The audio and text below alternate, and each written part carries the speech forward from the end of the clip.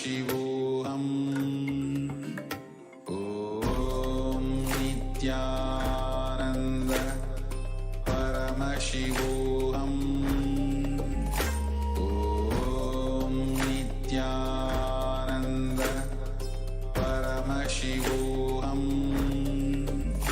Om Nityananda Paramashivam. Om Nityananda Paramashivam. Om Nityananda Paramashivam.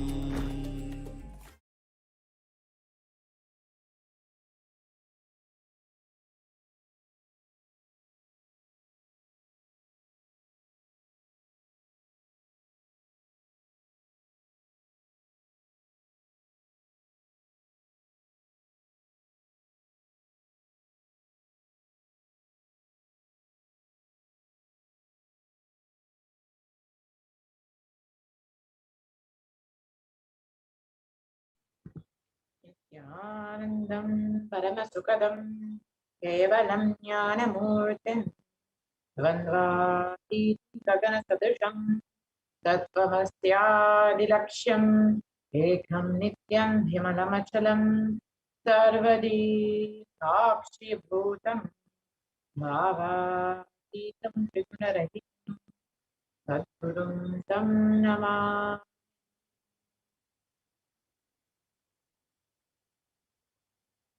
Nityanam.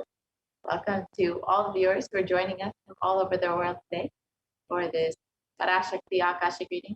Hope all of you enjoy yesterday's beautiful Navaratri celebration and festivities. Now let us enter into this program. If you are here, it means existence wants you to be here in this form. You are not an accident. You are an instant. You are a conscious miracle of existence. Existence is trying to express itself through you. Welcome to this sacred spiritual experience, your digital experience of the divine.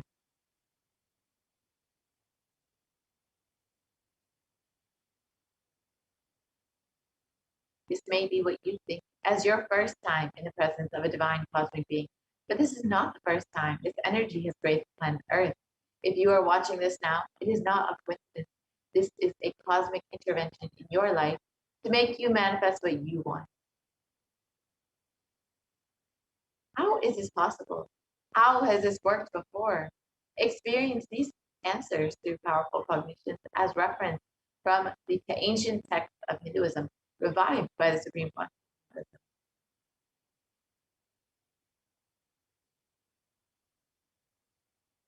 Let us understand who is Devi Parashakti, the divine cosmic mother.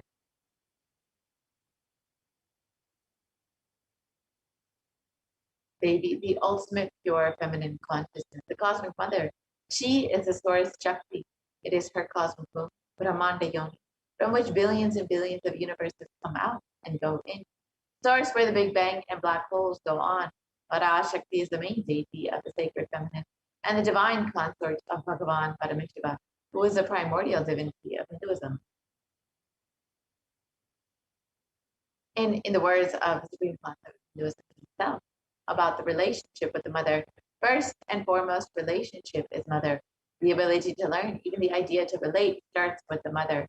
Mother is two important ways to connect with what you think as life. In the Vedic tradition, our rishis were aware your ability to connect with the mother should be directed towards the cosmos. It should inspire. It should awaken your higher consciousness.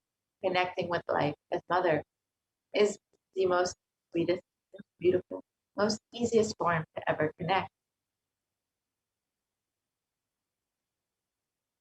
And today, out of his extreme compassion and love, the Supreme Pontiff of Hinduism is manifesting Devi Parashakti herself and gracing us, answering all of our questions, attending to our prayers, giving boons, healing us, revealing our past, present, and future, delivering profound spiritual truths, and ultimately giving us the experience of Paramashivam itself. So what is the Bhava-Samadhi Samadhi Darshan? Sama is oneness, and Adi means source. So Samadhi means one with the source. Bhava means attitude or aspect. So Bhava Samadhi means being one with the source through this aspect. Darshan means to have a glimpse of. In the Vedic tradition, it is used to describe the moment we behold a deity, an avatar, a saint, or an enlightened being. As just seeing such a being can cleanse the karmas of lifetime and create a deep, lasting transformation in the receiver.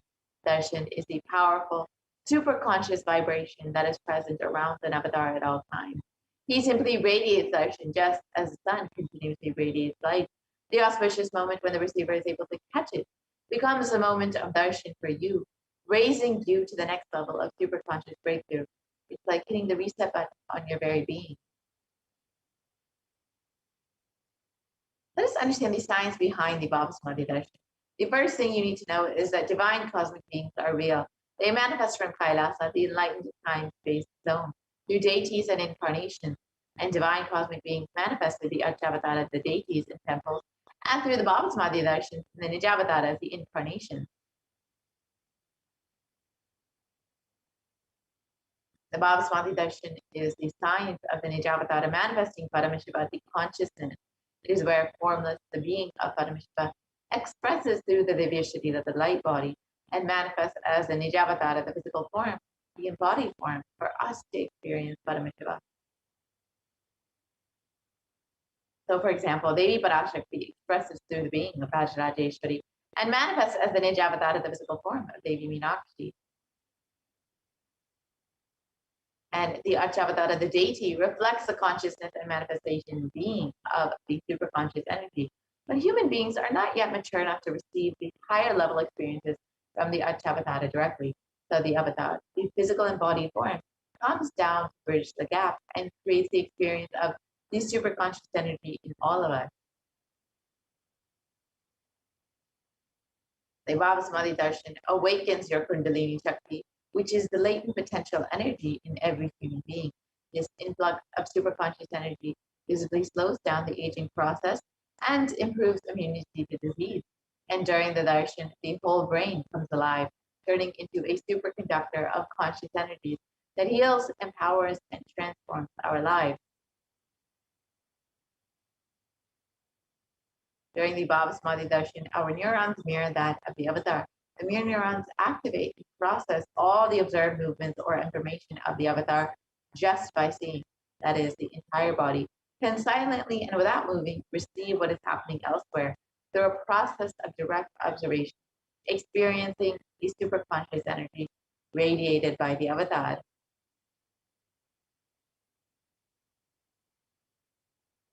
Let us understand what are the Akashic readings. The Akashic readings are not predictions. They are readings from the cosmic archive. Beyond space, creation and destruction happen simultaneously. In the dimension of time starts the past, present, and future. And because Akashic records are stored in the Akash at the space dimension, there is no past, present, and future. That is why what you call as happening, yet to happen, are clearly already recorded. Let us understand who is the Supreme Pontiff of Hinduism. The Supreme Pontiff of Hinduism, Jagat Guru Mahasanitanam, His Divine Holiness Bhagavan Nityananda Paramashivam, is the reviver of Kailasa, a macrocosmic and ancient enlightened Hindu civilizational nation. The Supreme Pontiff of Hinduism is the 1008th incarnation of Paramashiva, as per Hinduism, recognized by his predecessors, who are enlightened masters and adepts. The Supreme Pontiff of Hinduism has made the science of power manifestation yoga and temple-based universities as a lifestyle for humanity. And the Supreme Pontiff of Hinduism is ordained as the 233rd Guru Mahasanidanam of the Kanchi Kailasa Satvipita. Is the incumbent emperor of the Suryam Chisrangi Samarajam. Is the present 293rd Jagat Guru Mahasanidanam of the Kailasa Shamla Pita Satvipita. And is the present Mahamandaleshwar of the Mahanirvani Akada, the largest apex monastic order. The Supreme Pontiff of Hinduism is the 1008th Acharya Mahamandaleshwar of the Atilakada, is the present 23rd Guru Mahasanidanam of the Dharma Mukti Swargapura Adinam, and has been elected as the Supreme Pontiff of Hinduism by a congregation of over 1,000 Hindu leaders. And the Supreme Pontiff of Hinduism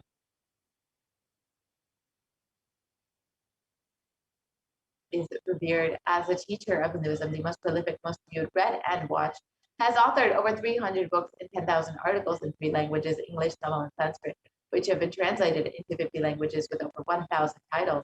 And the Supreme Pontiff of Hinduism has over 20 million copies of books and articles sold, read, and downloaded, and has over 10,000 hours of discourses delivered, and has enriched and reached over 1 billion lives digitally, and is respected as a commentator of all sacred scriptures such as the Upanishads, Bhagavad Gita, the Shiva Sutras, the Brahma Sutras, the Yoga Sutras, the Ashtavakra Gita, the Jain Sutras, and many more. And Supreme Pontiff of Hinduism is honored as leader of Hinduism, the most awarded, internationally recognized Hindu leader, is a reviver of 108 ancient Hindu sampradayas, including the Rudrakanyas, Rudras, Rishis, Rishikas, Bhairavas, Bhairavis, and Sannyas, and is the establisher of the largest Hindu university, Kailasa Nityananda University, with satellite campuses in 150 countries, and is the establisher of 1,000 plus Kailasa enlightenment ecosystems, and founder and reviver of over 170 Vedas, and the collector of the largest Hindu library with over 1 million books, 1 million family scriptures, and over 20 million digital books. Now with this, let us now enter into the demonstration of the extraordinary powers, the extraordinary Shaktis of Paramashiva and Parashakti, as demonstrated by the initiated disciples of the Supreme Pontiff of Hinduism, the Nityananda Yogis and Nityananda Gurukul Balasan. So now let us enter into these demonstrations of these extraordinary powers.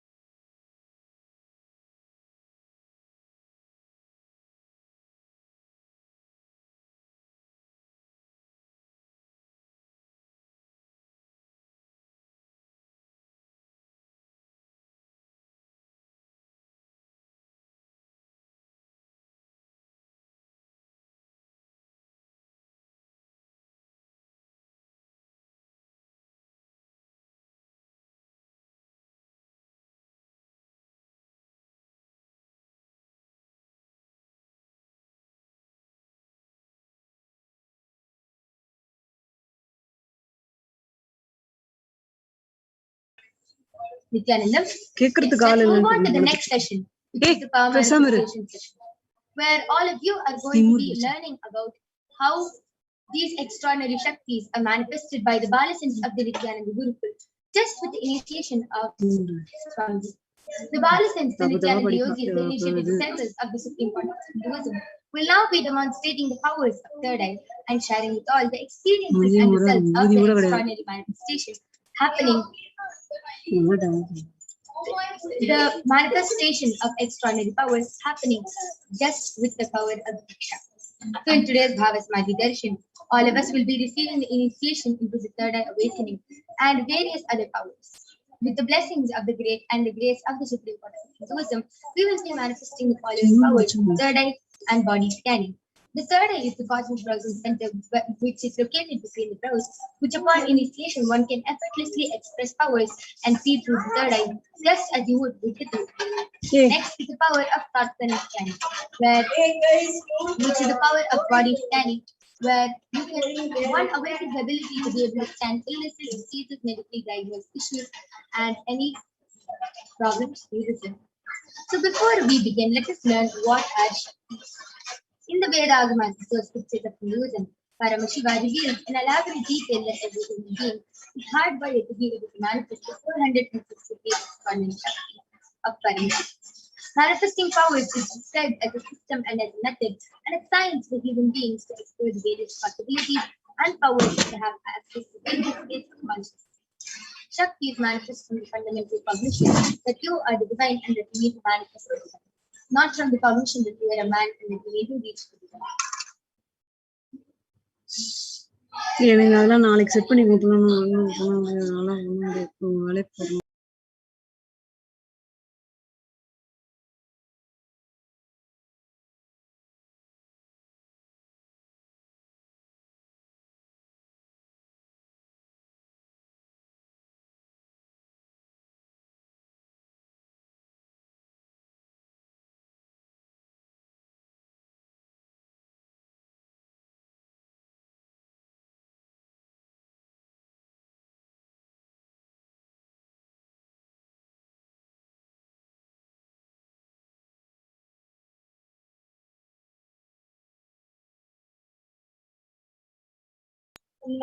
Yes.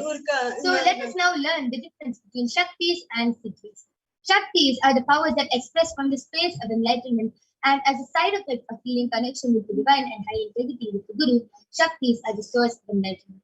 Siddhis are the powers that manifest from tapas or penance for enlightenment. Siddhis are on the path of enlightenment. Shaktis are the powers that manifest to ordinary human beings in extraordinary ways, just with the initiation from the Avsar, and Shaktis are permanent. Siddhis are not permanent and they may divert you from enlightenment. So who is the source of all these Shaktis? Paramashiva. Paramashiva is the primordial divinity of Hinduism, the ultimate reality and cause which is self-present, Swayam Prakasha, all pervading, unchanging beyond time, space, form, and causality. As the fundamental base of Avyakta, the unmanifest, and Vyakta, the manifest existence, he performs the Panchakritya, or the 5 cosmic acts of Srishti, Sthiti, Samhara, Prabhava, and Anugraha. Creation, sovereign rulership and maintenance, rejuvenation, pulling out of delusion, and liberating grace for all.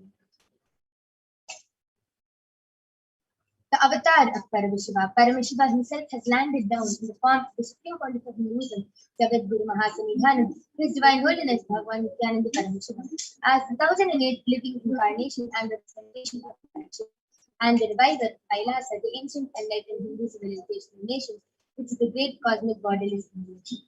Ever since the beginning of the civilization, the Sanatana Hindu Dharma has been the cradle of enlightened beings and highly advanced sciences. It is where the science of enlightenment and power manifestation was first lived and taught as a medicine. And for the first time in modern day, the Supreme Pontiff of Hinduism is reviving these yogic sciences and transmitting it to the world at a record-breaking speed which was never accomplished.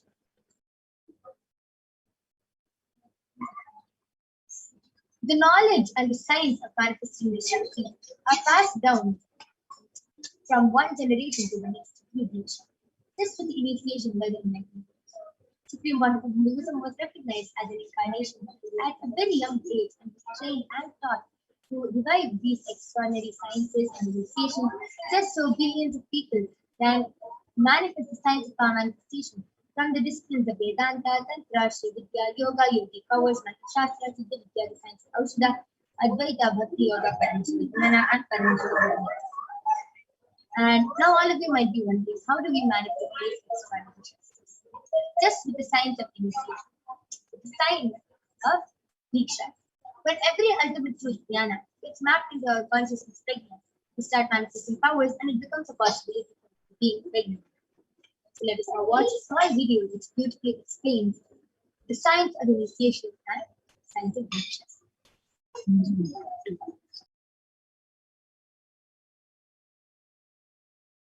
Diksha is the direct transfer of spiritual energy by an enlightened being through look, word, or touch.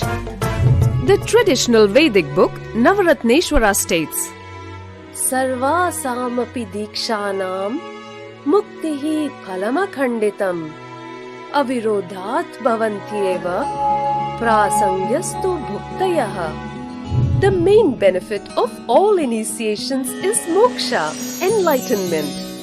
As a side effect, health, wealth, leadership and well-being happen. And in Rudrayamala Tantra, Shiva says, Devi diksha vihinasya na siddhihi na cha sadgatihi tasmat sarva prayatnena guruna dikshito bhavet. The one who is not initiated does not attain liberation nor a better future. So by all efforts, one should get initiated by Guru. What is the science of initiation? Neuroscience has proved that the process of initiation floods the brain with energy. This is the superconscious energy of Kundalini, our own highest inner potential energy. As the Kundalini flows from the thalamus to the cortex, it sets up a powerful energy loop within the brain, which awakens the latent non-mechanical parts which we have never used before. With increasing levels of coherence, the whole brain comes alive, turning into a superconductor of conscious energies that heal, empower, transform our lives, bliss and fulfillment. Initiation creates high awareness, visualization, creativity. It also slows the aging process and improves the immune system. Kundalini awakening, healing experience, levitation, teleportation, materialization. Experience the power of initiation through a range of exclusive programs conducted at the ashram. Nithyananda Dhyanapitham, Nithyananda Nagar, Biddi, Bengaluru.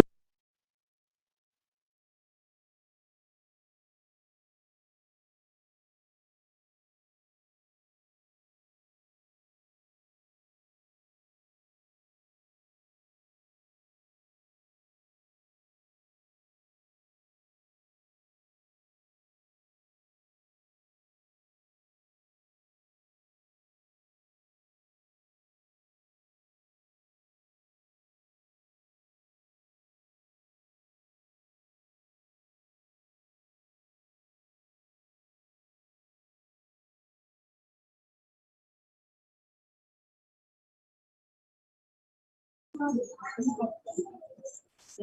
a beautiful video, let us now learn how the science of manifestation is authenticated through the four aspects of evidences or pramana. The first is the Shastra Pramana, which are the eternal unchangeable truths that are revealed in the source consciousness. The next is the Apta Pramana, the experiences and results of Aptas or the authorities of Hinduism, the Vedic rishis and scientists who have time tested and verified this external science. Third is the Atma Pramana, or the account or the experience of the Supreme Pontiff of Hinduism, Jagadguru Mahasankharan, His Divine Holiness Bhagavan Paramashivam. This millennium's avatar's personal experience of power manifestation. And last is the Retelecast, or the empirical evidence from observation and scientific experimentation. So let us now learn where we get these Vedamas. Vedagamas intelligent applied science. Vedas are the ultimate superior authorities for Hindus, and they are the pure science where the ultimate truth science. Agamas are the scriptures where the applied technology and the applied science is expanded. Vedas and Agamas, Vedagamas, are given the status of Shruti as they are directly revealed by Paramashivam.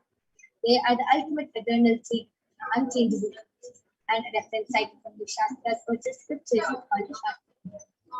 Let us now listen to the Shastra Pramana Power Third Eye from the Vijnana Bhairava Tantra, Sutra 34, Dharana 20. Kapalantarmanonyasa Vishtanmilitalochanaha Kramena manasodadhyat Lakshaye lakshamuttamam. Translation is, by fixing the mind on the inner space within the crown center and sitting stably without any movement, having the eyes closed in succession, guide that stability of the mind and inner space through the power of the third eye. One directly sees the ultimate goal, Laksham, by having the vision beyond the sight that reveals any object or place, attaining the space of oneness with the source, Paramashiva. The next is the Apta Pramana, that Bhagavan Shri Krishna initiates Arjuna in the power journey. Bhagavan Krishna says to Arjuna, Natumam shakyase drashtum anenaiva swachakshusha divyam dadami te chakshuhu pashyame yogamaishwaram. Bhagavan Krishna says to Arjuna, but you cannot see my cosmic form with these physical eyes of yours. Therefore I grant you the divine third eye. Behold my cosmic opulence.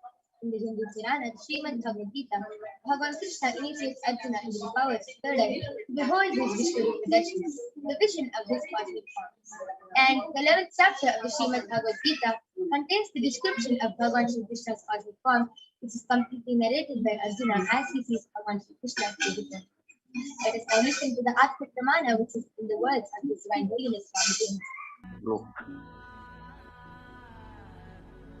The first experience is that I was able to see everything around me, above me, the whole 360 degree, 10 direction, below me, everything. I realized not only I was able to see, I was able to feel, experience. I felt that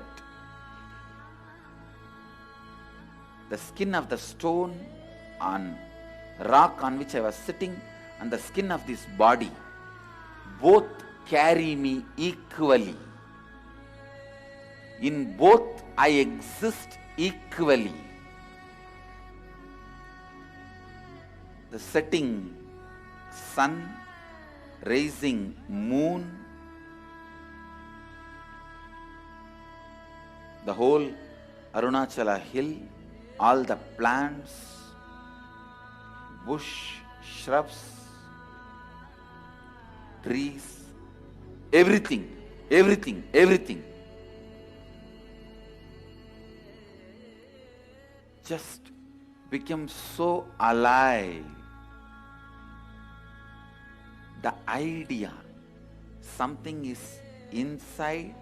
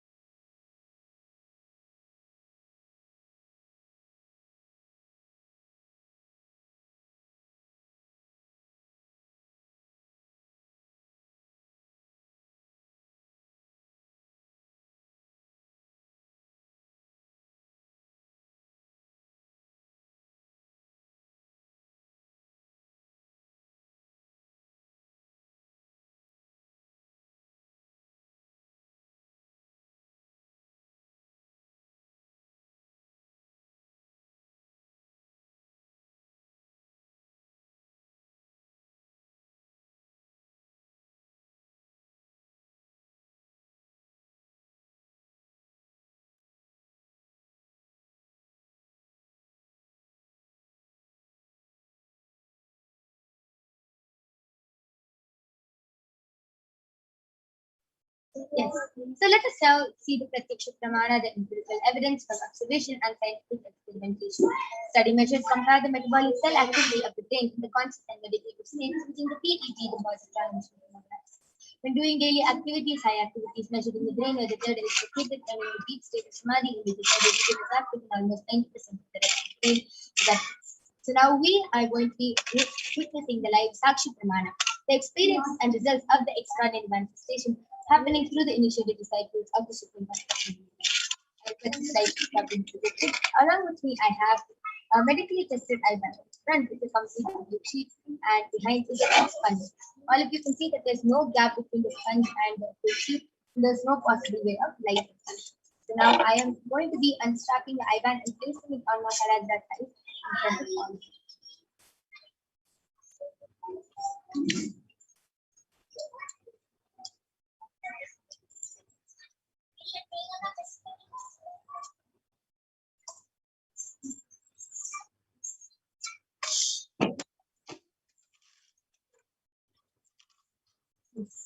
Maharaja, are you comfortable?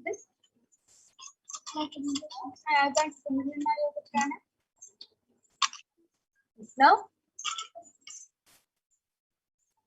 Virija, Jayesha inga? Jayesha? Yes. So I request you to turn to your right, left, up, and down. So I request the YouTube comments to now be presented.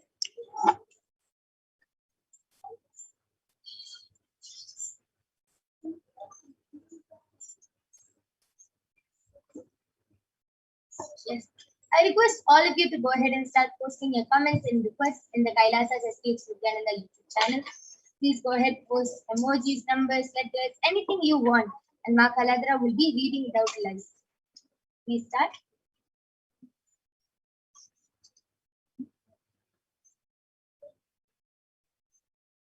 Yes, so the latest comment is from LINGXI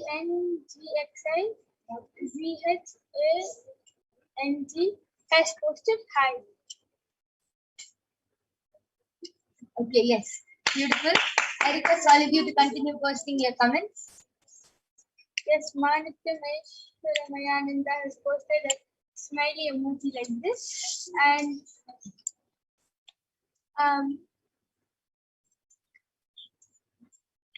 LINGXIZHANG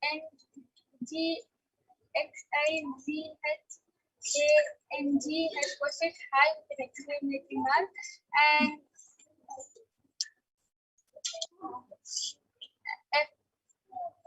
RANKLINCATRICK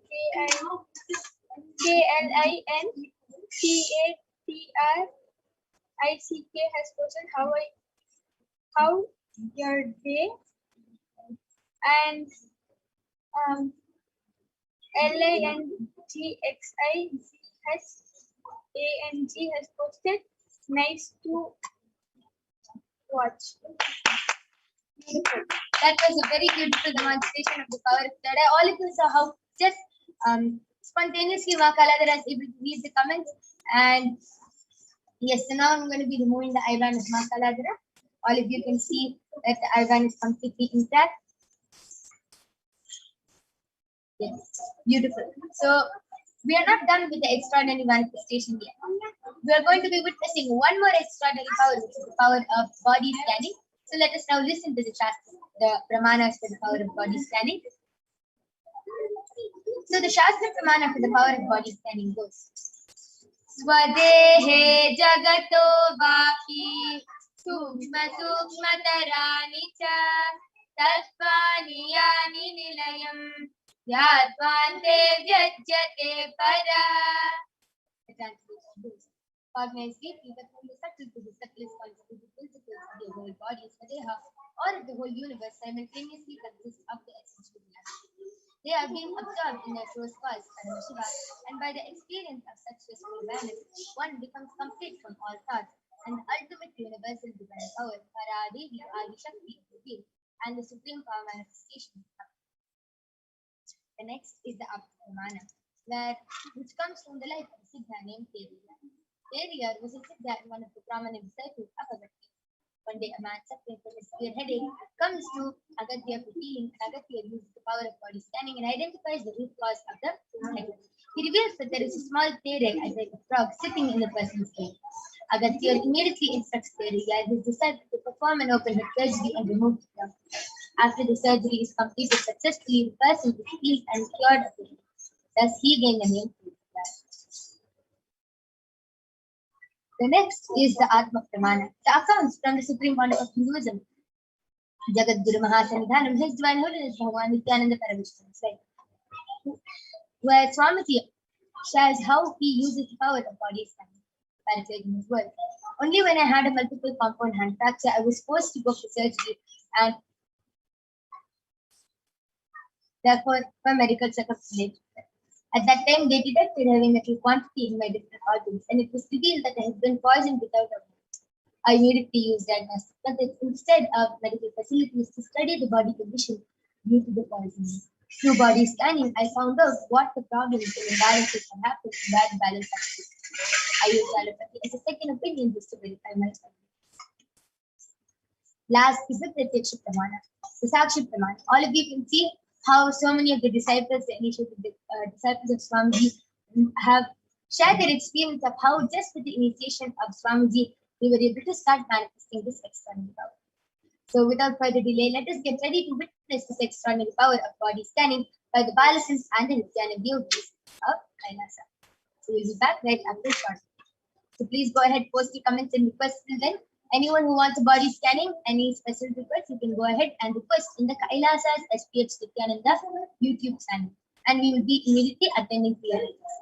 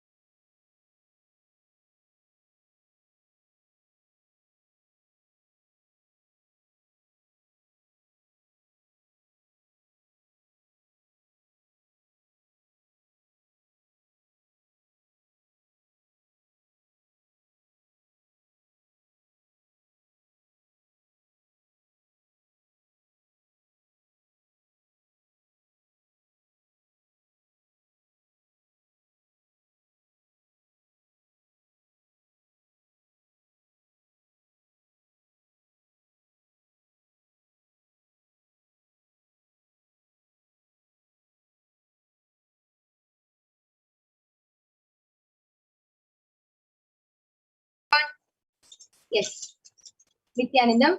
So I'm back with the Balas and the Nithyananda yogis of Kailasa. Along with me, I have Ma Soni, Manitya Paramapriyananda, Manitya Jayeshananda, Manitya Brahmayogananda, and Manitya Vijayeshananda, who are going to be demonstrating this extraordinary power of body scanning to all of you today. So I request the YouTube comments to be projected. Yes. So Lindsay Zhang has posted, I'm dropping so much of hair. Can you help me scan my body? And Franklin Patrick has posted, please scan me. I want to know why I've been suffering from constant headache from some years now. Yes. So Ma Soni, you can go ahead and do the body scanning for Lindsay Zhang. And Ma Jesha, you can go ahead and do the body scanning for Franklin Aya. And they have also posted, Franklin Aya has posted, please, I also want to know why electricity flows through my body.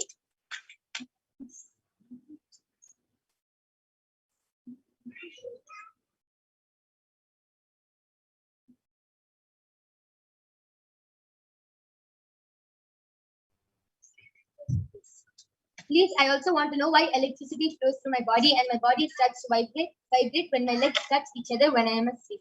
Yes, Aya. So, Ma Paramapriya, you can go ahead and do the body scanning for Franklin Aya also. And Lindsay Zhang has also posted, my ankle is always painful. The whole foot has been paining for recent days, but I'm not walking so much. Can you please help and scan my body? Yes, Ma Soni will be doing the scanning for that also. Yes, anyone who wants a body scanning can request in the Kailasa's SPH and Nithyananda YouTube channel, and we'll be attending to you.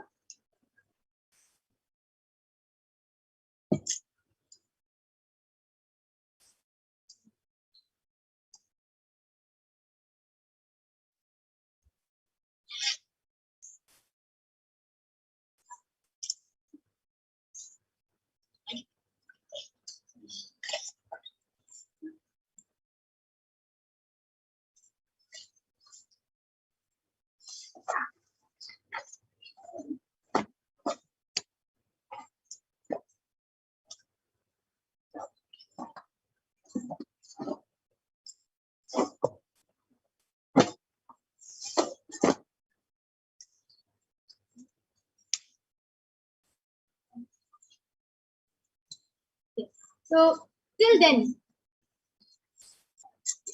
yes, Ma Soni, you can go ahead. I did the body scan for Lindsay Zhang, and Ma Paramashivam you asked Ma Paramashivam repeat the solution for your hair for that. To take a warm mustard oil and apply it on your head and do massage for a few minutes and leave it for at least for 1 hour and then take a head bath. Yes, beautiful. And did Paramashiva reveal anything about her ankle? Okay, so Ma Soni is doing the scanning for that. Yes, Ma Jesha, you're ready. You can go ahead. So I did the scanning for Franklin Patrick. Yeah. So what Paramashiva revealed to my third eye is that the reason why I've been having the headache for some years now is because too much heat getting accumulated in the head region, which is making you feel severe pain in the head. So you have to reduce the overall heat in the body. Most of the heat is getting accumulated only in the head region, hence it's feeling it. But naturally, you have a body that is a heat body where your body is capable of getting absorb a lot of heat, which is not good for the body. In Ayurvedic, heat is called Pitta dosha. So for that, you'll have to release the heat off the head. So you have to take constant. You have to wash your hair or take a full head bath. And you have to take, after you're done taking the bath, you have to take some castor oil and put it right in the middle of the head. Right? So you put it right in the middle of the head. This helps in releasing the heat in the body. So yes, this is what I'm doing. Yes, beautiful. And yes, Ma Lindsay Sang has posted that she was not able to get. Yes, Ma. Paramashiva revealed through Ma Soni's third eye, Paramashiva revealed that you should apply warm mustard oil on your head and do a massage for some time, and then after 1 hour take a head bath, and this will help you with your hair fall, Ma. Yes. And till then, Ma Brahma Yoga or Ma Vijayesha, why don't one of you go ahead and share how you manifest this extraordinary Shakti of the power of body scanning? Yes, so how I manifest this extraordinary Shakti is first thing, I of course connect with Paramashiva and ask him to show me what is in the other person's body, and then I'll close my eyes and I'll connect to him. And that time, how he reveals it to me is either I'll get an image of a complete black body, and then if the person's knee is hurting, for example, then the whole projection will zoom into the person's knee, and that person's knee will be projected in red color. And then after that, an image of the, like, I'll see the problem, the person's knee is fractured, and I'll see that his knee is fractured, or if it's a sprain, then I'll see a sprain. And then after that, I'll ask for the solution, and I'll get another image of the solution. If the solution is for him to eat a lot of cabbage, or for him to put castor oil, then I'll see an image of a bottle of castor oil, or I'll see cabbage, and this is how he reveals it to me. But another way which he reveals it to me is, if the person has a really bad headache, then I'll start feeling the headache, and then I'll see the solution in the same way. I'll see an image of the solution, but I'll sometimes feel the headache if the other person is having the headache, or if the other person is having any problem, I'll feel the same thing. Wow, that was a beautiful sharing. Yes, Franklin Patrick Aya has posted that he was not able to hear clearly. Yes, Ma Jesha revealed through her third eye that the reason you're having frequent headaches is because of a lot of heat in your body. And by nature, your body is a pitta dosha. So that means you have a lot of heat in your body, and that you need to cool your body down. After taking a head bath, Paramashiva revealed to take castor oil and apply it in the middle of on the middle of your head, and that Literally on the Sahasrara, in the middle. Yeah. And another thing, sorry, I had forgotten to reveal this. Another thing is that you do have sinus issues, sinus problem. That is why your head is paining. That is also one of the contributing factors for why you've been having headache. It's because there's too much mucus in the head region. For you to get that mucus out of the body, you have to do neti.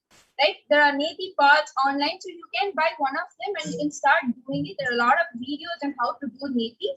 So you can go ahead and educate yourself on how to do it and start it right away. So that will also really help in the headaches you've been having. Yes, Ma Lindsay Zhang has posted. Sorry, can you type? I missed some words. Yes, Ma, we are completing for this inconvenience. The moment this segment is over, we will be posting our scans in the Kailasa's SPH and NITHYANANDA YouTube page, and this is also for Franklin Aya. So we'll be posting the scan in the chat, so you will be able to hear us. We're really completing for this inconvenience. We will be posting the scan after this, the moment this segment is over. Yes. Ma Paramapriya, you can go ahead. Yes. Nithyanandam, Franklin Aya, Paramashiva has revealed through the third eye that this is regarding the feeling of electricity flowing through your body and your legs while you're asleep. What Paramashiva has revealed for this is very, very interesting, Aya. Paramashiva has revealed that you are actually feeling tremors which actually wake you up. So that is why you feel that it is electricity. Although these are just tremors, but these are actually indicators for you to be very conscious of your legs. So the more consciousness you bring into your legs, that is from your upper thigh to all the way to your toes, you have to bring more consciousness into them, because you're very unconscious of yourself, thighs below. Right? So what Paramashiva has revealed is Nithyananda Yoga. You can join us morning live at 4 o'clock. We'll be practicing the Nithyananda Yoga. So you can start, practicing yoga along with us. And castor oil and turmeric, you have to mix it in a paste and put it along your legs immediately after yoga, and take bath with hot water. So even another thing Paramashiva has revealed is that even during the day, when you're walking, you have to be extremely conscious that it is your legs, thighs below, all the way to your toes. They are consciously helping you walk. So small incidences you would have missed in your life, where you're just looking at yourself as probably chest upward. You imagine yourself as chest and upward. That is the way you identify yourself. So you have to be extremely conscious of your feet and your legs, Aya. So this is what Paramashiva has revealed to you. Please let us know in the comment section if you are able to hear us clearly. Yes, that was a very beautiful scanning. And yes, Franklin, I request you to get back. And yes, Masoni, you can go ahead and reveal. Nityananda, I did a body scanning for Lindsay Zamma. Ma Parameshwar revealed that you are having body issues. Like for you shared with us that your ankle is nowadays it's very painful. Parameshwar revealed that to do gastral massage in that region and do yoga in the morning. Yes. Very beautiful. And that was a very beautiful scanning by all the Balasins and the Nityananda yogis. And we are now going to be concluding this power manifestation segment. We thank all of you for joining us, and we complete for the inconvenience caused. We will be posting all the scans in the Kailasa's SPH Nityananda YouTube channel right after this. So we thank all of you for joining us. Please stay tuned for the upcoming segments, and you can definitely come back for a body scanning every day at 4 p.m. IST, and you will be able to get the body scanning by the Balasins and the Nityananda yogis. We thank all of you for joining us. Thank you, Nityananda.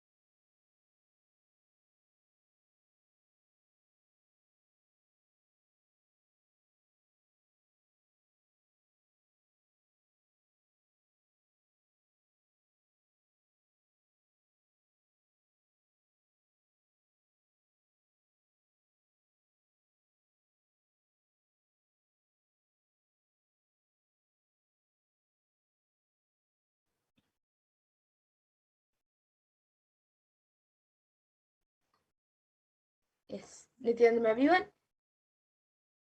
And now, after that wonderful demonstration of the powers of third eye that all of us had, let us now move into the next segment of this program where all of us will be learning more about Devi Parashakti. So let us learn now in this next segment about the divine feminine consciousness. So who is Devi Parashakti?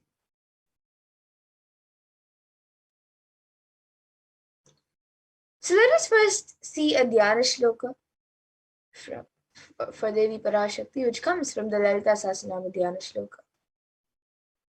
सिन्दूरारुण विग्रहां त्रिनयनां माणिक्यमौली स्फुरत् तारानायकशेखरां स्मितमुखीं मापीनवक्षोरुहां पाणिभ्यामलिपूर्णरत्नचषकं रक्तोत्पलं बिभ्रतीं सौम्यां रत्नघटस्थरक्तचरणां ध्यायेत् परामम्बिकाम्. And the translation for this verse is: the Divine Mother is to be meditated upon as shining in a vermilion red body, with triple eyes sporting a crown of rubies studded with a crescent moon, a face all smiles, a splendid bust, one hand holding a jewel cup brimming with mead, and the other twirling a red lotus. And another Dhyana shloka of the Parashakti, which comes from the Lalita Sahasranama Dhyana shloka. The verse is: Arunam karunam tarangatakshim dhritapaşankuşapuşpabanachapam animadibhiravritam ayukaihi rahamityeva vibhavaye bhavanim. And the translation for this verse is: I meditate on the great Empress. She is red in color and her eyes are full of compassion. She holds the noose, the goad, the bow, and the flowery arrow in her hands. She is surrounded on all sides by powers such as Anima for rays, and she is the self within me. And Devi Parashakti is the ultimate pure feminine consciousness. Parashakti is the cosmic mother. It is her cosmic womb from which billions and billions of universes come out and go in, and the source where the Big Bang and black holes go on. Parashakti is the source Shakti, the source energy, and the source power, from which all of us came, in which all of us are in even now, and in which all of us are going to merge. And out of her extreme love and compassion, Devi Parashakti herself is manifesting through the embodied form as the Nijavatar of the Supreme Pontiff of Hinduism, Jagadguru Mahasannidhanam, His Divine Holiness Bhagavan Paramashivam, gracing us, answering all of our questions, attending to our prayers, giving wounds, healing us, revealing our past, present, and future, delivering profound spiritual truths, and ultimately giving us the experience of Paramashivam himself.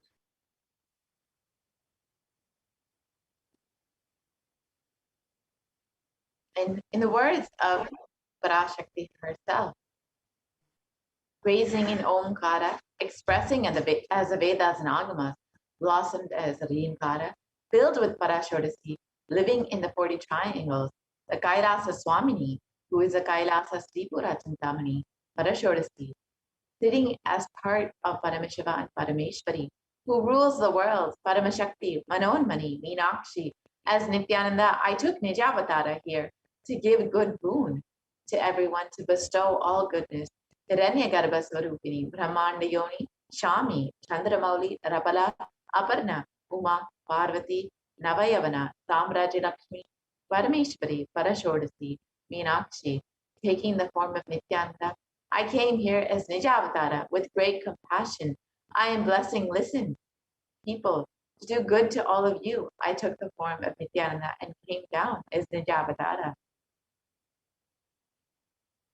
And Devi Parashakti continues to reveal.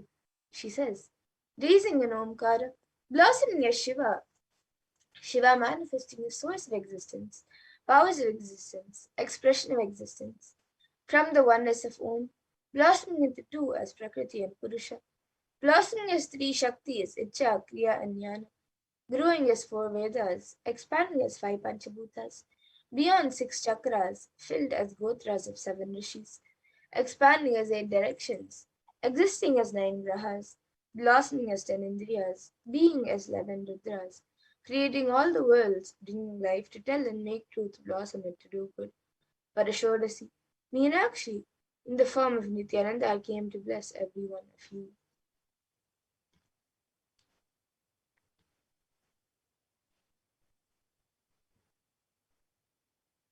So how do we receive Devi Parashakti? The words of the Supreme Pontiff of Hinduism himself. Literally, you are seeing Paramashivam and Parashakti at that moment.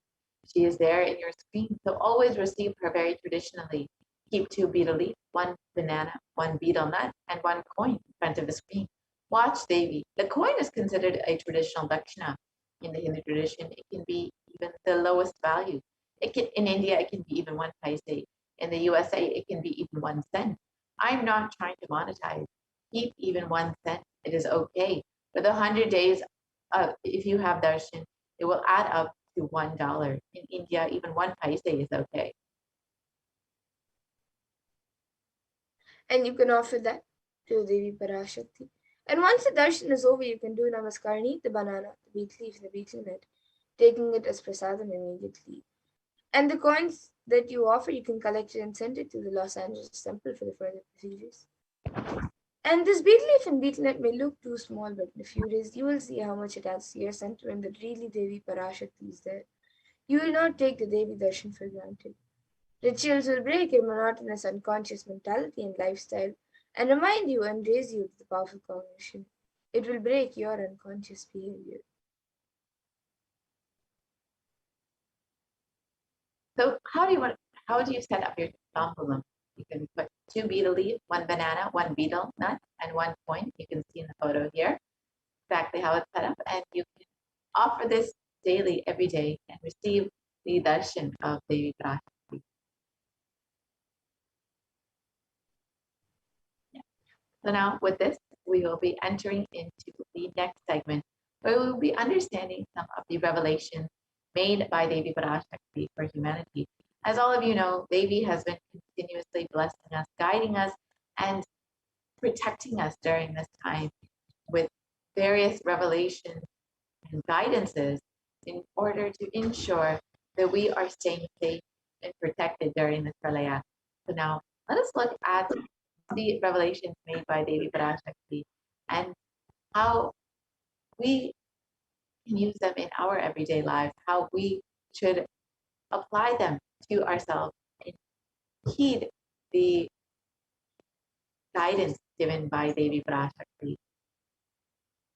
Today, we'll be looking at what Devi Parashakti has revealed about the Sanatana Hindu Dharma Yonijam, the Hindu Dharma birth, the Hindu birth, and what the responsibility of someone who is a born Hindu is. So now let us enter into this next segment. And first, let's listen to the revelations made by Devi Parashakti about the sacred secret of Hindu birth.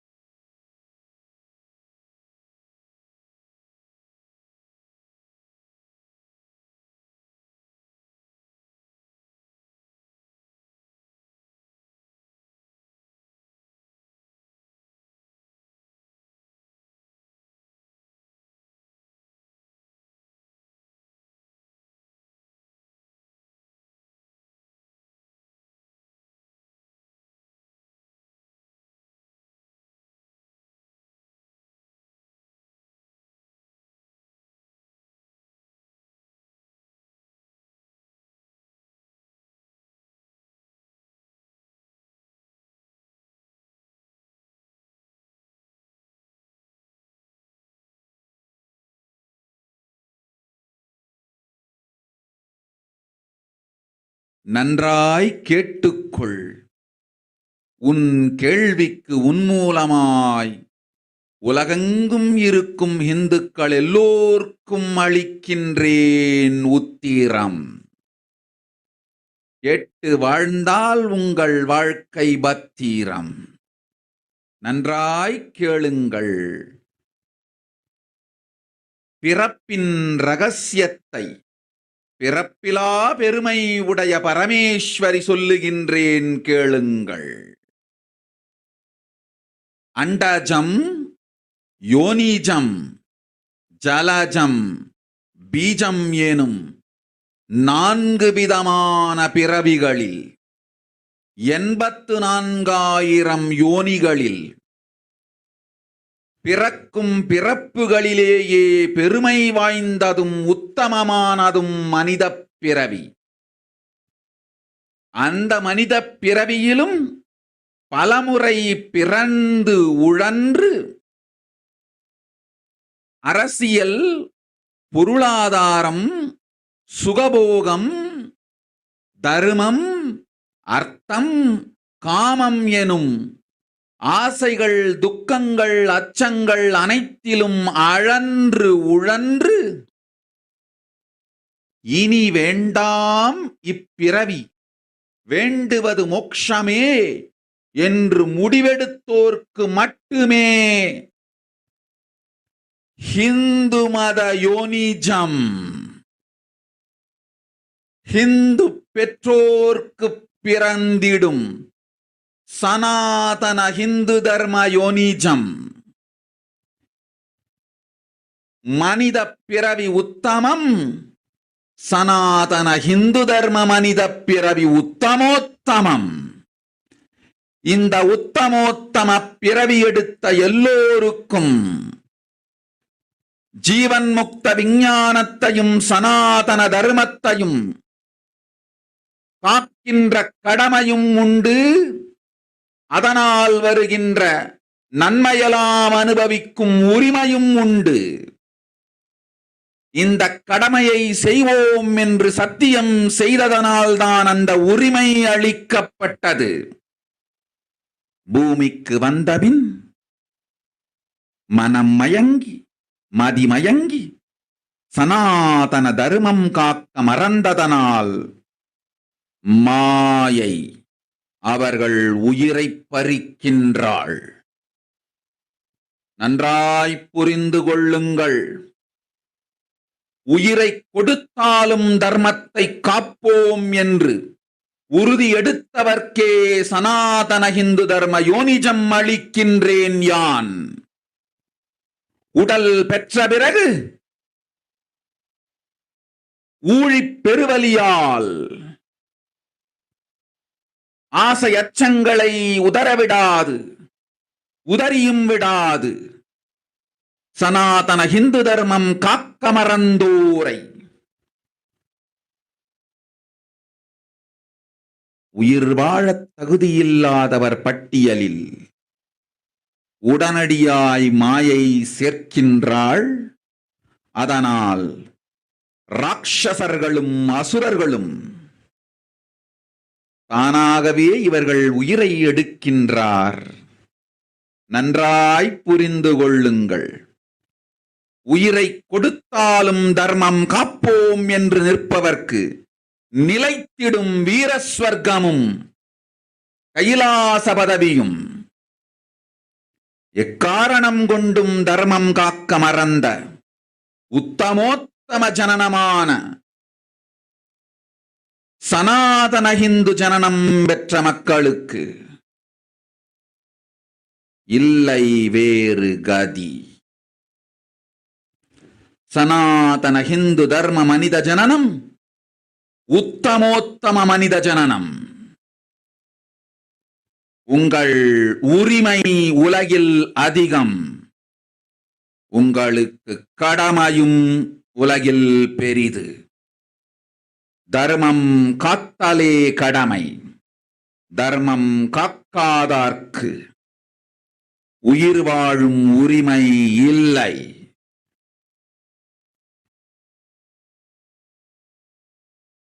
நன்றாய் புரிந்து கொள்ளுங்கள்.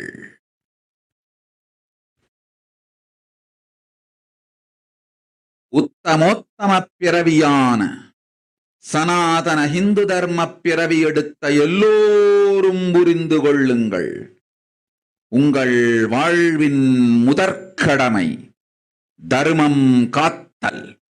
தர்மம் காக்க தர்மம் உங்களை காக்கும்.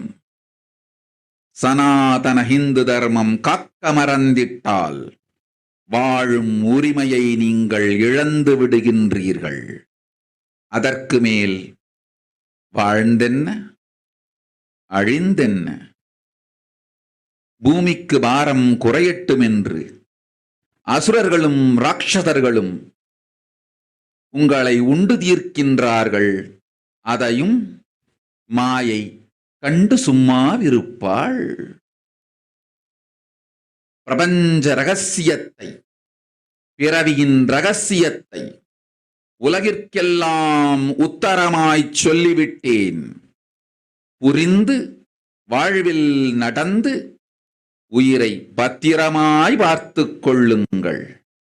அன்னை சொல்லும் அருள் சத்தியம் இது. ஓம் ஓம் ஓம்.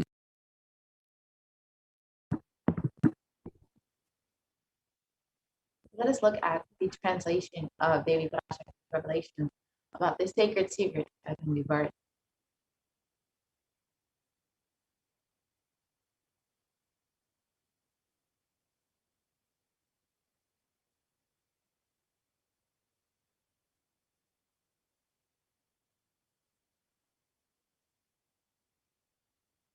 Listen, Andajam, Yonijam, Jalajam, Yijam, like this, in 4 types of births, in 84 lakh yonis, in all these births, the most greatest birth of them all is the human birth.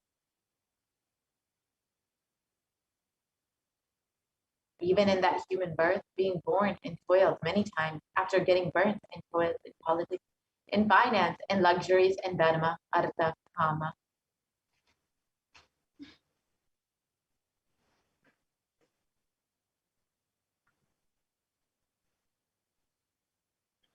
And those who decide of not wanting this birth, wanting only moksha, only those will have Hindu Dharma Yonijam, the Sanatana Hindu Dharma Yonijam of being born to Hindu parents.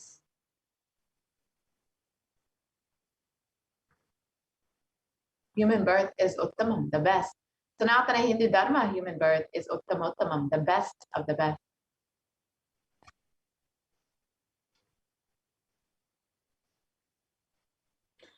And everyone who took this Uttamottama birth has the responsibility of protecting the science of living, enlightenment, and Sanatana Dharma. And also, they have the right of experiencing its benefits.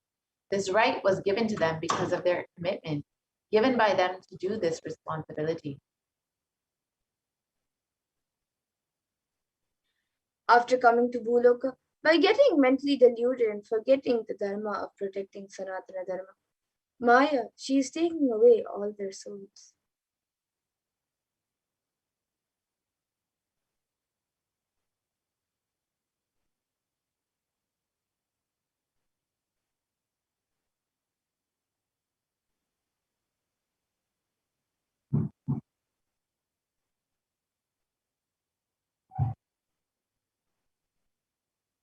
Understand carefully, I am giving the Sanatana Hindu Dharma Yonijam only for those who gave the commitment of protecting Sanatana Dharma, even by giving their life.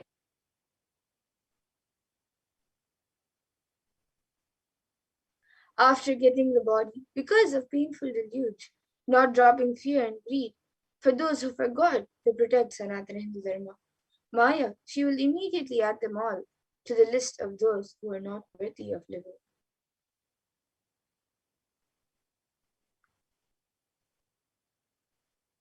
Therefore, Rakshasas and Asuras are automatically taking away their life. Understand properly, for those who understand that even by giving their life, they will protect Dharma, will permanently have irrespective and Kailasa Padavi.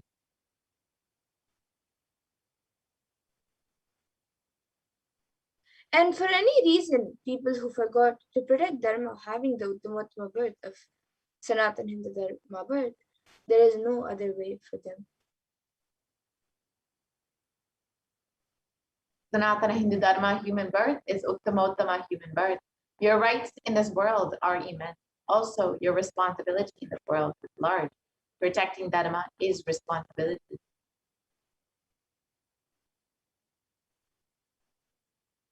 And those who do not protect Dharma, they do not have the right to live. Understand properly. All those who took the Uttamottama birth, which is Sanatana Hindu Dharma birth, all of you understand. The first responsibility of your life is protecting Dharma. If you protect Dharma, Dharma will protect you. If you forget to protect Sanatana Hindu Dharma, you lose the right of living.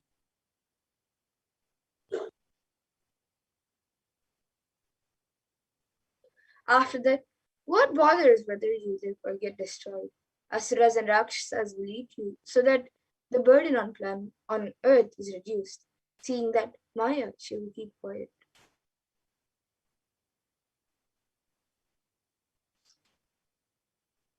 Now let us understand what is the responsibility of Hindus and why we need a Hindu nation.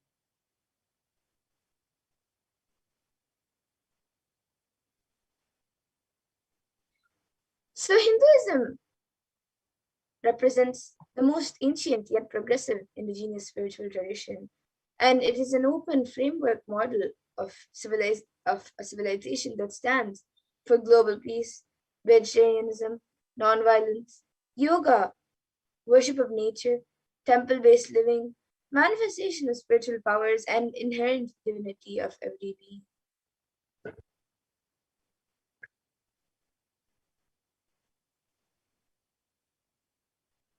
The Hindu nations were ecosystems where more and more enlightened beings could be produced, so that enlightened civilization could be kept alive and its great gifts shared with the world.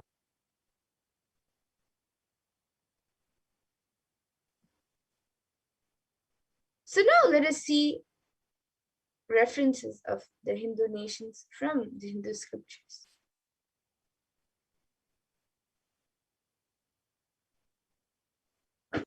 One of the most famous Hindu nations was the Ramarajya, the Hindu nation ruled by Bhagavan Rama. And in the Valmiki Ramayana, in the Yuddha Kanda, it's described there was no widows to lament, nor there was any danger from wild animals, nor any fear born of diseases. The world was bereft of thieves and robberies. No one felt worthless, nor did old people perform obsequies concerning youngsters. Every creature felt pleased. Everyone was intent on virtue, turning their eyes towards Rama alone. Creatures did not kill one another.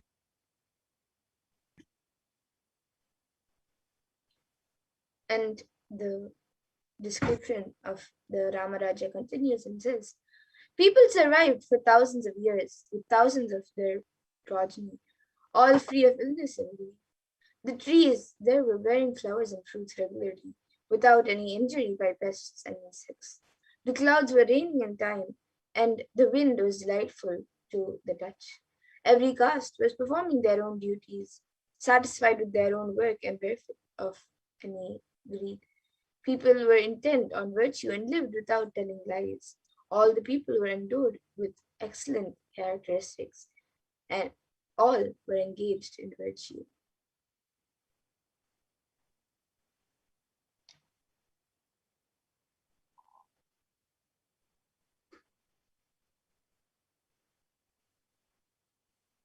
And in the Hastinapur kingdom was also another famous kingdom of the Hindu civilization, which was ruled by Yudhishthira, and it's described in the Srimad Mahabharata as Devas granted rains to fulfill all wants.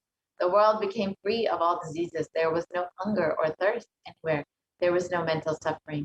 Those without livelihood were given livelihood. There was abundance all around. There were no worldly worries left for anyone. There was no cause for fear either. Happiness on earth was in fact even greater than in the heavens.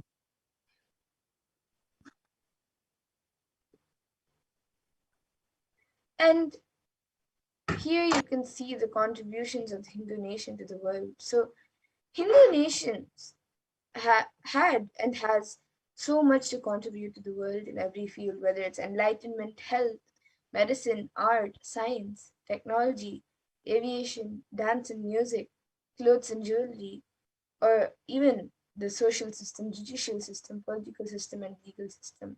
So in every field, the Hindu nation has has so much to contribute to the world.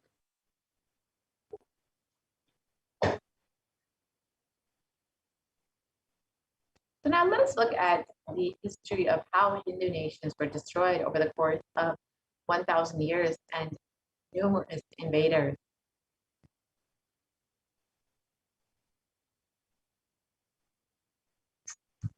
So the destruction of the Hindu civilization went through three phases. The first phase, starting with the Islamic invasions, which was between 800 and 1700 AD. This was the physical destruction of the Hindu civilization. And in the words of Will Durant, a famous historian, describes the Mohammedan conquest of India as probably the bloodiest story in history.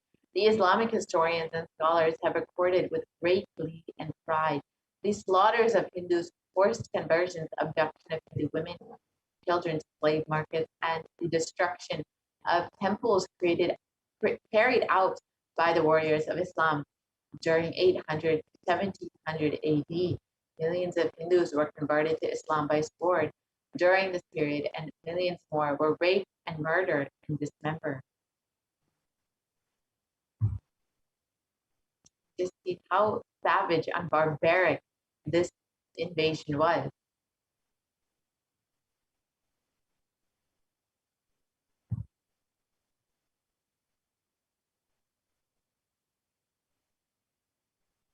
And in the Islamic law prescribed for Hindus as conveyed by Kunuji, describes that Hindus are like mud. If silver is demanded from them, they must with greatest humility offer gold. If a Mohammedan desires to spit into a Hindu's mouth, the Hindu should open it wide for that purpose. God created Hindus to be slaves of the Mohammedans. The Prophet hath ordained that if the Hindus do not accept Islam, they should be imprisoned and tortured, and finally put to death and their property confiscated. To keep the Hindus in abasement is especially a religious duty, because they are the most inveterate enemies of the Prophet.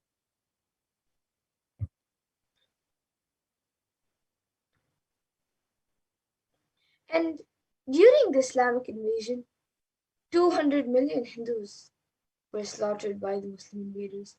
100,000 temples were destroyed, and over 1 million deities and scriptures were destroyed.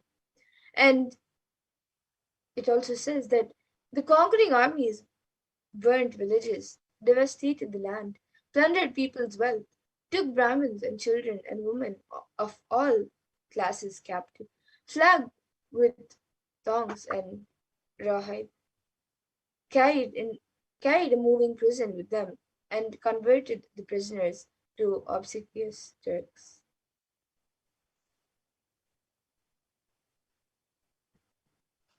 The second phase of the destruction of the Hindu civilization was the British occupation, which happened between 1700 and 1947 AD.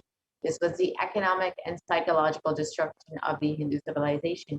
Again, Will Durant described, I have seen a great people starving to death before my eyes, and I am convinced that this exhaustion and starvation are due not, as their beneficiaries claim, to overpopulation and superstition, but to the most sordid and criminal exploitation of one nation by another in all recorded history. Here in this photo, you can see the forced famines that were imposed upon India and the Indians, and the destruction it caused, and how many lives were taken. Just an example of the emaciated people, the children who starved to death because of the forced famine imposed by the British.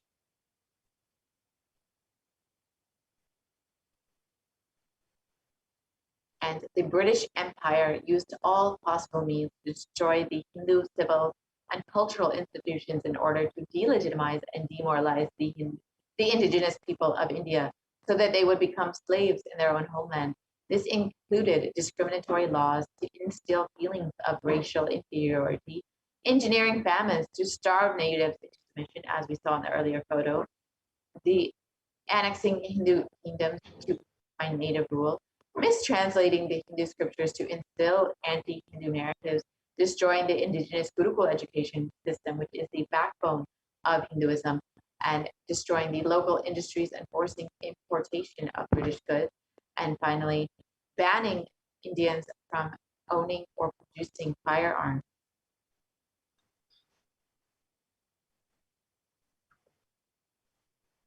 And during the British occupation, $45 trillion was looted from India over 200 years. 45 million Hindus died due to famines and poverty imposed by the British policies and repressive killings for 1,857 mutiny. And 680 native kingdoms were usurped by the British Raj. And it also says, the British come to one of the richest countries of the world. Over 200 years of exploitation, looting, and destruction reduced it to a poster child of third world poverty.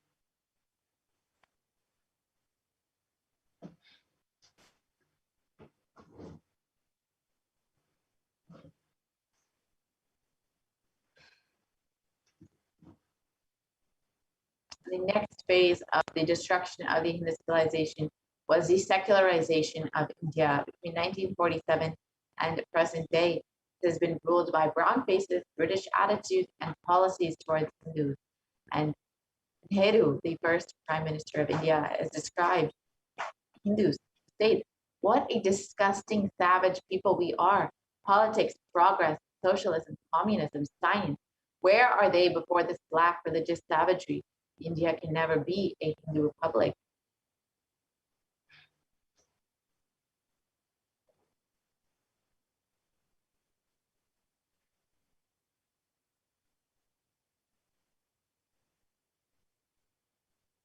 And B.R. Ambedkar, the first law minister and principal architect of the Indian Constitution, has also described, if Hindu Raj does become a fact, it will no doubt be the greatest calamity for this country. No matter what the Hindus say, Hinduism is a menace to liberty, equality, and fraternity. It is incompatible with democracy. Hindu Raj can Hindu Raj be prevented at any cost. Again, these are two of the first leaders of the so-called free secular India. Clearly, this whole narrative, the whole ecosystem became anti-Hindu the moment that the secularization of India happened.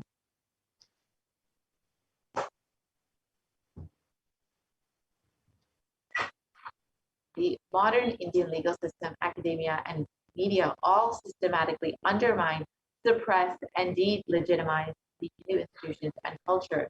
India's constitution has established government control and taxation over Hindu temples, schools, and other institutions, while other religions still remain free from this interference. And in the Indian constitution, it discriminates against Hindus by giving special rights and benefits to non-Hindus, which include government benefits and scholarships. And Hindu kingdoms and self-government were completely abolished. Anti-superstition laws were passed to criminalize Hindu practices and rituals. And mainstream Indian academia describes Hindus as sexist, racist, backwards, and oppressors. And this was also portrayed the same in the Indian media, in Bollywood and TV as well.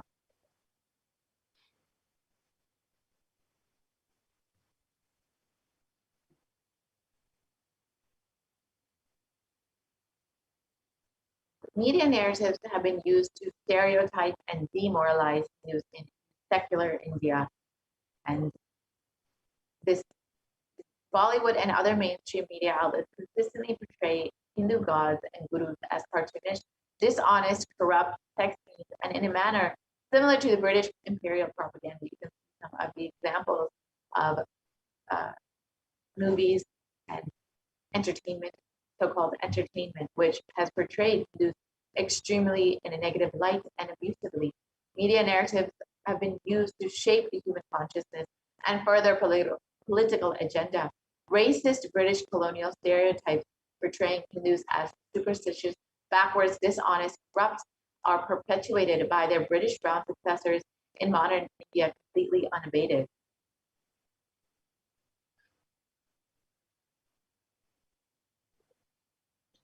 So now let us see the revival of the Hindu nations.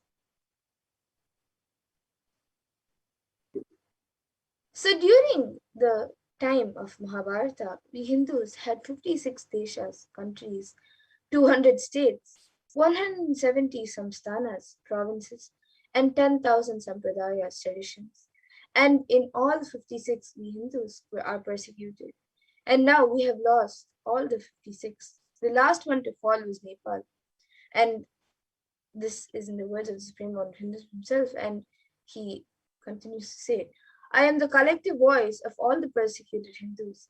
I will revive and rebuild a Hindu nation, built on Vedagamic principles as a refuge for all practicing and aspiring Hindus, a safe haven for all persecuted Hindus. So this is revealed by the Supreme Pontiff of Hinduism himself.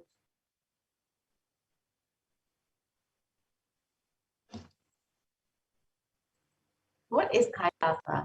This revival of Kailasa, the Hindu nation, is for reviving this whole life of enlightened civilization and all the great things it has to offer to the world, bringing legitimacy to all the offerings Sanatana Hindu Dharma has and sharing it with the world, whole world, is the purpose of this Kailasa, the Hindu nation. This is exactly as Devi Parashakti has revealed. It is our responsibility as Hindus to protect Hinduism and to revive all the gifts it has and offer it to the whole world, to share it with the whole world.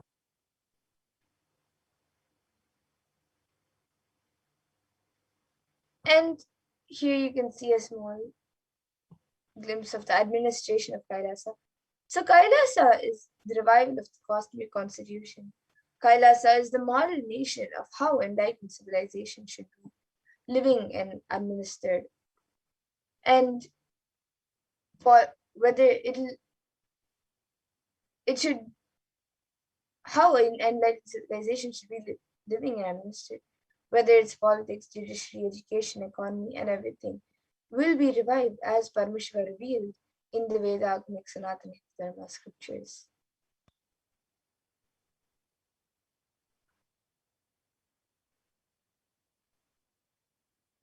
Being one of the most persecuted civilizations, Hinduism is on the brink of extinction, such that the next generation may know about Hinduism only through our history books. So what can we do to stand up for Hindu civilization and all that it has offered to the world?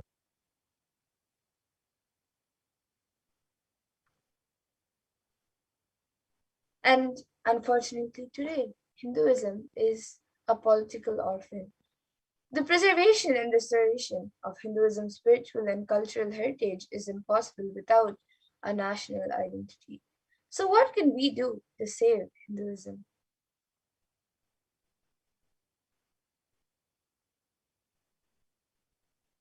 Let us reclaim our Hindu identity. As Devi Parashakti has revealed, we were given this Hindu birth for a purpose. We were given this birth because we have taken the commitment to protect Hinduism, to protect Sanatana Hindu Dharma. That's why we were given the birth of the Uttamottama birth of Sanatana Hindu birth. And it is our responsibility to protect Sanatana Hindu Dharma. So let us reclaim our Hindu identity.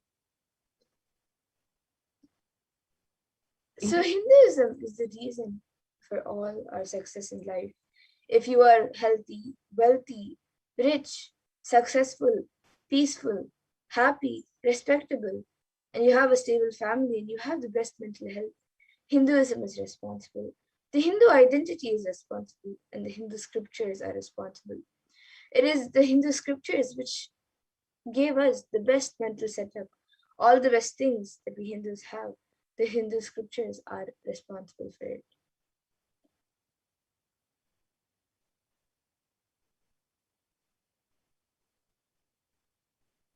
And Hindus are the richest and most successful ethnic community in the world. Hindu scriptures, Hindu lifestyle, and our enlightened masters are responsible for this. Hindu thought currents are responsible for this. And in Hindustan times, it was reported that Hindus are the most educated religious group in the US, according to a Pew study report.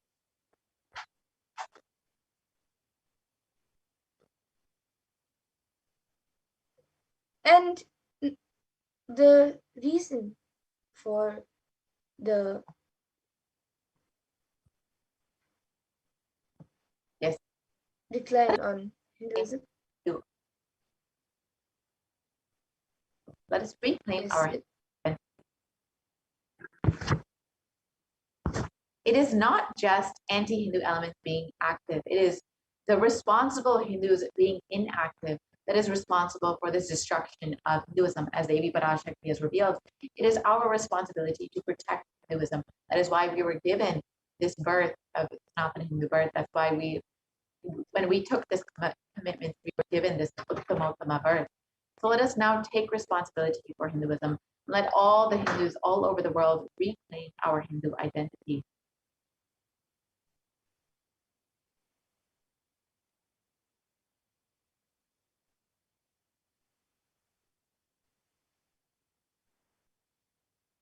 Let us not forget the responsibility that we have taken. Let us not fall into delusion. Forget this responsibility. So now let us see the responsibility. So it is the responsibility of Hindus to revive this enlightened civilization again and again, and give all the gifts of the enlightened civilization to the humanity. Revival of the enlightened civilization, the Kailasa, the Hindu nation, is the survival need of the humanity.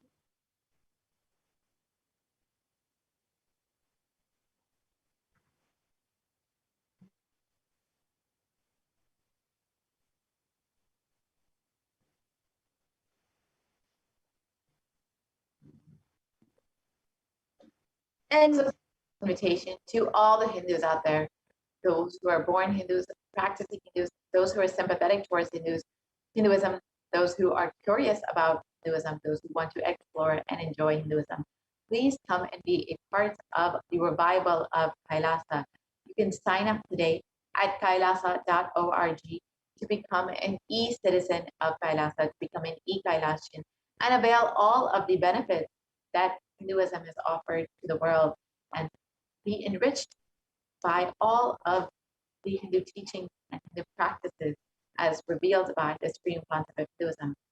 And you can enjoy all of these benefits by signing up to become an e-Kailasian at kailasa.org. Now, let us listen to what the Supreme Pontiff of Hinduism has revealed as the need for this Hindu nation, the need for Kailasa.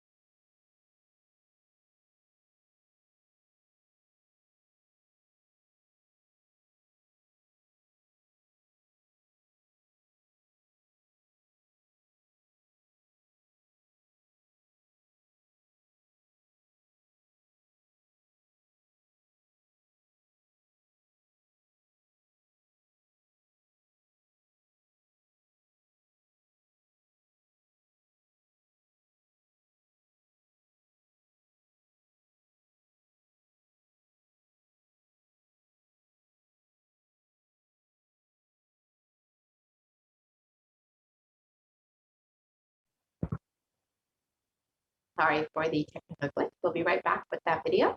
So in the meantime, if you would like to have any of your questions answered by Devi Parashakti, if you want to receive the blessings of Devi Parashakti, you can always ask your questions during the live Devi Parashakti Akashic readings. So it's a very simple process. First, you can go ahead and sign up to become a member of Kailasa's SPH and NITHYANANDA YouTube channel, and you can just go and visit Kailasa's SPH and NITHYANANDA YouTube channel on YouTube, and next to the subscribe button, you will see the join button. You can go ahead and click on that and choose whichever level of e-Kailashan you would like to be, whether it's bronze, silver, gold, or platinum. You can choose, and when you've chosen that, you can go ahead and make your payment directly through YouTube. And once you have done that, you have the opportunity to ask your questions during the live Devi Parashakti Akash reading. Now let us listen to why we need Kailasa, the only Hindu nation as revealed by Supreme Pontiff of Hinduism.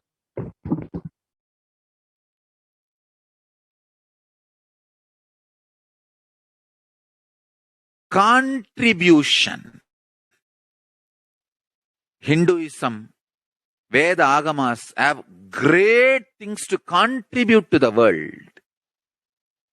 Like the great power manifestation science, the ancient culture and arts, the ancient lifestyle truths, the ancient medical practices and medicinal knowledge, the ancient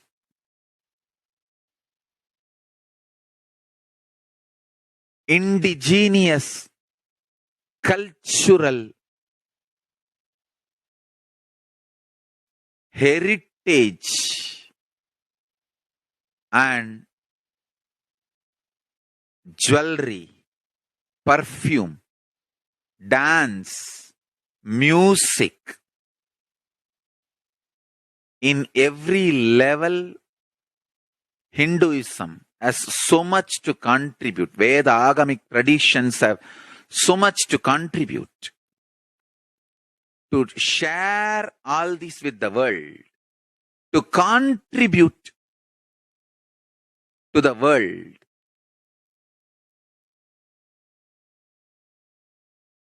Hindus need to tell the world what they are contributing in every level. The brand of Hinduism itself is enriching and empowering and enlightening. Hinduism is all about enlightening the world. Empowering, enlightening, enriching the world. Contributing.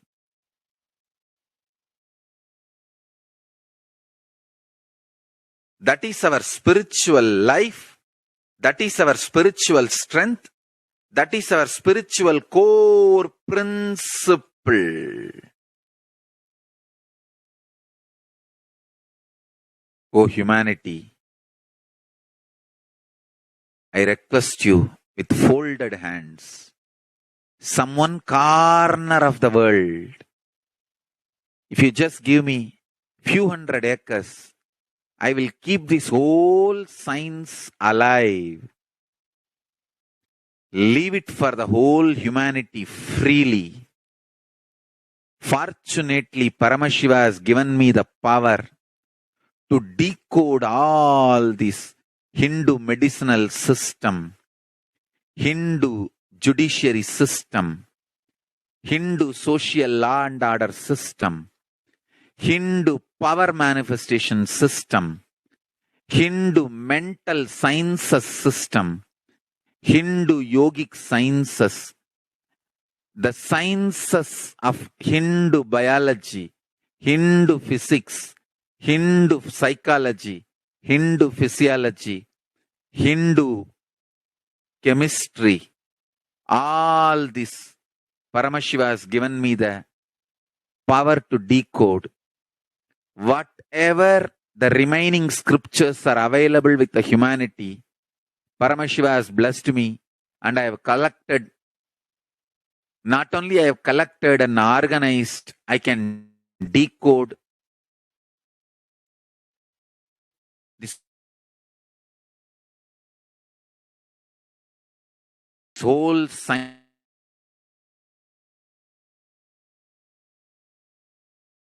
can be kept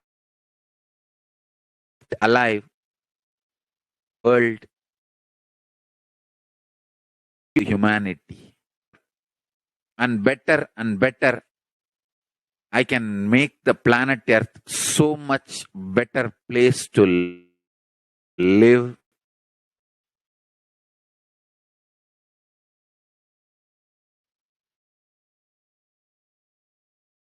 I am here to contribute, and I will continue to contribute.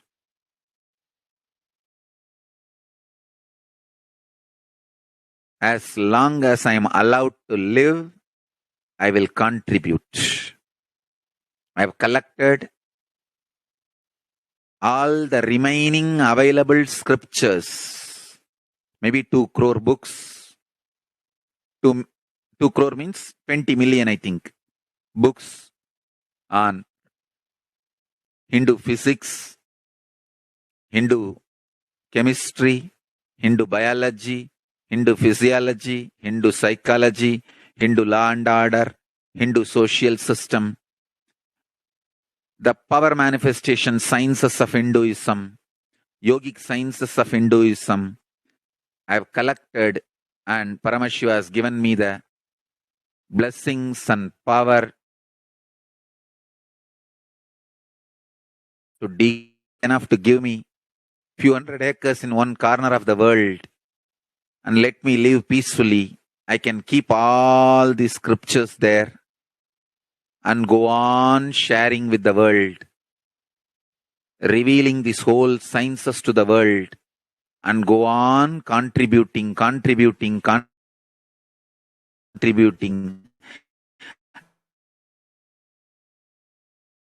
I don't need anything other than 1 cup of curd rice every day. That's all. Cup of curd. I can go on be giving this to the world. I can add to the world. I can make the world better place to live. That's all I have to say.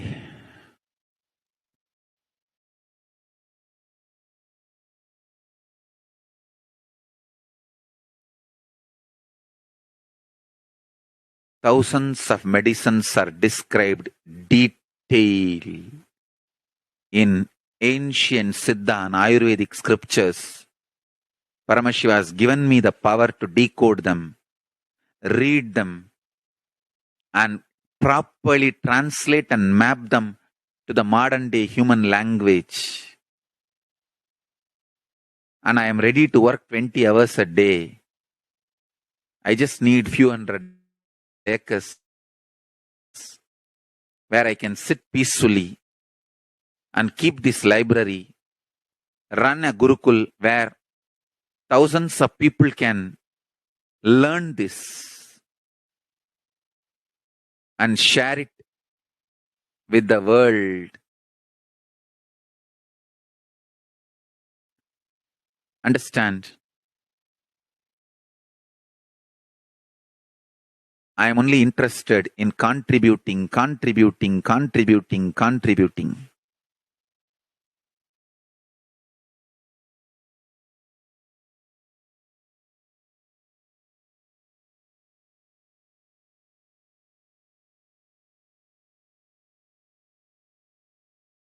If we can decode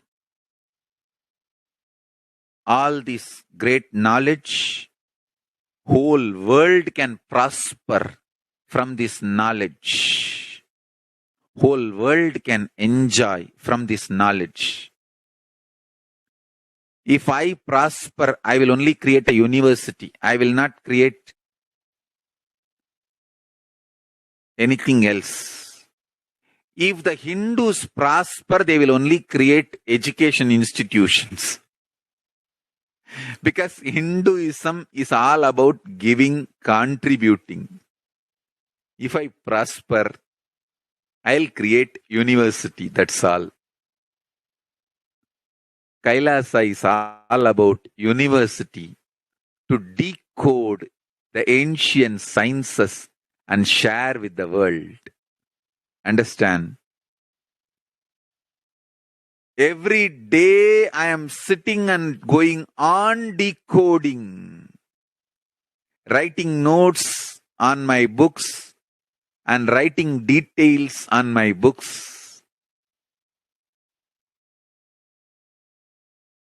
whether it is making human beings manifest powers, and I have also putting the science of making animals manifest powers, whether making people manifest powers or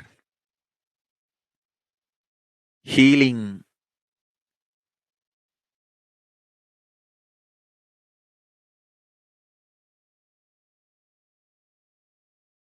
in every level, life is all about contribution, contribution, contribution.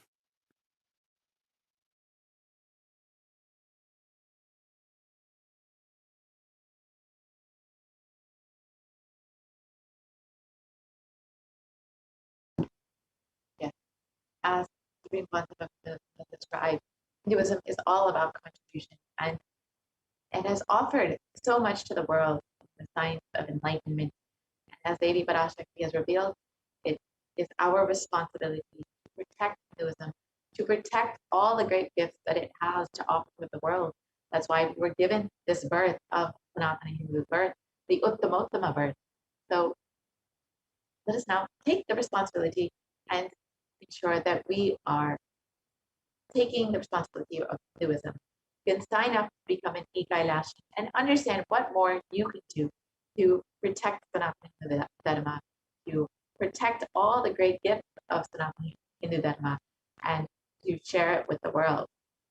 You can visit kailasa.org to become an e-Kailasan today. And now with this, we will be concluding this portion of the program. We'll be entering into the next segment, the offering segment. In Hinduism, one of the most important aspects of Hinduism is connecting with the divine, is to experience that oneness experience with the divine. And one of the most easiest, sweetest ways to connect with the divine is through an offering. And an offering is just made out of your pure love and devotion and out of your gratitude for the divine happening in your life. So you can stay tuned for this next segment and understand some of the offerings that you can make to Devi Parashakti, to Swamiji, who is manifesting Devi for each and every one of you.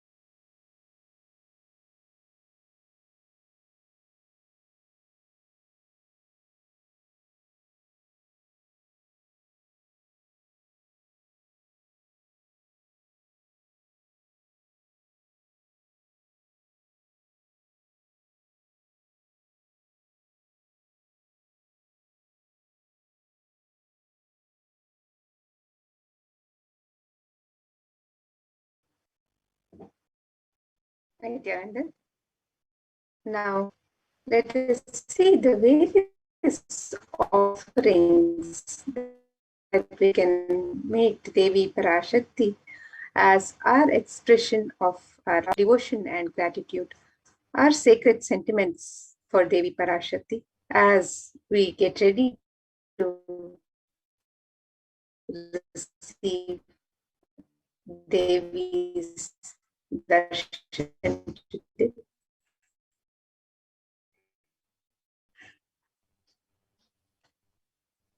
In the offering is a gift of pure love, devotion, and oneness.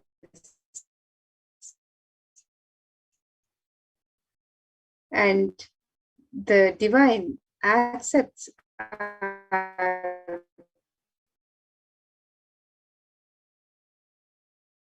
our offering,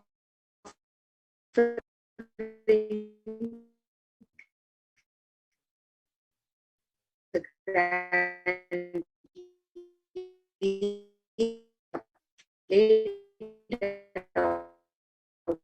only for the purpose of enlightenment.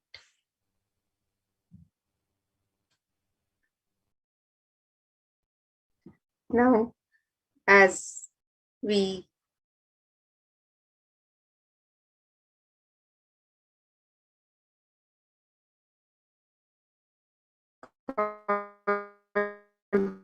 contemplate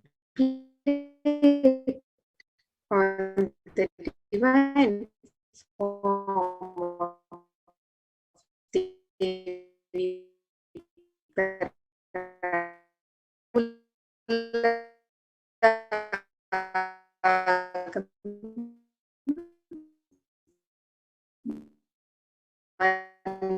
Manidhyana describes Devi. It says, Induni bhaved japakshara sarayuktam angahima bhushana vichitra vasanam syat tunga kuto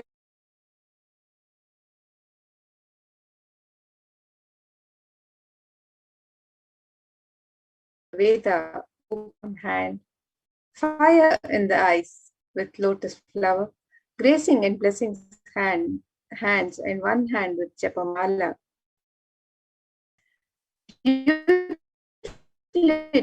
Decorated with jeweled ornaments in wonderful clothes and shining crown describes.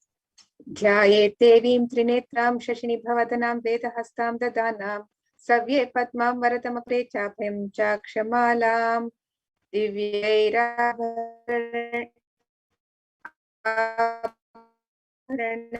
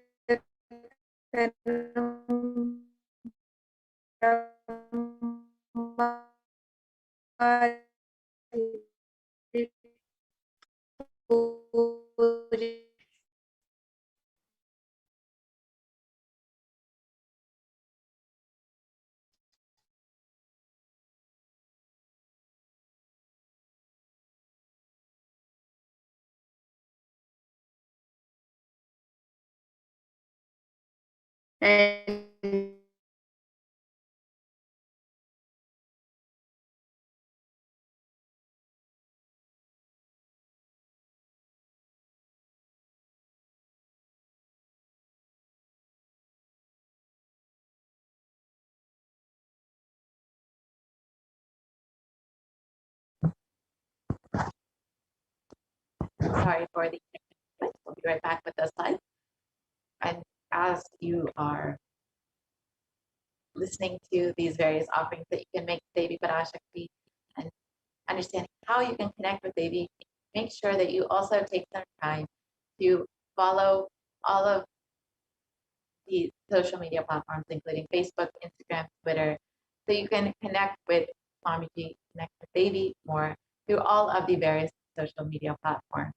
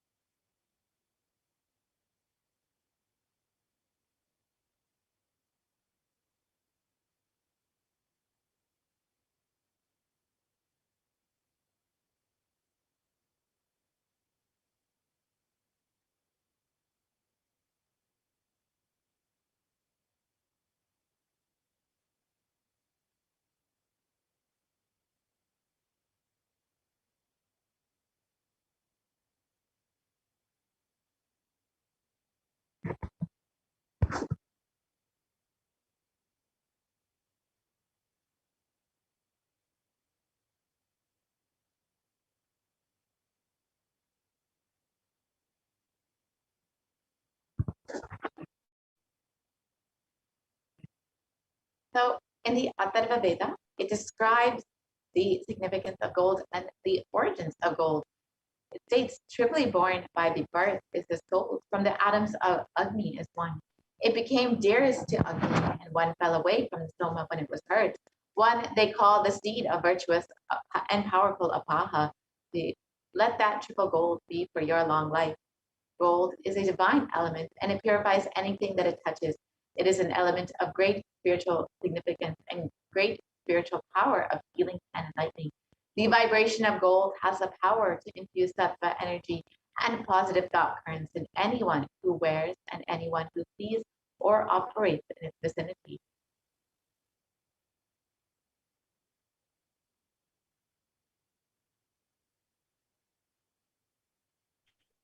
The gold is present in all the scriptures, agamas, Vedas, Shrutis, Smritis, Itihasas, Puranas.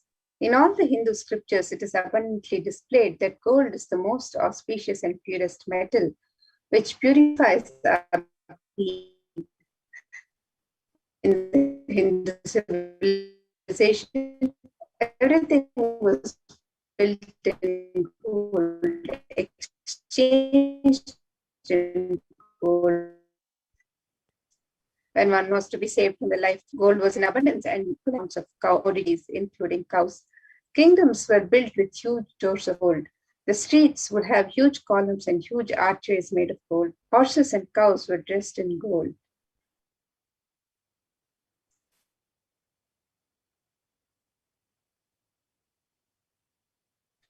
And the Hindu civilization thrived on the banks of rivers of gold. The Indus River was called Hiranmaya, the river of gold in Rig Veda. The river Saraswati was called Hiranyavartini in Atharva Veda. Gold is the supreme element for offering gifts to the ones you love and revere. Temples are constructed and paved in gold. Deities are made in gold and decked and adorned in gold because it preserves the enlightenment energy for thousands of years and it lasts forever.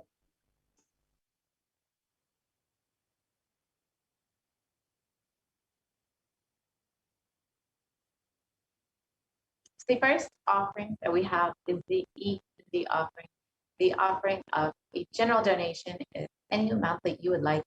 You can offer, just like you would go to any temple or place of worship, and you just offer a few dollars in the hundi just to say thank you and I love you, the divine, for happening in your life, just to offer your gratitude and devotion. You can do the same online through the e offering and have the same experience of offering your devotion. And it's stated that Devi is fond of true devotion and she is realized through true devotion. She can be won over through true devotion and she removes all fears.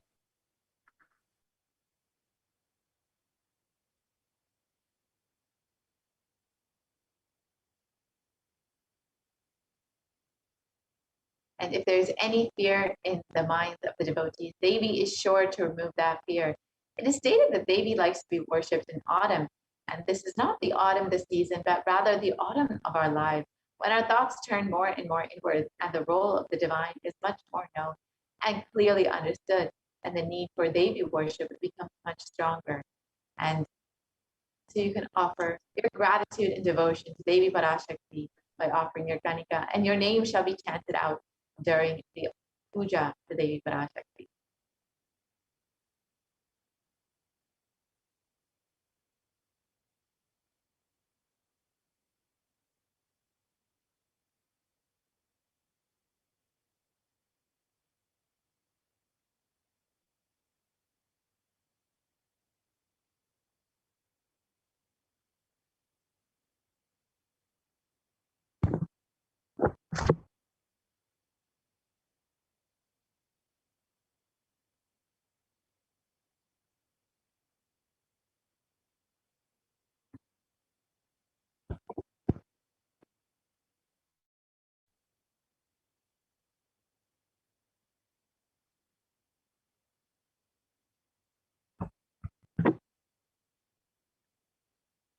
Sorry for the technical glitch. We'll be right back with the slides.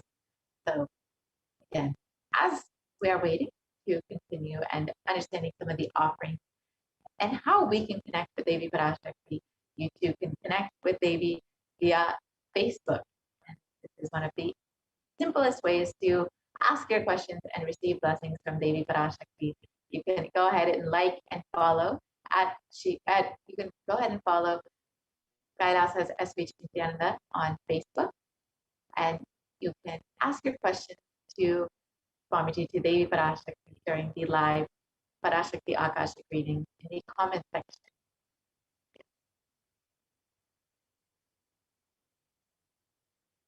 The next offering is the Sankalpa chanting.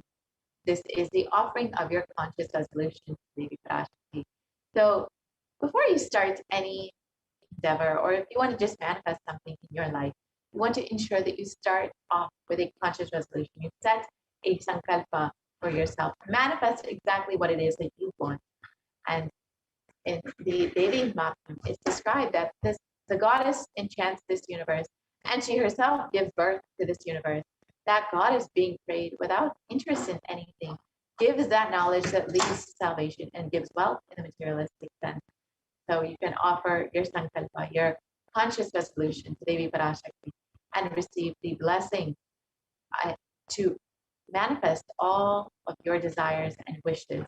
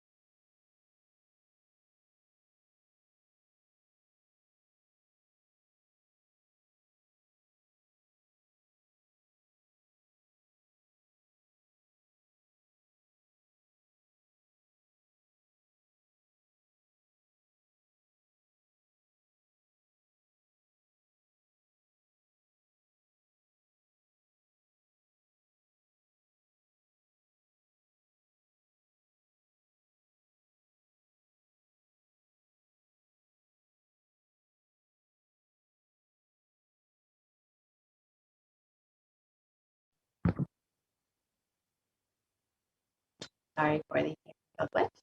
So as we are learning how we can connect with Devi Parashakti, let us look at some of the other ways you can connect with Devi on social media and connect with Swamiji via social media. So you can go ahead and visit Twitter. You can go to @Srinityananda on Twitter, and you can go ahead and follow Srinityananda on Twitter, and you can ask your questions during the live Devi Parashakti Akashic reading in the reply to the tweet with the live satsang, live darshan link.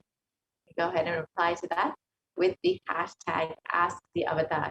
So during the live, you can always ask your question, ask your prayer request, whatever it is, to Devi Parashakti, and ensure that you will be attended to. Whether you get a direct response from Devi or not, rest assured, Devi will surely attend to you and attend to your prayers. You can also connect with Devi Parashakti via Instagram. So you can follow @Srinityananda on Instagram, and you can go ahead and ask your questions in the comment section of the photo posted for the day for the live Parashakti Akashic reading announcement. And you can ask whatever you would like. Say whether you want to request blessings for healing, you want to request some blessings for wealth manifestation, whatever it is, you can ask your question and receive the direct blessing, grace of Devi Parashakti manifesting through Swamiji. And you can also connect via WhatsApp. So you can visit kailasa.org, and you will see a small WhatsApp ask your questions directly to Devi and receive Devi Parashakti's blessing.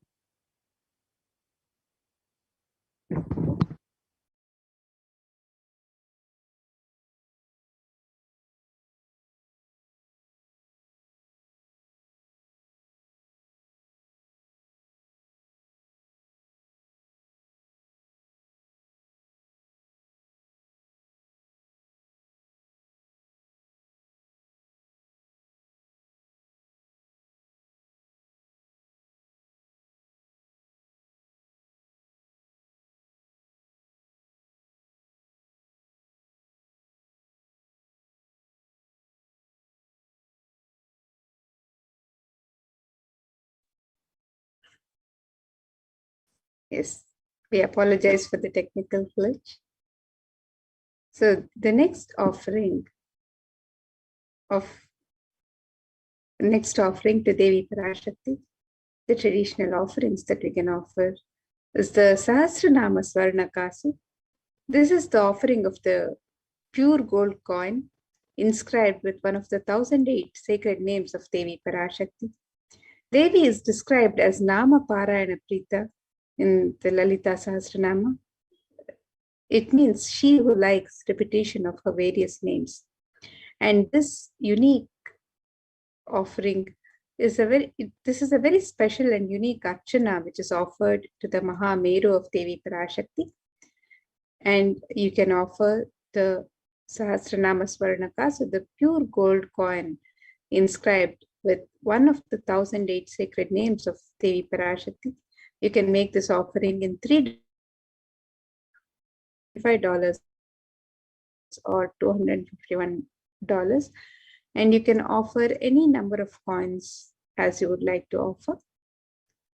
And the 1008 names of Devi Parashakti describe her divine qualities, the Ananta Kalyana Gunas.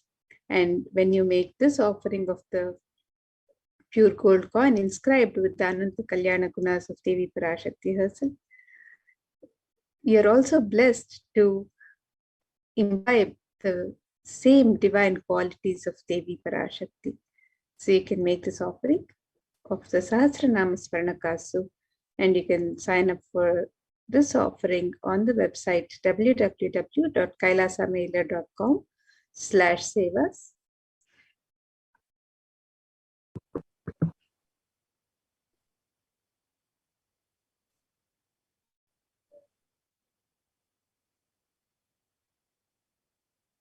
The next offering that we have is the Mukta Angriti, the finger ring with a pearl. And Devi is very well known to be adorned in pearls and very fond of pearls. And in this verse, it describes that I bowed to the goddess Meenakshi, whose crown has garlands of pearls, and the face shining like a full moon, who wears anklets that are studded with gemstones and has small bells, who is shining like the splendor of the lotus, who grants all the wishes, the daughter of the mountain, who is worshipped by goddesses Vani and Rama. I remain ever bowing to the goddess Meenakshi, the ocean of compassion. Of course, the pearl represents the compassion of Devi. So when you offer this finger ring with a pearl, you will be blessed with Devi's overflowing compassion and love in all of your business endeavors.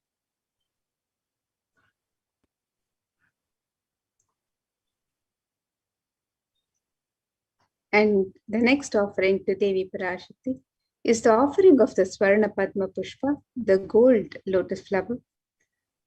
The significance of the gold lotus is described in this verse in the Kamikagama.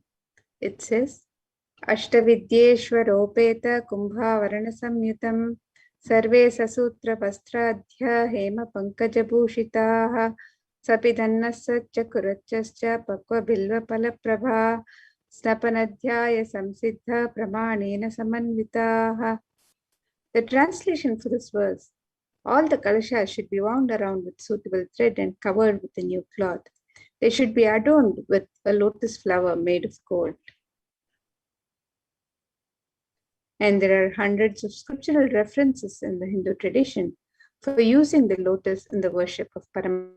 Almost everything worship of the ultimate, involving the consecration of the deities of worship, or meditating on the mudras and asanas during worship, involve the lotus flower, the lotus leaf, the lotus pericarp, the lotus petals. The lotus is a divine flower in the Hindu tradition. The Shakti of Paramashiva is also called as a lotus. The base of the Paramashiva linga is a lotus. The disciple of Paramashiva is also considered a lotus, the one who is about to bloom. You can make this offering of the gold lotus in any of 3 different sizes as you would like to offer, and be blessed to have the state, space, powers, and being of Devi Parashakti in your inner space amidst any and every adverse situations in life.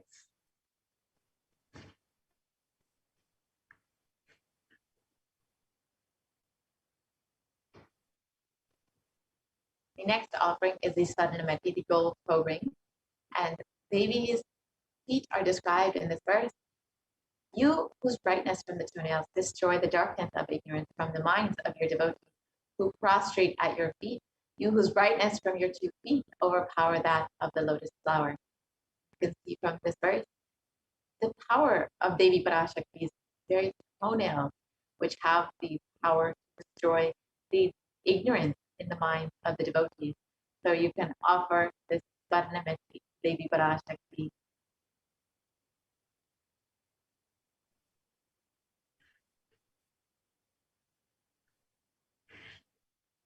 You will be blessed to receive the blessings of Devi Parashakti even in the most difficult aspect of your life. And the next offering to Devi Parashakti is the offering of the Swarna Mangtika, the gold hairline jewelry.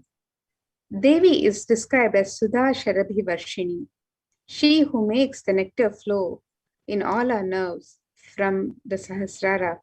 That is, she who gives the very, very pleasant experience of the ultimate. The Swarna Mangtika represents the overflowing nectar from the Sahasrara Chakra, which is fully opened with the sacred sentiment of gratitude. And you can offer the Swarna Mangtika to Devi Parashakti and receive the blessings of achieving the blissful state of overflowing gratitude and the space of complete completion.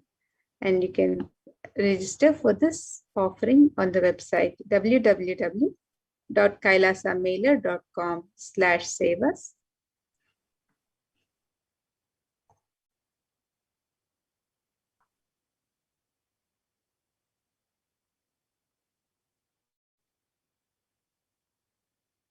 The next offering is the Pratiksha Pada Puja, one of the most favorite offerings of all the devotees and disciples of Swamiji, and who's manifesting Devi Parashakti for each and every one of you. In the Saundarya Lahari, it states that the nails of Devi have been sharpened by constantly being touched by the crowns of celestials who always prostrate before Devi. Tamoguna is darkness, and in this Sotram, Tamas is indicative of the ignorance in the minds of the devotees. And by constantly prostrating before Devi, their ignorance is removed and they attain the ultimate knowledge. So you can offer the Pratiksha Pada Puja to Devi Parashakti, to Swamiji, who's manifesting Devi Parashakti, and receive the most auspicious blessing for a sweet path to enlightenment, to attain the ultimate knowledge.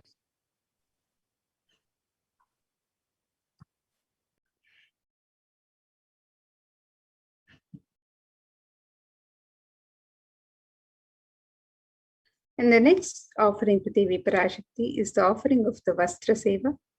This is the offering of the sacred cloth to Devi Parashakti.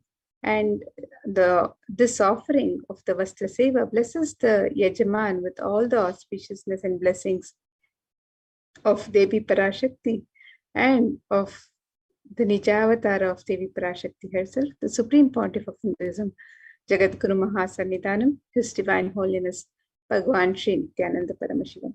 You can make this offering of the Astra Seva, and you can register for this offering on the website www.kailasamailer.com/sevas.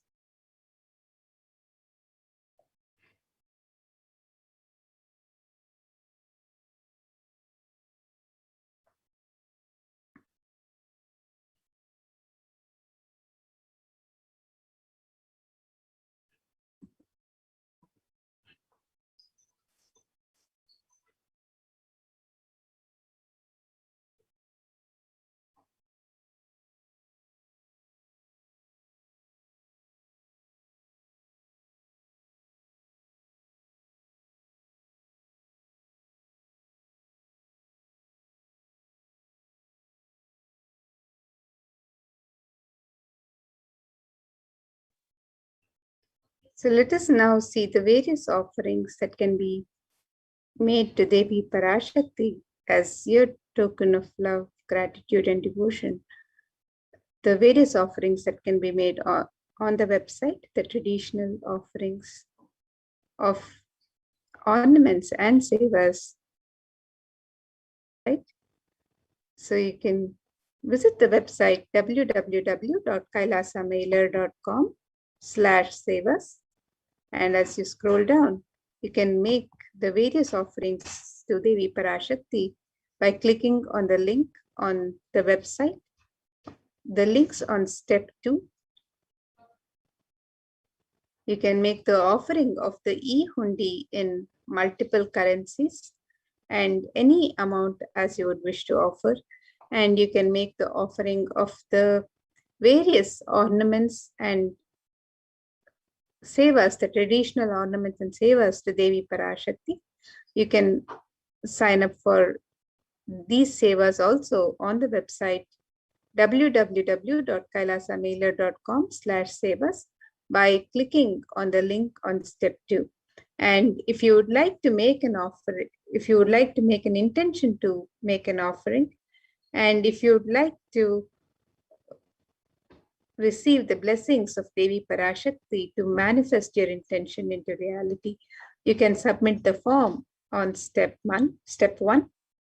And once you've made your traditional offerings to Devi Parashakti and you're ready to make the conscious resolution, the sankalpa, you can fill out the form on step 3, where you can make the conscious resolution for yourself and also for your family members. So let's now see the website for the e-hundi offerings. The e-hundi offerings can be made in multiple currencies and in any amount as you would wish to. It is your pure expression of love, devotion, and gratitude for the happening of Devi Parashakti in your life as you get ready to receive her darshan today. So the offerings can be made in the currencies of US dollars, Australian dollars, New Zealand dollars, Canadian dollars, euros, Indian rupees, Singaporean dollars, Malaysian ringgits, Great Britain pound, and the Chinese yen. And you can make this offering in any amount of your choice. And you can also make the offering of the traditional ornaments and the sevas to Devi, the rituals offered to Devi Parashakti. So you can make the offerings of the Devi Sahasranama Swarnakasu, the Mukta Anguti, the pearl finger ring, the gold finger ring embedded with pearl, the Swarna Padma Pushpa, the gold lotus flower, the Swarna Metti, the gold toe ring, the Swarna Mang Tika, the gold hairline jewelry, the Pratyaksha Pada Puja, which is the ritualistic offering from disciple to Guru, and the offering of the Vastra Seva, the traditional sacred cloth that's offered to the divine, to Devi Parashakti.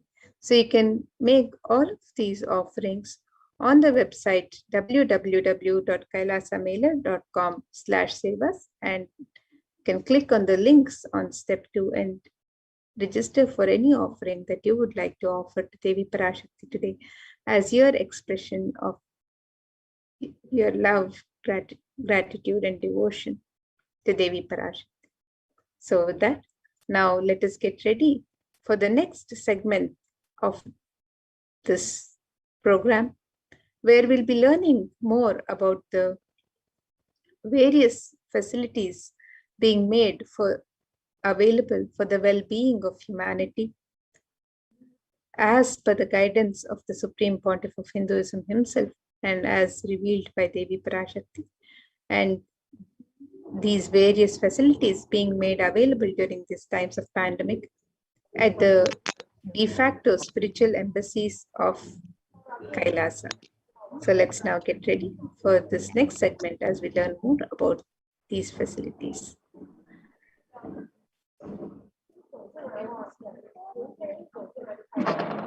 Nithyanandam, welcome back to this segment.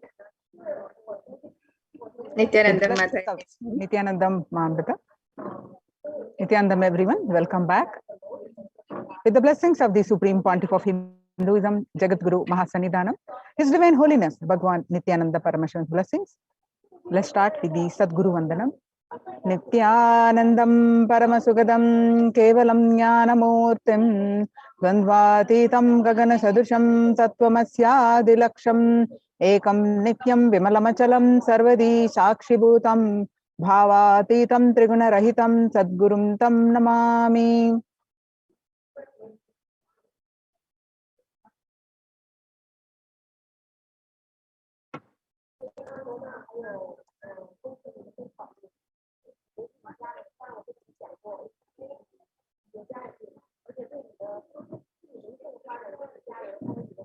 So,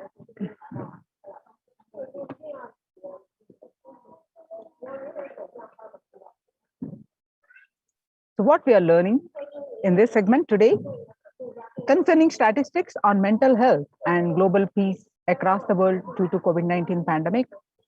What are the Supreme Pontiff of Hinduism, Kailasa's contributions for global peace, and Supreme Pontiff of Hinduism spiritual solution for COVID-19, Kailasa's COVID care protection centers, some glimpses, why temple-based ecosystems, and UN recognizes Kailasa's contributions, join Kailasa's COVID care protection centers. Today, people around the world are trying to grapple with the grim reality that the pandemic is far from over. The aftermath of the current calamity promises to be much more devastating. The greatest economics of the world are facing disastrous futures. Countries are facing off each other in deep mistrust. Now let us see some of the statistics and current news. Record high cases in Australia amid the COVID-19 pandemic.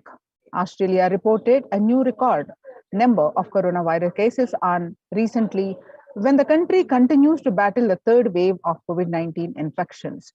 There were more than 2,400 new locally acquired infections reported nationwide, and the figures surpassing 2,000 in a single day for just a second time. The World Health Organization makes a big statement about Delta variant of COVID-19.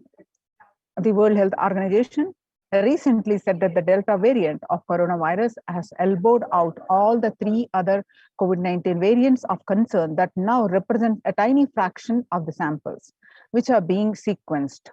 Less than the 1% of alpha, beta, and gamma are currently circulating. It is really predominantly Delta around the world, said the World Health Organization's technical lead on COVID-19, Maria Van Kerkhove. The Delta variant, which was first detected in India last year, has become more fit and it is more transmittable and is out-competing. It is replacing the other viruses that are circulating. She said and added that the variant has been detected in more than 185 nations till date. The COVID-19 has killed more Americans than the influenza pandemic did in 1918. The coronavirus pandemic has now killed more Americans than the 1918 to 19 influenza pandemic did. The 1918 to 19 flu infected about 25% of Americans and killed an estimated 0.65% with 675,000 deaths. COVID-19 has infected more than 12% of Americans and killed about 0.2% with 676,000 deaths. Now that the US death toll from COVID-19 has surpassed 676,000, coronavirus pandemic has killed more Americans than the 1918 to 19 influenza pandemic did. Axios and the Associated Press both reported the grim milestone on recently. So COVID-19 now officially US deadliest pandemic as the death toll crosses that of 1918 to 19 flu. People infected with the alpha variant exhales 100 times more virus into the air than original COVID strain. According to a study, the University of Maryland researchers suggested that the need for better ventilation and the tight-fitting mask in addition to widespread vaccination to help stop spread of the virus. The findings showed that the amount of viruses in the air coming from alpha variant infections was much more, 18 times more, than could be explained by the increased amounts of virus in nasal swabs and saliva. These major increases in airborne viruses from alpha infections occurred before the Delta variant arrived and indicate that the virus is evolving to be better at traveling through the air. 6 feet distance may not be enough to prevent viral transmission indoors.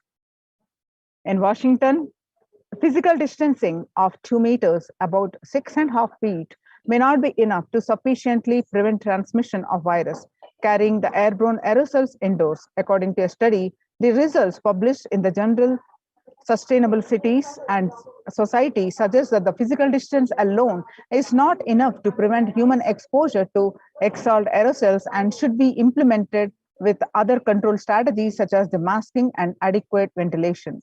The researchers examined 3 factors: the amount and rate of air ventilated through a space, the indoor airflow pattern associated with different ventilation strategies, and the aerosol emission mode of breathing versus talking.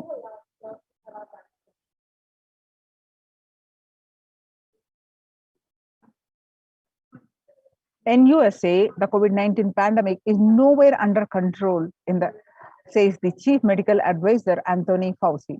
He said, right now we are still in pandemic mode because we have 160,000 new infections a day. That is not even modestly in good control. In an interview with Axios, the US has reported 40 million cases of COVID-19 since the outbreak of the virus, with over 4 million infections adding up in the past few weeks. The increase in the COVID cases comes out as the US administration earlier this month announced that it is planning to provide a booster shots of the vaccine as the Delta variant has become dominant in the nation, as is wreaking havoc. The surge in Delta variant is driven by the low vaccination coverage in many communities across US, according to the US Centers for Disease Control and Prevention. In a country of our size, you can't be hanging around and having 100,000 infections a day. You have got to get well before 10,000 before you start feeling comfortable, Mr. Fauci said. COVID-19 violent incidences and fatalities, January 2020 to April 2021. Violent incidences related to the pandemic peaked in April 2020. The younger adults are more likely to report symptoms of anxiety and or depressive disorder during the COVID-19 pandemic. Ages 18 to 24 got affected 56.2, and ages 25 to 49 got affected. The reporting symptoms of anxiety and or depressive disorder about 48.9%, and in ages 50 to 64, 39.1, and ages 65 plus about 29.3. The average share of adults reporting symptoms of anxiety and or depressive disorder January to June in 2019 in a 6 months period of what it was 11%, now in just 1 month in January 41.1%. The more statistics showing the same, that younger adults are more likely to report symptoms of anxiety and or depressive disorder during the COVID-19 pandemic. The COVID stress in America 2020, a national mental health crisis. COVID-19 is a significant stressor for most Americans.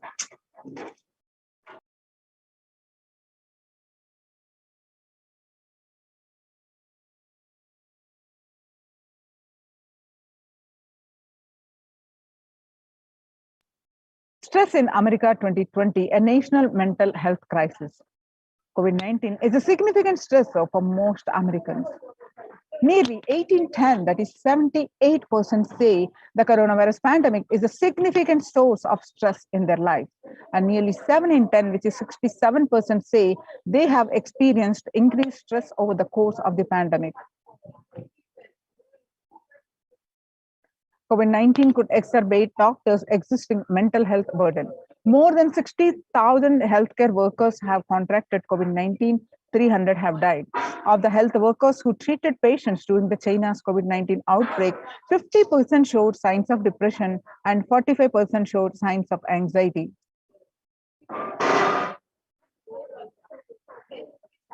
self-reported mental health among pregnant women and new mothers. Before the COVID-19 pandemic, depression was 15%, and now during this pandemic, it rose up to 40.7%.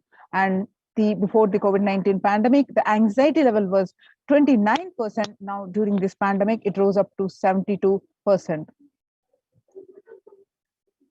Living under stay-at-home orders, 8 in 10 students are struggling with focus on school or work and avoiding distractions. And 55% of all students do not know where to go for help for their mental health. Understanding the pandemic's impact on working women, nearly 82% of women surveyed said their lives have been negatively disrupted by the pandemic. Nearly 70% of women who have experienced these disruptions are concerned their career growth may be limited as a result. The global economic outlook during the COVID-19 pandemic, a changed world. The pandemic is expected to plunge most countries into recession in 2020, and with per capita income contracting the largest fraction of countries globally since 1870. International Labour Organization, COVID-19 is a threat to peace building in conflict-affected nations. COVID-19 crisis has worsened already fragile situations. The ILO, the International Labour Organization, is more aware than ever of its responsibility to promote peace and resilience in the time of this global pandemic. In India, the Mumbai mayor says the third wave is here. It is not coming. It is already here, says the Mumbai Mayor Kishori Pednekar, adding that an announcement regarding the matter has already been made in Nagpur. Speaking of the coming festival season in Maharashtra, the mayor urged people to remain in their homes. Breakthrough infections found in 25% of health staff.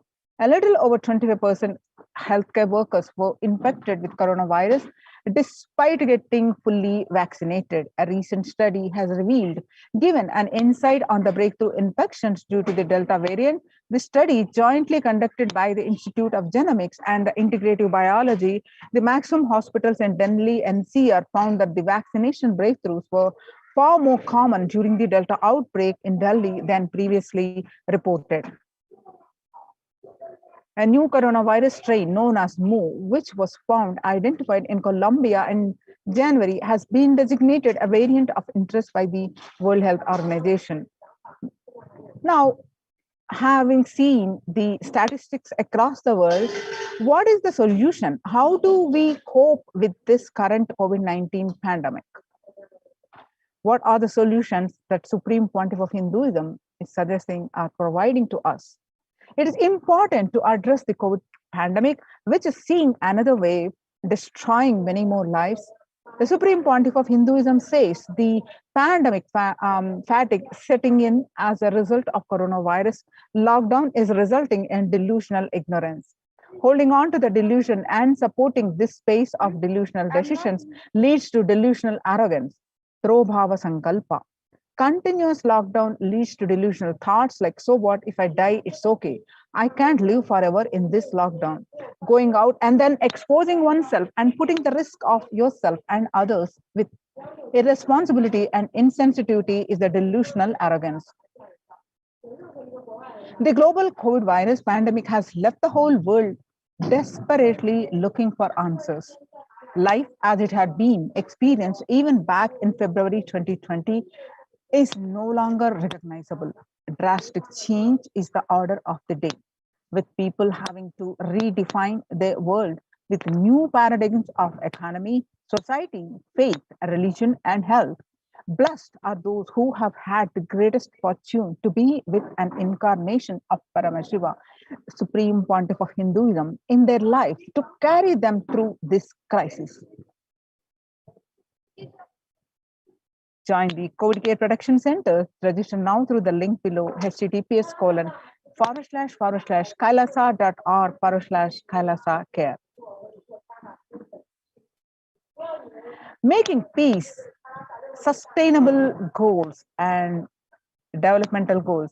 Making peace with nature is possible. If we start now, making peace with nature is possible if we start now.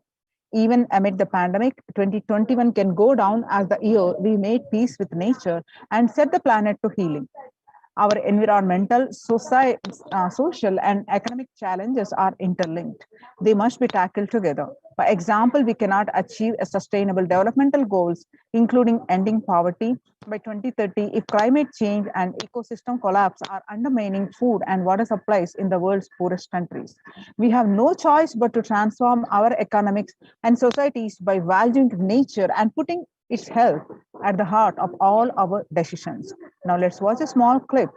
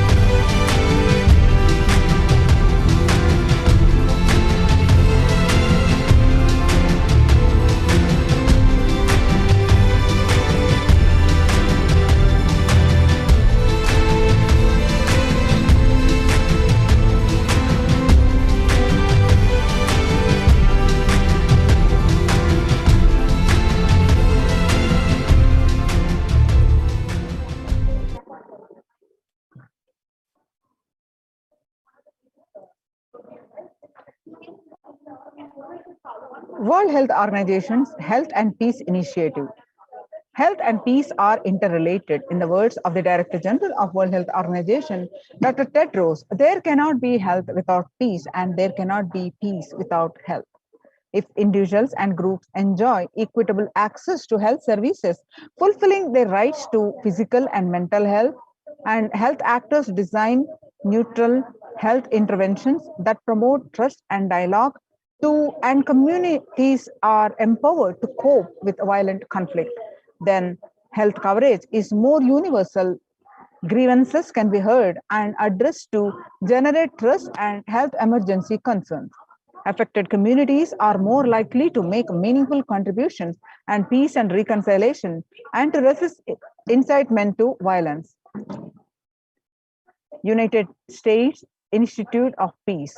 Amid COVID, we need enhanced international coordination to build peace. Tackling the pandemic and building resilience of fragile states require concerted international action at local, national, and global levels. As the humanitarian and economic toll of the COVID-19 pandemic continues to grow, so does the risk that this crisis will fuel new conflicts around the world while stripping prospects for resolving ongoing ones. Stronger health systems and universal health coverage must be a priority. For the first time since 1945, the entire world is confronted by a common threat, regardless of nationality, ethnicity, or faith. A new social contract between people, governments, and private sector, civil society, and more can tackle the roots of inequality with fair taxation and income and wealth, universal benefits, and opportunities for all. Now let us see what are the Supreme Pontiff of Hinduism's contribution for the global peace. Vedic tradition beautifully says, Yastu sarvani bhutani atmani vana pushyati. Sarva bhuteshu chatmanam tadona vigagukshate. Global peace is the byproduct of individual bliss. Whenever an individual goes through a spiritual bliss, he manifests a beautiful, peaceful life for him and everyone around him. If he is powerful enough, he moves the whole city and manifests peace. He is more powerful, he moves the whole village or whole country. If he is powerful enough, like incarnations, he moves the whole world and manifests peace for him, peace for the whole humanity.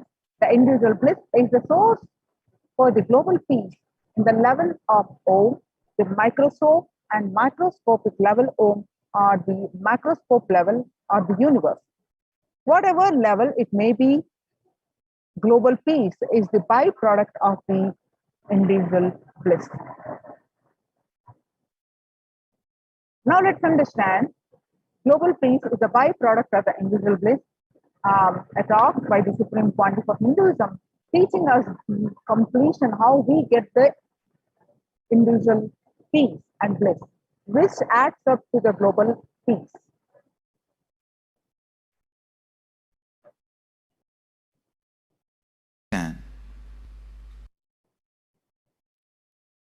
Sivagangai, the more deeper you go inside you, means more deeper space you go inside you, more expanded you become, more one with everything, more oneness you experience. Because the more deeper you go, the more you experience the unified field of consciousness. Various words are used.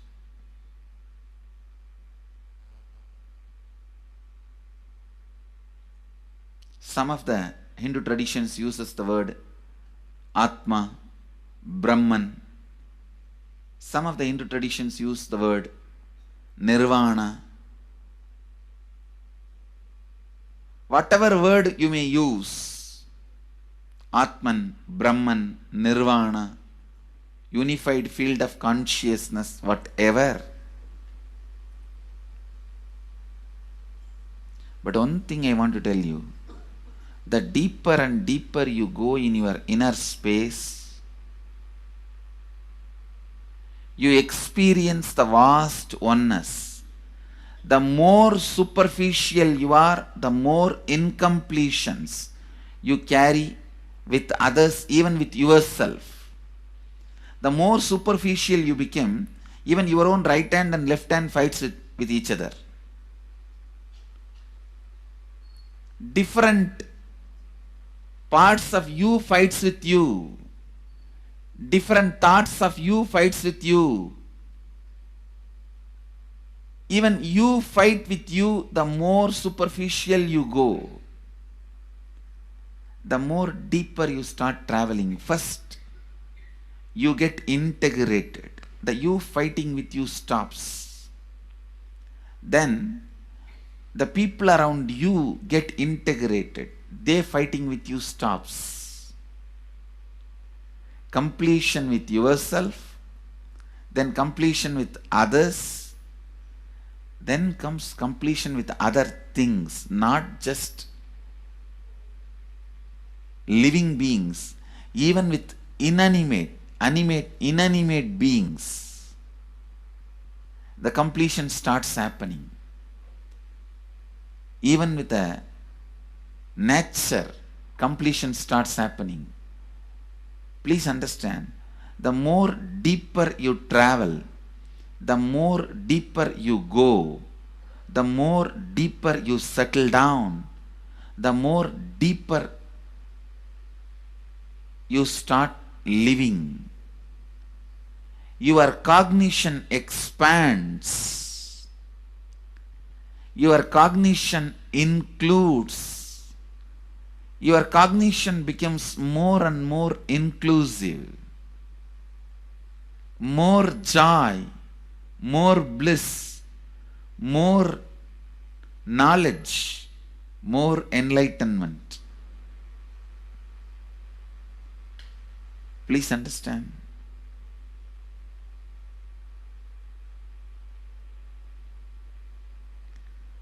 The more and more completion happens in you, you will see everyone around you feels complete with you. That is why I am saying, whether they have body or they are disembodied, in the deepest corners of your being, deepermost layers of your being, deepest parts of your being, you experience such powerful awareness, such joy.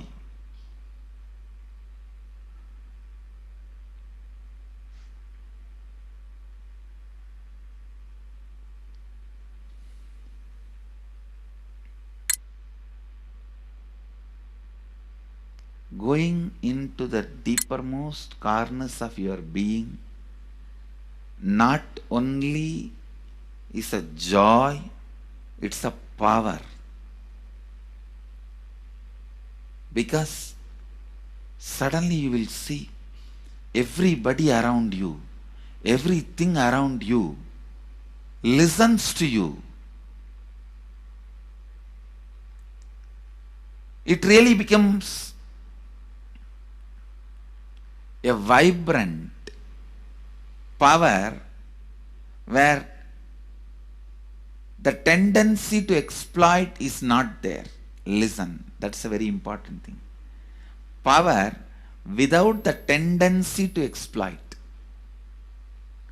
Because as long as you feel the other person is separate from you, when you get the power, it will always be used for exploiting. Because the other person is separate from you, then naturally what you will feel? Let me suck all the possible energy, intelligence, time, talent, treasure. But when you feel the other person is your own extension, you will see, you will be showering so much, enriching so much. The power you have will not be exploiting, it will be enriching. I tell you, even if death comes at this moment, I can tell you very clearly, I can face the death directly and tell the death, I have enriched every human being more than what I received from anybody. I have given to every human being whom I met in my life more than what I received from them. My accounts is clear. I am ready. Come on, let's go. My accounts is clear. I don't have debt. No credit card money to be paid, loans to be paid, no debit card, no credit card. My accounts is clear. Understand, when you feel everyone is your extension, the power given to you, the power you gain, see, any living is power. Powerful way. Even in that, you will become powerful. So any lifestyle you choose, you will get power in that field. Whether it is exploiting or enriching, murdering or raping or go on serving. Whatever lifestyle you choose, living is power. When you go into the deepermost core of your being and start living based on completion, I tell you,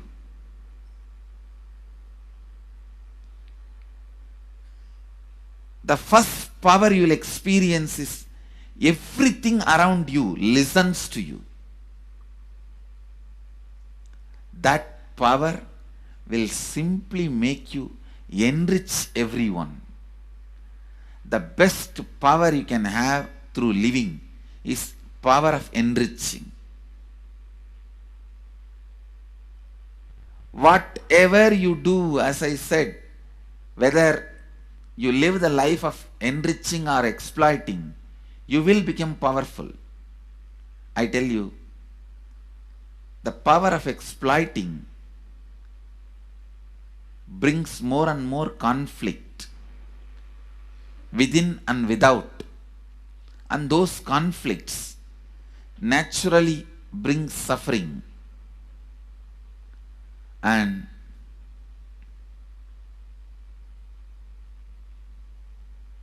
the power of enriching brings more and more completion in you and in others. This full month, Nithyananda Sangha all over the world. The other day I was seeing, we have officially presence in more than 50 countries. As devotees, group of devotees, we have presence in 100 countries. All over the world, we are going to celebrate this whole month for Global Peace Month, impacting global peace. All of us this whole month will live completion and do samskara dahana kriya, means burning the patterns which separates us from others, burning the patterns which are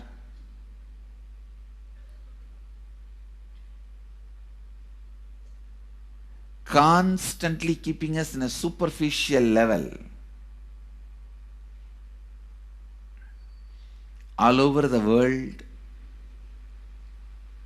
we will be doing samskara dahana kriya, burning our patterns and leading us to more and more completion. And we also have special 3 Nitya Dhyana Yoga program teaching people science of completion and facilitating samskara dahana kriya. This month, 20th, 21st and 22nd,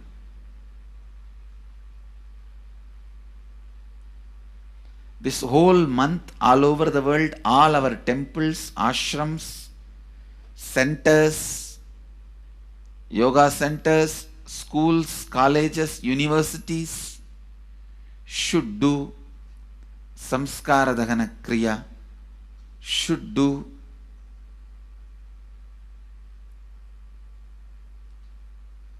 the practice of burning all the incompletions and patterns which leads to conflicts, bringing more and more peace inside us and outside us, spreading peace. This whole month, let's impact global peace. Let us really contribute to the global peace, not just talking about it. Let's do it. Let's do it. Not just talking about it. Let's do it.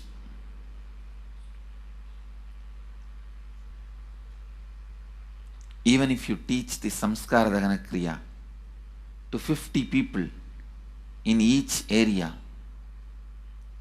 each place where we have centers, ashrams, temples, two-way centers, yoga centers, even 50 people, each Tanidar teaches, enriches them with this science.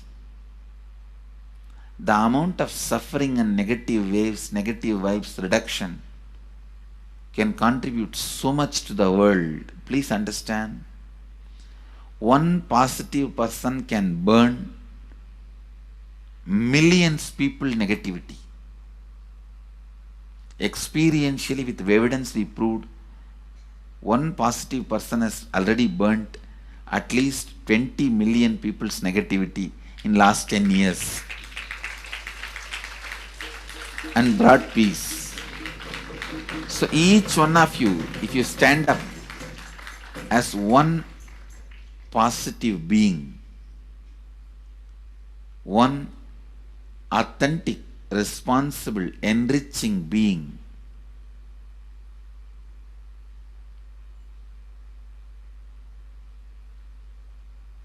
I tell you,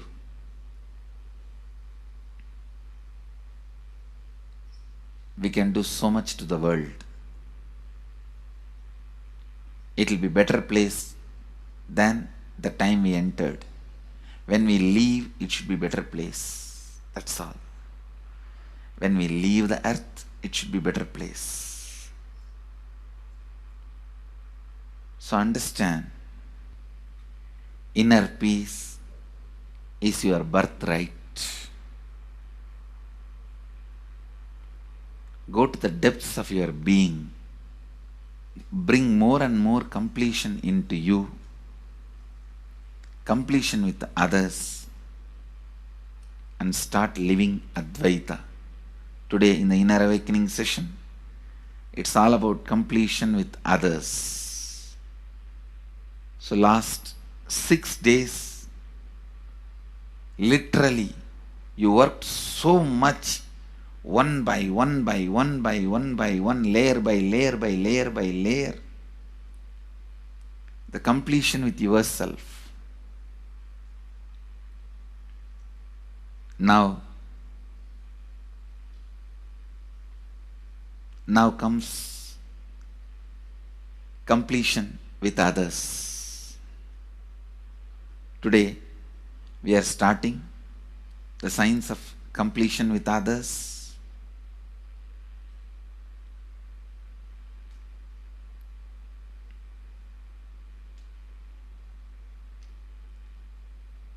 It's one of the most powerful science. Does so much to human beings, not just healing their relationships, even inside their consciousness, this inner space, so much of good is done. So much of awakening is done.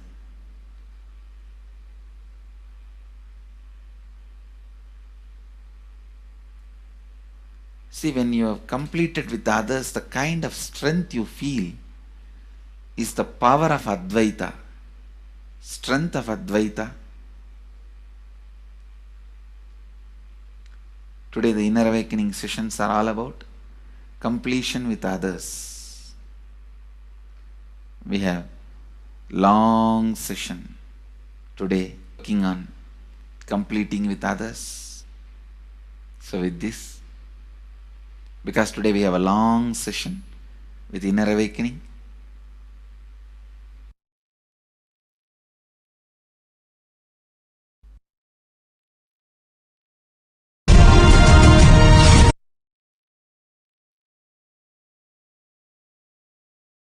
Now, let's understand the Supreme Pontiff of Hinduism says the self-transformation secret to achieve the global peace.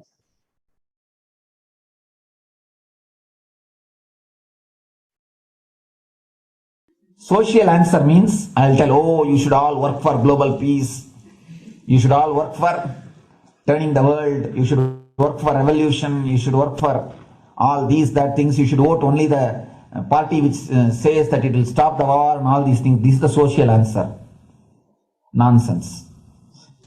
If you want the honest answer, I tell you, simply transform yourself. You can't do anything. If at all you can do, you would have done it. Be honest. If you can do, you would have done it. You are raising this question because you are not able to do. Am I right?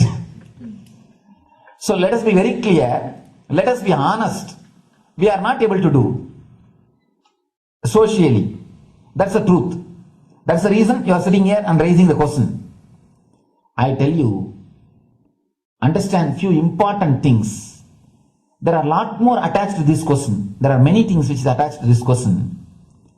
We always feel the present is the world is totally spoiled. It is not going according to the rules or how it is supposed to be. It was wonderful once upon a time. In ancient time, things were going properly, everything was well and great. And I tell you, 10,000 years ago, they found some writings on stone in Harappa Mohenjo-daro culture. Some stone writings have been discovered. The other day I read a beautiful book about that stone writings. That writings, it says, oh, nowadays the society is not as it should be. So much of war, there is no peace. In the early times, there was so much of peace. Society was really great. Things were as it should be. And it almost looks like a today newspaper editorial. 10,000 years ago, the same thing carved on a stone. Then understand, there was no such time as only good prevailed. It is just a fantasy. Hinduism, they call it Satya Yuga, the age of truth. There was a time only truth prevailed. And every religion, Christianity, they say the Garden of Adam and Eve. There was a time everything was wonderful. Every religion has got the fantasy. The past was great. There was golden past. Always the idea of golden past exists only in the past. The more you go back, again you say the past was great. And I tell you one thing, it is a wonderful way of postponing accepting the reality. Otherwise, I can be sure the world was same as it is today. Whether it is 5,000 years ago or 10,000 years ago. Maybe one thing, there was no CNN channel that time. So the news did not reach you so quickly. That's all. The news did not reach you so quickly. That may be the only difference. But otherwise, I can be sure the good and the bad was equal. Good and the bad was equal. The same amount of wars were there. All the other things were there. If you read the Puranas, the mythological stories of India, you see enough of things. Enough of dirty things. I think sometimes I find little more. And if you read completely the Puranas or the Hindu scriptures, there are a lot of things much worse than modern day. The criminal activities or bad things or negative things, whatever you say, all this stuff. And never think only present day is corrupted or violent. In the ancient days also, all these things were there. Only one thing was not there, the CNN news or the internet. So the news did not reach you. But otherwise I can tell you, enough the good and bad was there. It always will exist. It will exist. All you can do is, if you awaken yourself, if you reach the enlightenment state, you can go beyond it. And I tell you, enlightenment is the only service you can do to the society. Just become enlightened so that you will reduce the negativity. Now, as of now, you are also the part of negative group. Naturally, we will be a negative group. As long as we are unenlightened, we will be the part of collective negative consciousness. So if you become enlightened, at least you will reduce your weight. That's the only thing we can do. Nothing else can be done. So all I request you to do is just become enlightened. Realize that you are a lion. That's the only way to help you.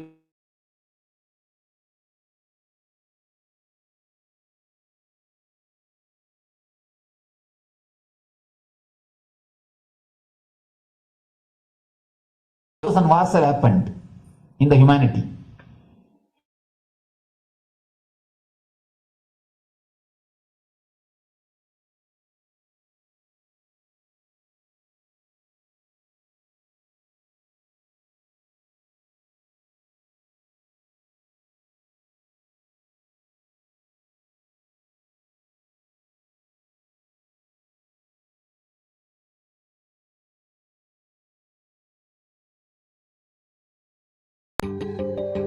Most easiest, most powerful, most inspiring, most exciting way to connect with life as the form of mother. Navaratri is the time to connect with God. Tell me, every country says defensive army. Then who is offending? These are all just, games. The idea of peace is a pure game. Everybody wants to spread the peace according to them, not according to the other person. They want peace according to them. The other day I was in one interreligious gathering. One guy is preaching, let all of you convert to my religion so that we will not have fight. He wants peace the way in which he wanted, not the way in which. And there's a beautiful saying, the sword of Muhammad, it is written, peace alone should survive, something like that. He has written some statement about the peace on the sword. We all take sword to spread the peace. So no revolution is going to help, because in the last 2000 years 3000 revolutions have happened, but still world is same, I think much worse. So no revolution is going to help, only individual evolution is going to help. So be very clear. Instead of working in the outer world, start working in the inner world. That will help you and society some way. Social answer means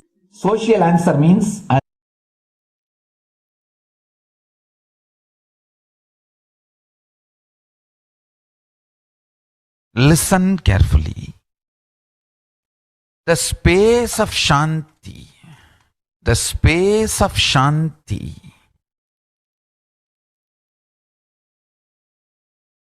is where Kailasa grows. Listen carefully. It is in the deep powerfulness of peace, or peace-centered powerfulness is the ground, breeding ground for Paramashivatva to manifest. Please understand. Like how pure mirror reflects everything, pure Shanti-based Shakti, peace-based powerfulness reflects Paramashiva. Paramashiva manifests in peace-based powerfulness. Please understand. Neither violence nor powerlessness. Powerlessness is weakness. Violence is abusive. Peace-centered powerfulness. Powerfulness-centered peace. All the Upanishads starts with peace, completes with peace. Shanti mantra starts with Shanti mantra, gets completed with Shanti mantra.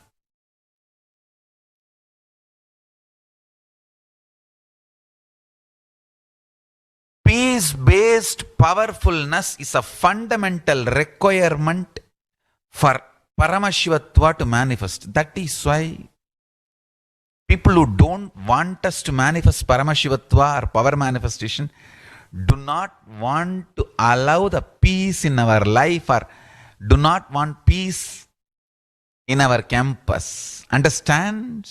But only if you are peaceful, which cannot be shaken even by the demons and devils and rakshasas, we can be in eternal peace.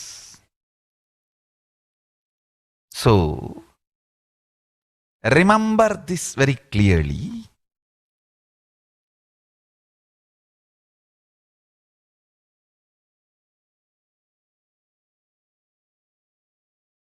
peace alters the very DNA structure, genetic structure, the core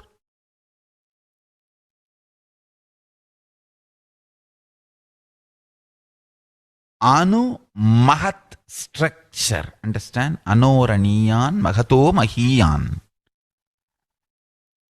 The consciousness in you is atom inside the atom, Mahat, more than Mahat. That Anoraniyan Mahato Mahiyan. That consciousness starts growing in you with more and more peace-based powerfulness developing in you. Nothing can be compared to unclutching. Spend more and more time, energy in unclutching. It will never be wasted. Time spent on unclutching is the most productive time for you in your life, because unclutching completely makes you altogether a different material. Understand?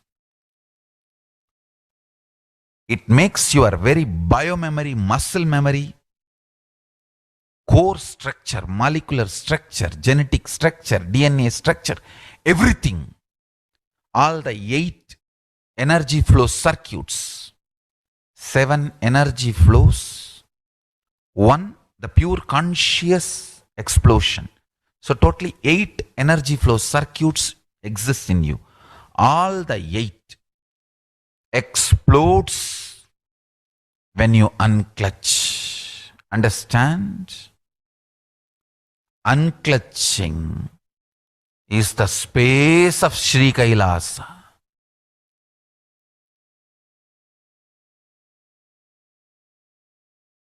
Listen.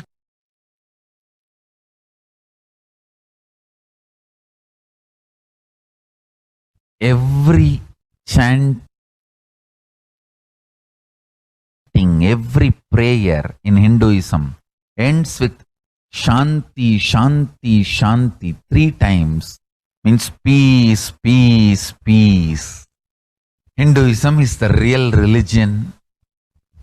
Loving peace, living peace. Individual level, social level, global level. Understand?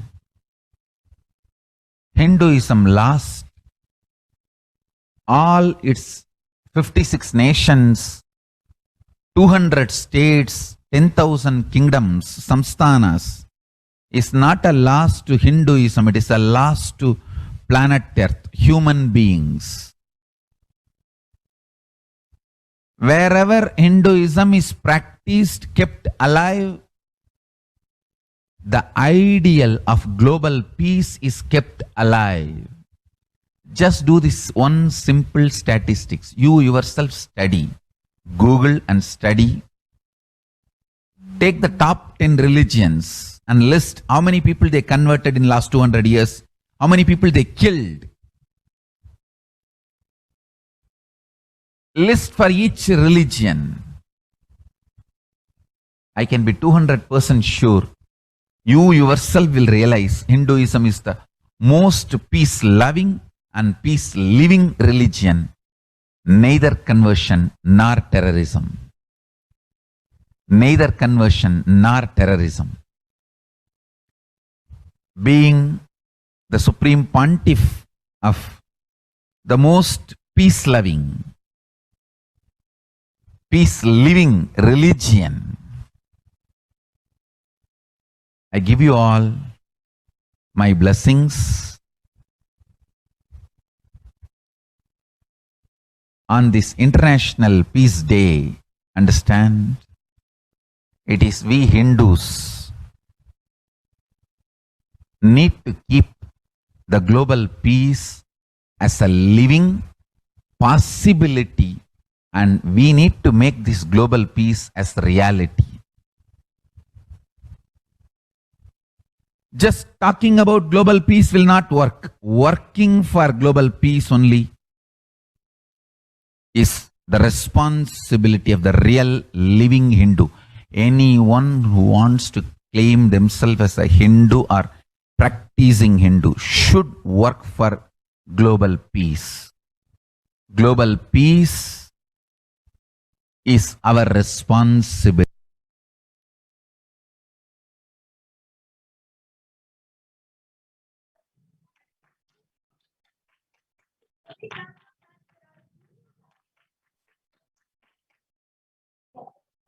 Now let us see Kailasa's contributions for the global peace. What are the Supreme Pontiff of Hinduism's contributions? The Sovereign Order of Kailasa, led by the Supreme Pontiff of Hinduism and Nityananda Order of monks, nuns, and Hindu diaspora, are working for global peace and to give a super consciousness breakthrough to humanity.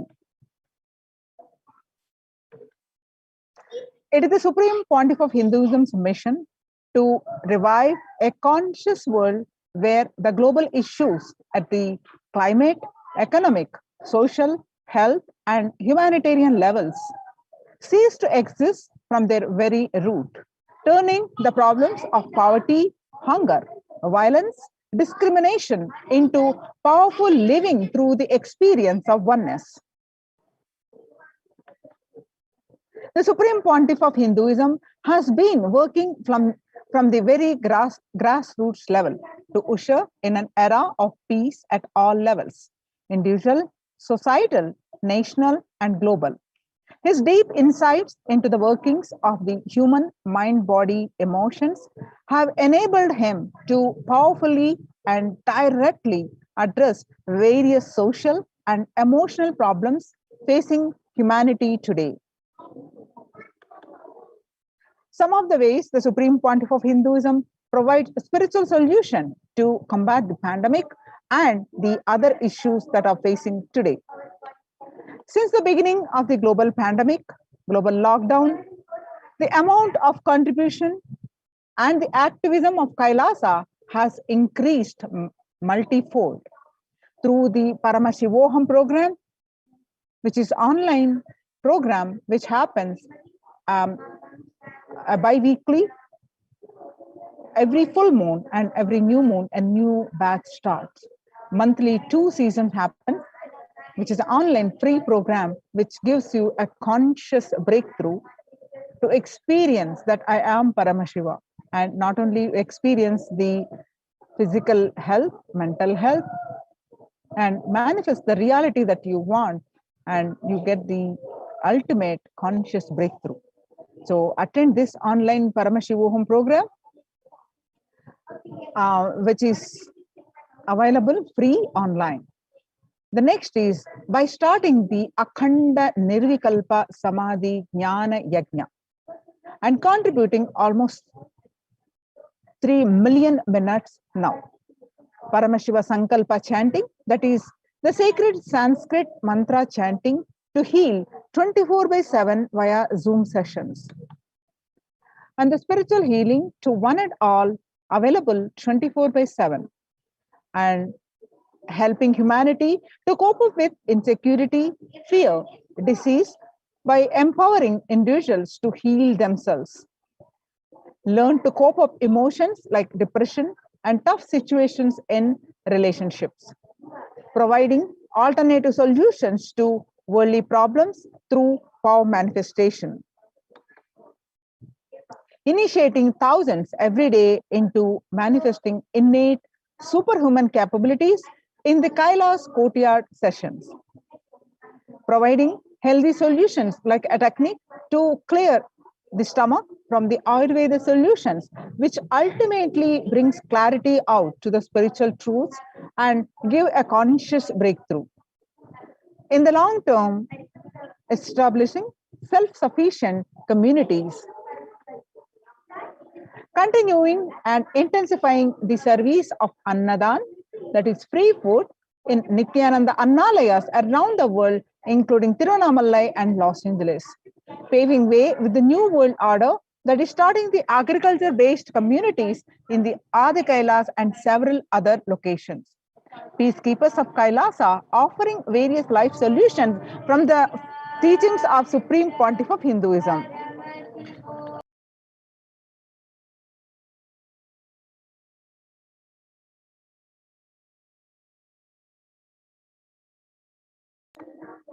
Hinduism prescribes various methods for global healing.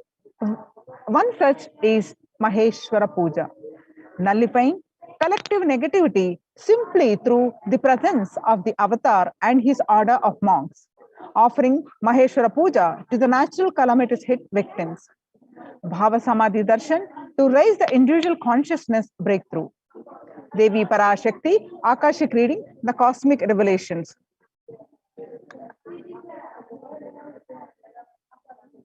Society was created with the delusional ideas of too many human beings, blind spots, and the decision made from those blind spots.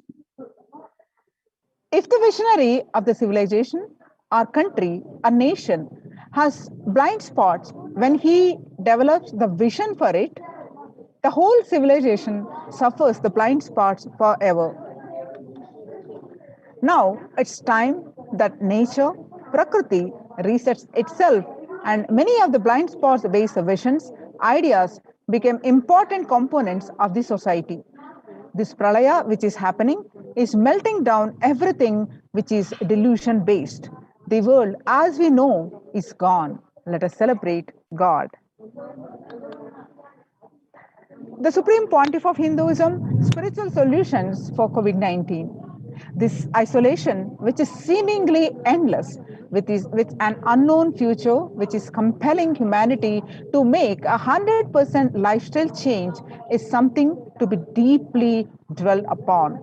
All problems need to be addressed only with spiritual solutions and powerful cognitions. To stop people having mental breakdown, pandemic fatigue, collapsing, depression, destruction, and also give them superconsciousness breakthrough and revive the enlightened civilization. The Supreme Pontiff of Hinduism continuously gives spiritual solutions and powerful cognitions. Some of the spiritual solutions and powerful cognitions are by the Supreme Pontiff of Hinduism to general well-being, get a superconscious breakthrough, and to face the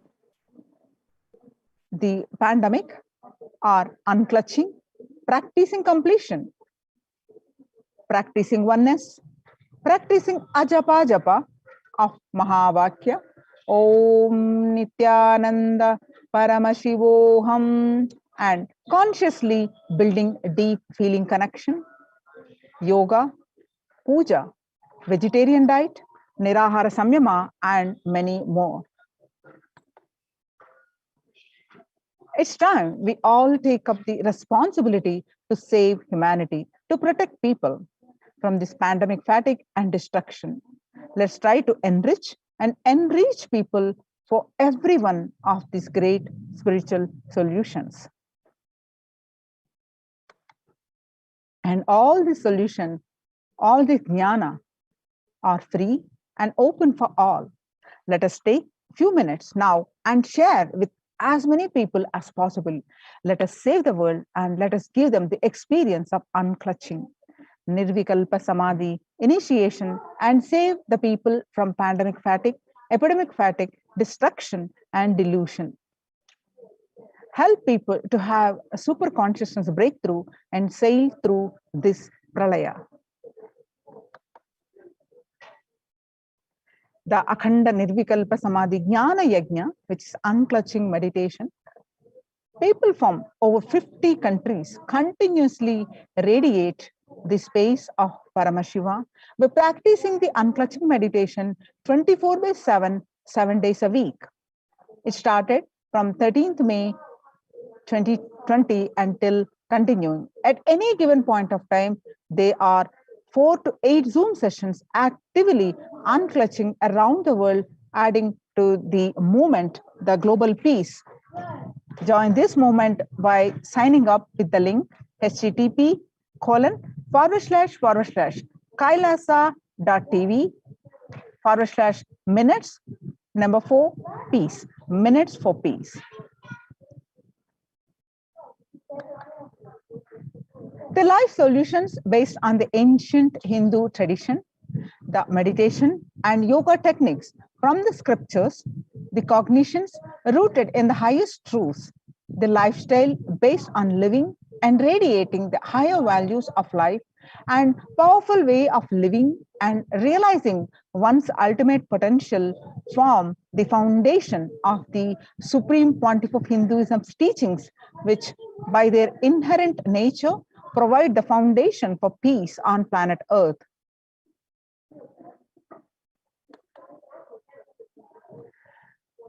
The Supreme Pontiff of Hinduism has launched the Minutes for Peace initiative, which aim to reduce the crime globally by conducting mass meditations around the world in parallel.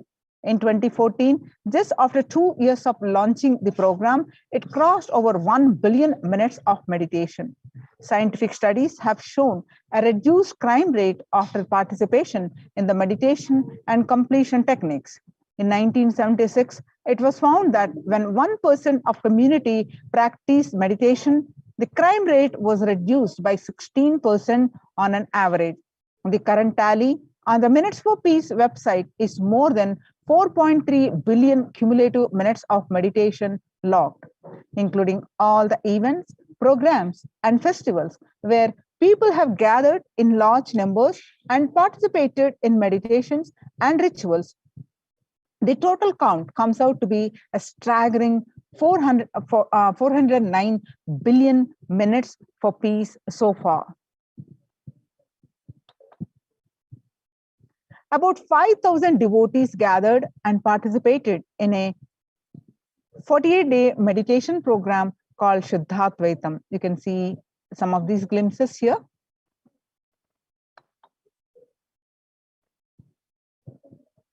The Supreme Pontiff of Hinduism has hosted Kumbh Mela, United States of America in Los Angeles since 2007.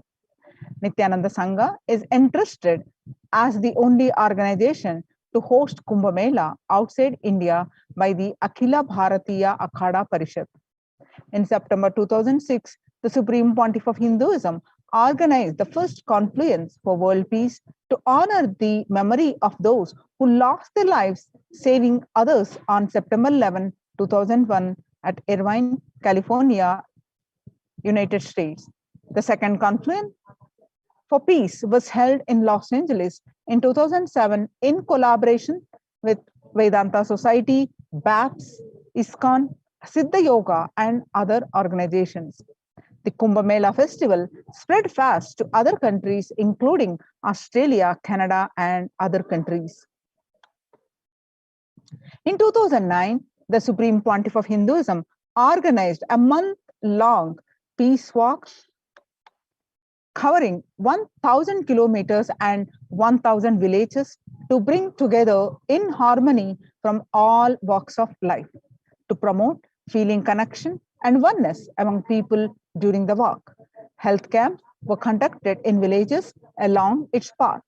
Supreme Pontiff of Hinduism has conducted large-scale collective meditations on September 21st International Peace Day to raise collective consciousness.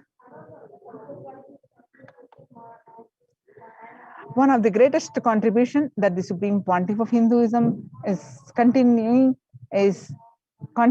is sannyas, initiating thousands into sannyas. Sannyas is our social responsibility. Let us save Hinduism and humanity. The Supreme Pontiff of Hinduism has revitalized the monastic tradition of sannyas by initiating hundreds of people into Nityananda monastic order. The all-renouncing monks contribute the best things to human civilization, living their life with the cognition that life is for others. These monks and nuns act as the harbingers of peace and empowerment for the human society distraught with violence, depression, and other forms of life negativity.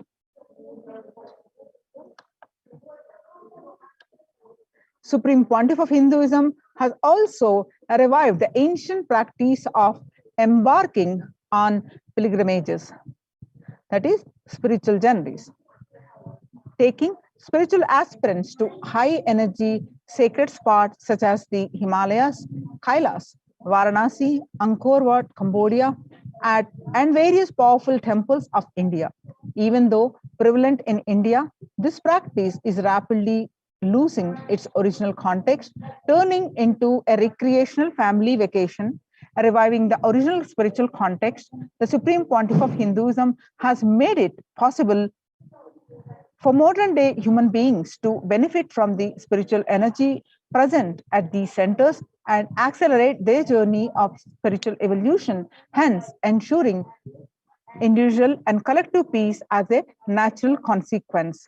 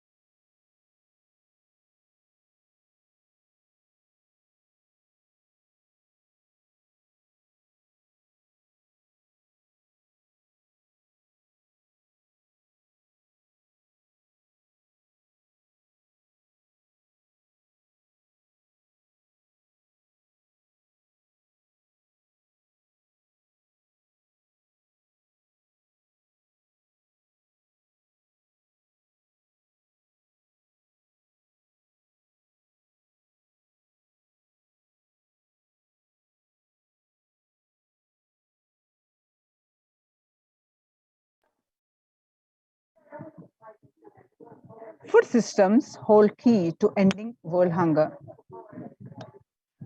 Effects of the COVID-19 pandemic in the United Nations has noted a dramatic increase in world hunger. According to the state of food security and nutrition in the world, 1/10 of global population, as many as 811 million people, were undernourished in 2020, an increase of 118 million from 2019.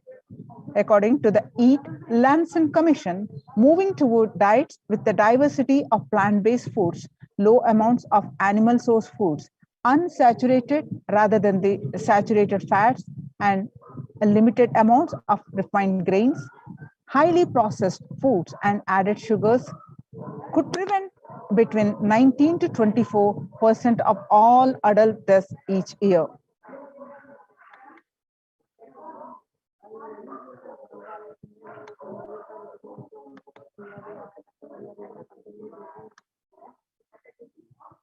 Under the Red Om, which is No Hunger Project, through the Annalayas, the food donation centers, the de facto spiritual embassies of Kailasa worldwide, under the guidance of the Supreme Pontiff of Hinduism, has served over 2 million organic sattvic vegetarian meals so far, giving free food to all the citizens of the economic policy of Kailasa, deriving the reference from Vedas and Agamas. Recently, the humanitarian initiative launched by the Supreme Pontiff of Hinduism is opening the Kailasa's COVID care centers in India, where the monastery campuses have been turned into a multi-layer quarantine facility to safeguard the inmates against any possible point of contact with the outer world.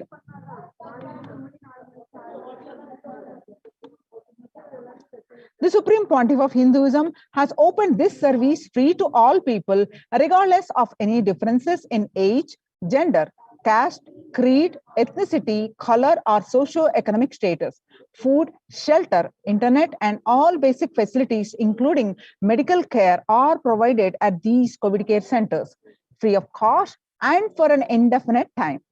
The outcome has been a splendid zero infection rate so far among the participants, a feat not achieved anywhere else in the world, let alone in India. This response model of handling the COVID-19 pandemic at a community level, along with guidelines and recommendations for governments, has been recognized and accepted by the United Nations as well. You can see some of the glimpses where participants of the COVID care program offered by the Supreme Pontiff of Hinduism are enjoying a healthy, blissful, and spiritual lifestyle in multi-layered protection. They enjoy the morning stress-free time following a spiritual morning routine, doing yoga, daily puja, temple sevas, khara sevas, and celebrating festivals. And you can see they're celebrating the festivals and join the Kailasa's COVID care protection centers and save your life. And especially if you are in India, you can join any one of the COVID care protection centers.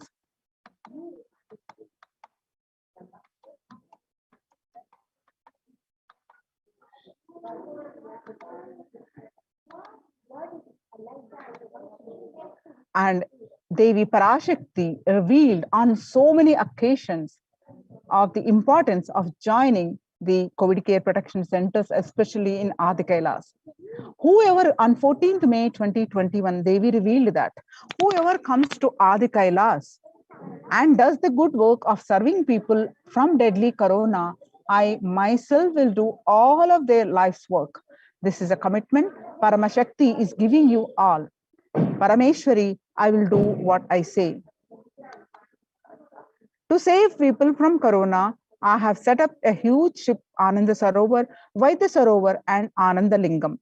I have made it in Adi Kailasa. Go there and take water every day, worship Ananda Lingam. Water, turmeric, milk, and neem rasam showered on Navapashanam are medicines for us.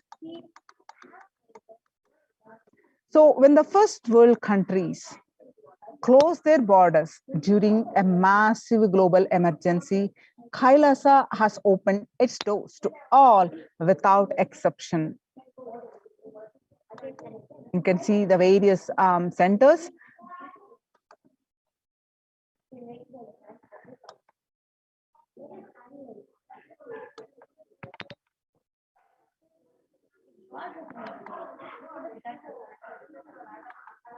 So there are various free social services offered, medical care, allopathy, Ayurvedic, Siddha.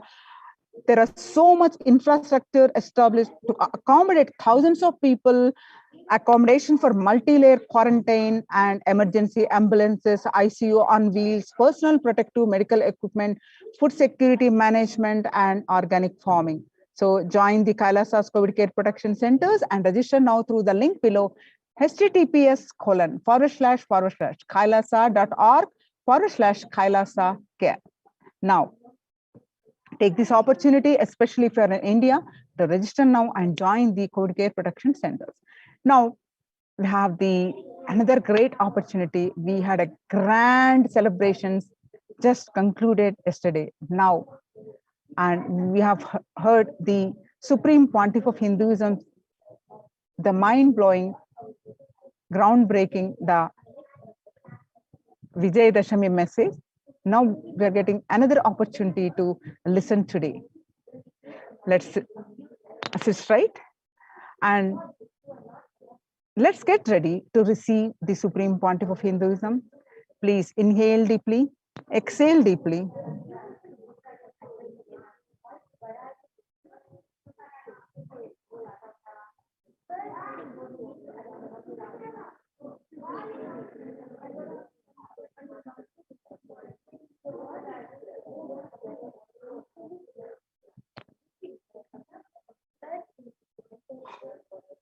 The very powerful message about the science of Shaktis. Now we're going to listen again. The Supreme Pontiff of Hinduism said, listen at least 5 times. And Let's listen this satsang again today.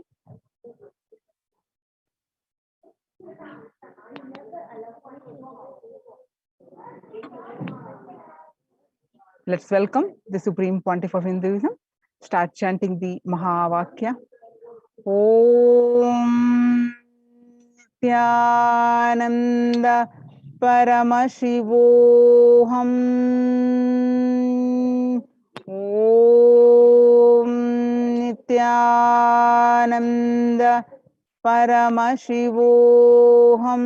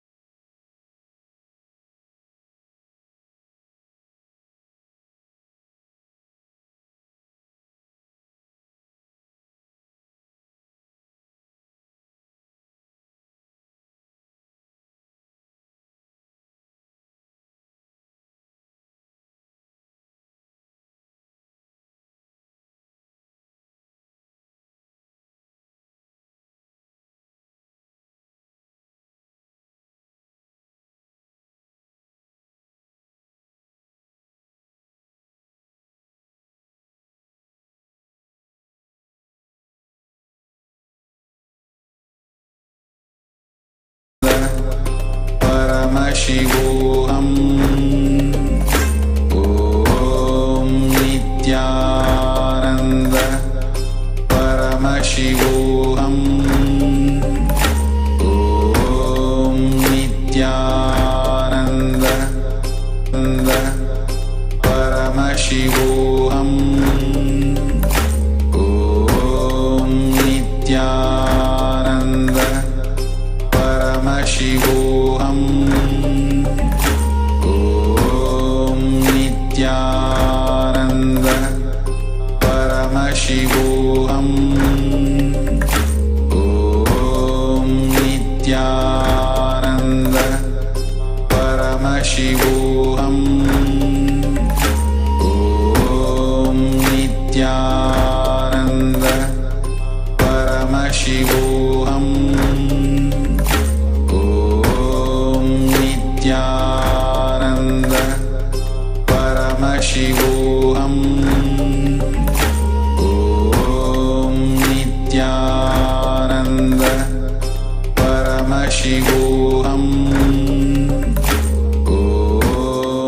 Nityananda Paramashivam.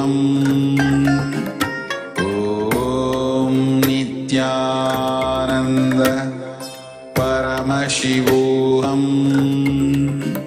Om Nityananda Paramashivam. Om Nityananda Paramashivam. Om Nityananda Paramashivam. Om Nityananda Paramashivam. Om Nityananda Paramashivam.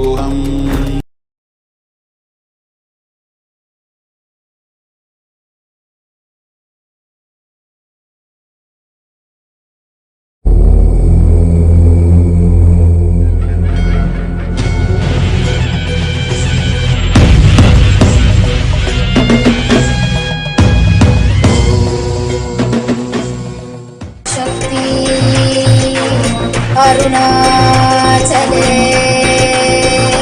अवेदभुजाम्बिके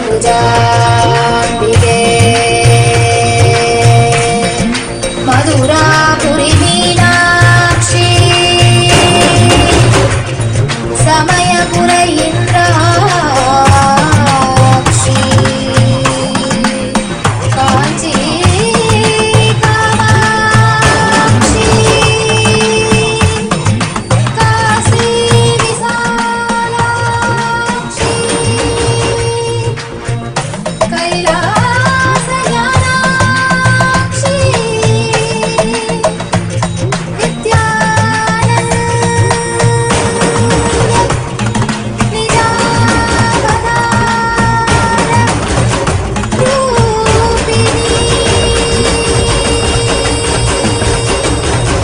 शिवशङ्करि शापविमोचनि शोकविनाशिनि शास्त्रज्ञे शिवसहिते शिवशम्भु शुभङ्करि शुम्भरि शुम्भपदास्तुते सकल मनोहरि सुन्दरि सर्ववशङ्करि शङ्करतोषकृते जय परमेश्वरि नित्यसुमङ्गलि नित्यनितेश्वरि पालय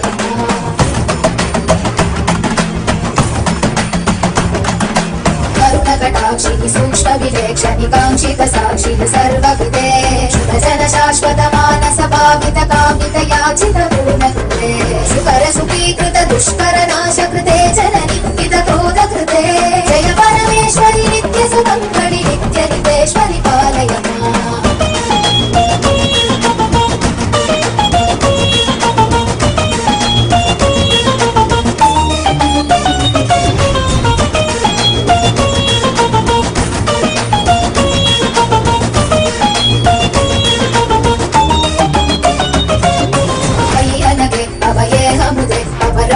शक्तियुते हजिते शुभवरदे विभवे विमले कमले कमलाम्बुजपादयुते करकमले करुणानिलये कमलाक्षयुते करशूलधृते जय परमेश्वरि नित्यसुमङ्गलि नित्यनितेश्वरि पालय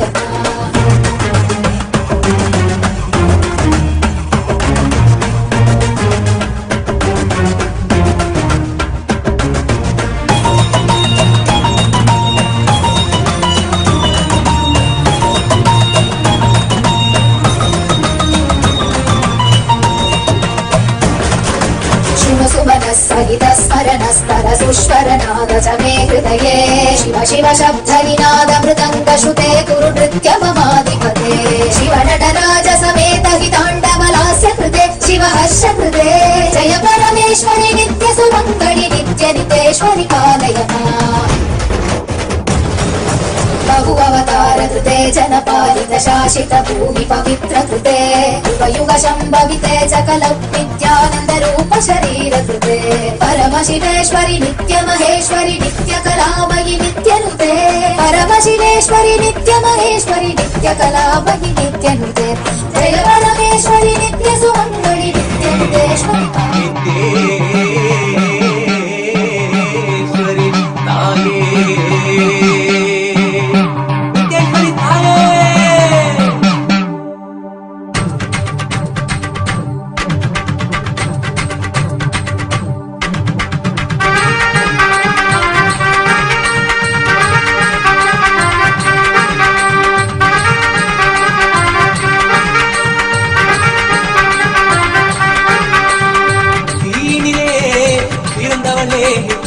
ஆனந்தத்தியே நித்யானந்தேஸ்வரி தீனிலே பிறந்தவளே நித்ய ஆனந்தத்தியே நித்யானந்தேஸ்வரி கருமங்களை கொண்டிட வந்தாய் நித்யானந்த தர்ம மண்ணில் வென்றிட வந்தாய் கருமங்களை கொண்டிட வந்தாய் நித்யானந்த தர்ம மண்ணில் வென்றிட வந்தாய் தீனிலே பிறந்தவளே நித்ய ஆனந்தத்தியே நித்யானந்தேஸ்வரி தீனிலே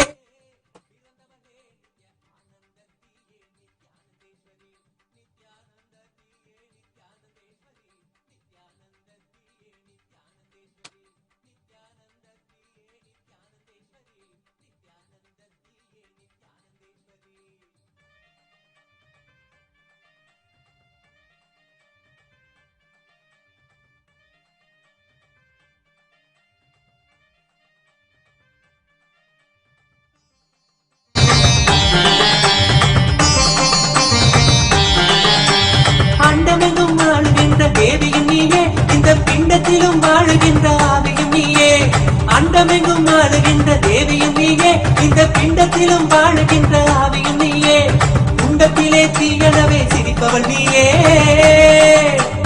குண்டத்திலே தீயனவே சிரிப்பவள் நீயே யோக தண்டத்தையும் தந்த நித்திய ஞானத்தின் தாயே யோக தண்டத்தையும் தந்த நித்திய ஞானத்தின் தாயே தீனிலே பிறந்தவளே நித்ய ஆனந்தத்தியே நித்யானந்தேஸ்வரி நித்யானந்தத்தியே நித்யானந்தேஸ்வரி நித்யானந்தத்தியே நித்யானந்தேஸ்வரி நித்யானந்தத்தியே நித்யானந்தேஸ்வரி நித்யானந்தத்தியே நித்யானந்தேஸ்வரி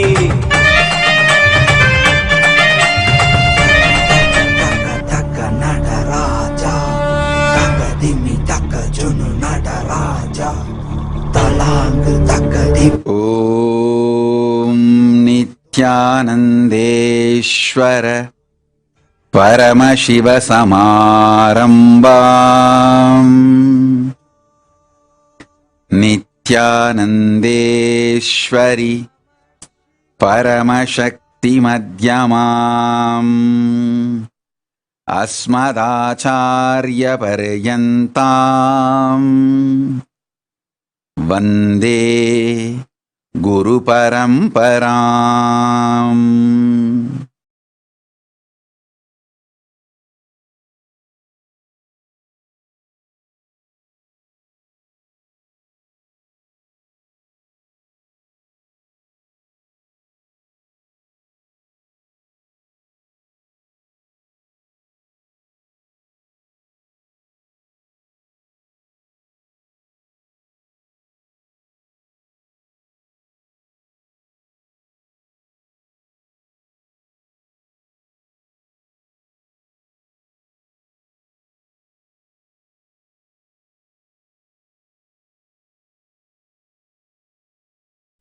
I welcome you all with my love and blessings.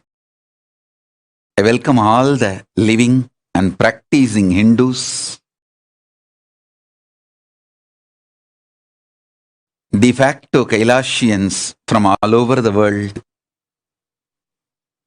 I welcome all the Sarvanyapita Kartas, Sarvanyapita Yajamans, Sarvanyapita Manifestors, Sarvaparityahis, Shrimahans, Mahans, Kotaris, Tanedars, visitors, viewers, Kayakalpa Yoga participants, Kailasa's e-Gurukul students, Kailasa's NHU students, Kailasa's ministers, ambassadors, diplomats, e-diplomats, citizens, consulate generals and supporters, and Mantreshwaras, Vidyeshwaras, Ganeshwaras, Lokeshwaras, Astreshwaras. I welcome all of you,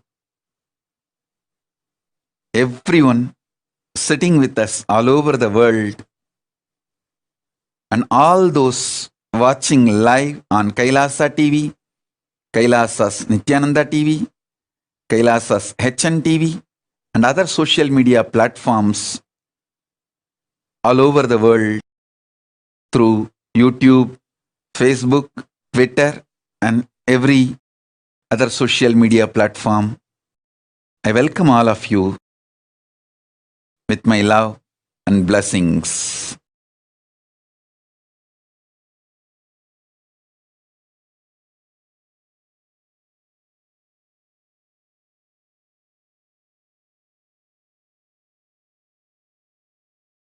Paramashiva's message directly from Kailasa on this auspicious Vijayadasami day.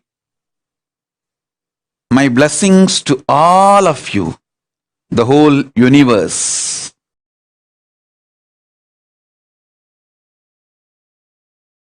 On this auspicious Vijayadasami day, I'll reveal the cosmic signs of Shaktis. Listen to it intensely.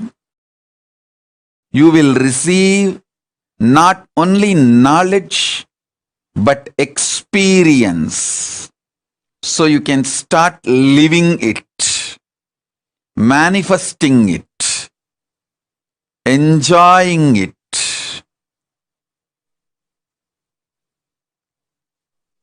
On this auspicious Vijayadasami day, all the blessings to all of you sitting with us everywhere,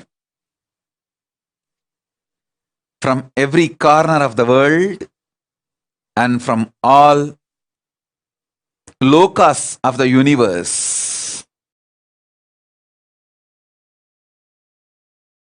as the living manifestation of Paramashiva, Nijavatara, today successfully have completed the 41st Chaturmasya on this incarnation.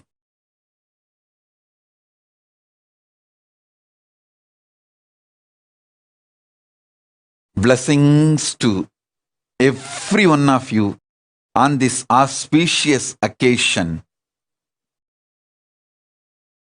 Now, listen to the cosmic signs, cosmic revelations, ultimate sacred secrets related to the Shaktis. Understand, the modern day science is able to understand using the human mind the four forces. Listen. Modern day science is able to understand four forces using human mind. One, gravitation, the power of gravity, gravitation power. Second, electromagnetic force. Third, weak nuclear force. Fourth, strong nuclear force. I want to give you some of the powerful sacred secrets, revelations to all of you, so you can understand these powers and forces in the higher level, from the higher dimensions. Understand? Whatever is happening in Brahmanda is happening in Pindanda. Whatever is happening in macrocosm is happening in microcosm.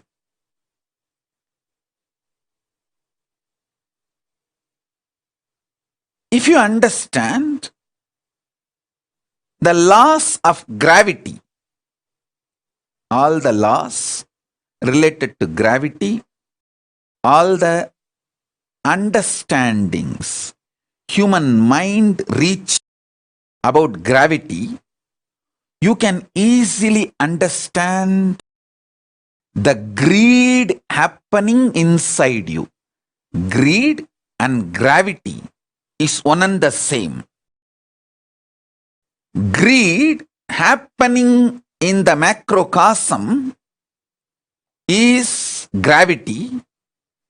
Gravity happening in the microcosm is greed. Listen. Greed happening in the macrocosm is gravity. Gravity happening in the microcosm is greed. If you map all the understandings you have about gravity on your greed, and all the understandings you have about the principle of greed on the principle of gravity, you will have powerful insights about your life. Gravitating is nothing but greed for more. Greed for more. Listen carefully.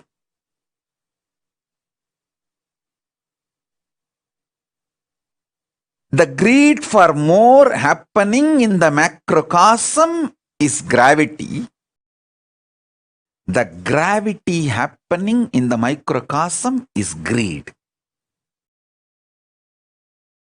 Study all the principles related to gravitation in every level, whether Newton's initial level theories or Einstein's quantum level theories or the modern day recent parallel universe, parallel life understandings and revelations. Study all of it. Map all of it to your greed. How your greed functions. How your greed becomes active or passive, aggressive or regressive. How it exists. How it manifests. How it manipulates. How it becomes life positive, sometimes life negative. Understand? How you attract, you gravitate what you want towards your life, you will be empowered with the knowledge, science, power of manifesting what you want. If you understand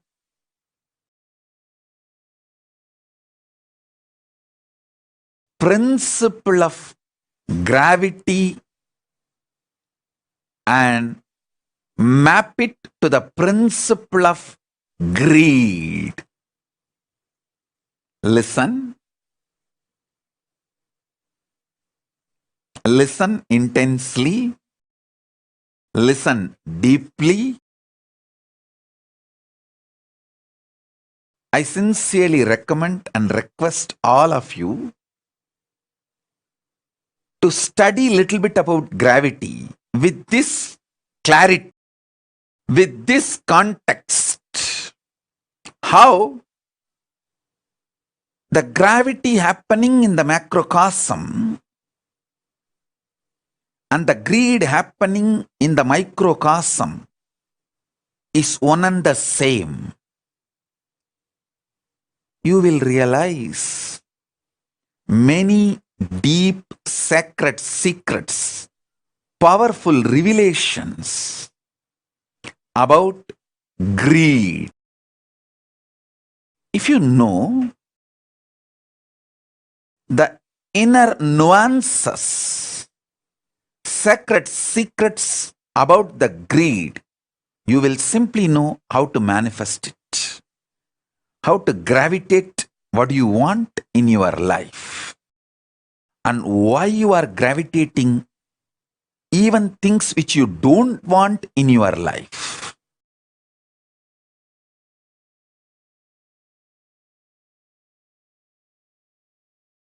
You will understand your life, what is happening in microcosm, in your existence, more clearly, deeply, and you will also gravitate what you want, and you will stop gravitating what you don't want. For that, understanding gravitation as per the science happening in the macrocosm, able to map it to your microcosm. Listen. I am repeating.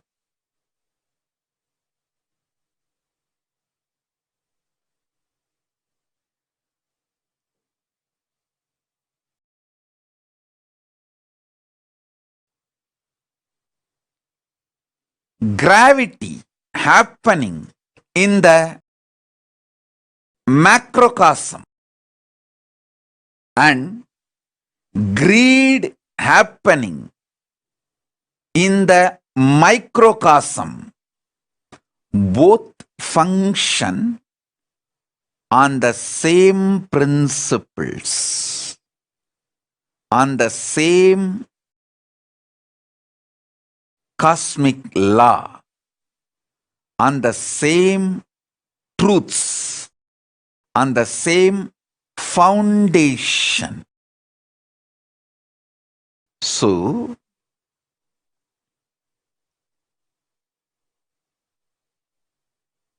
listen intensely.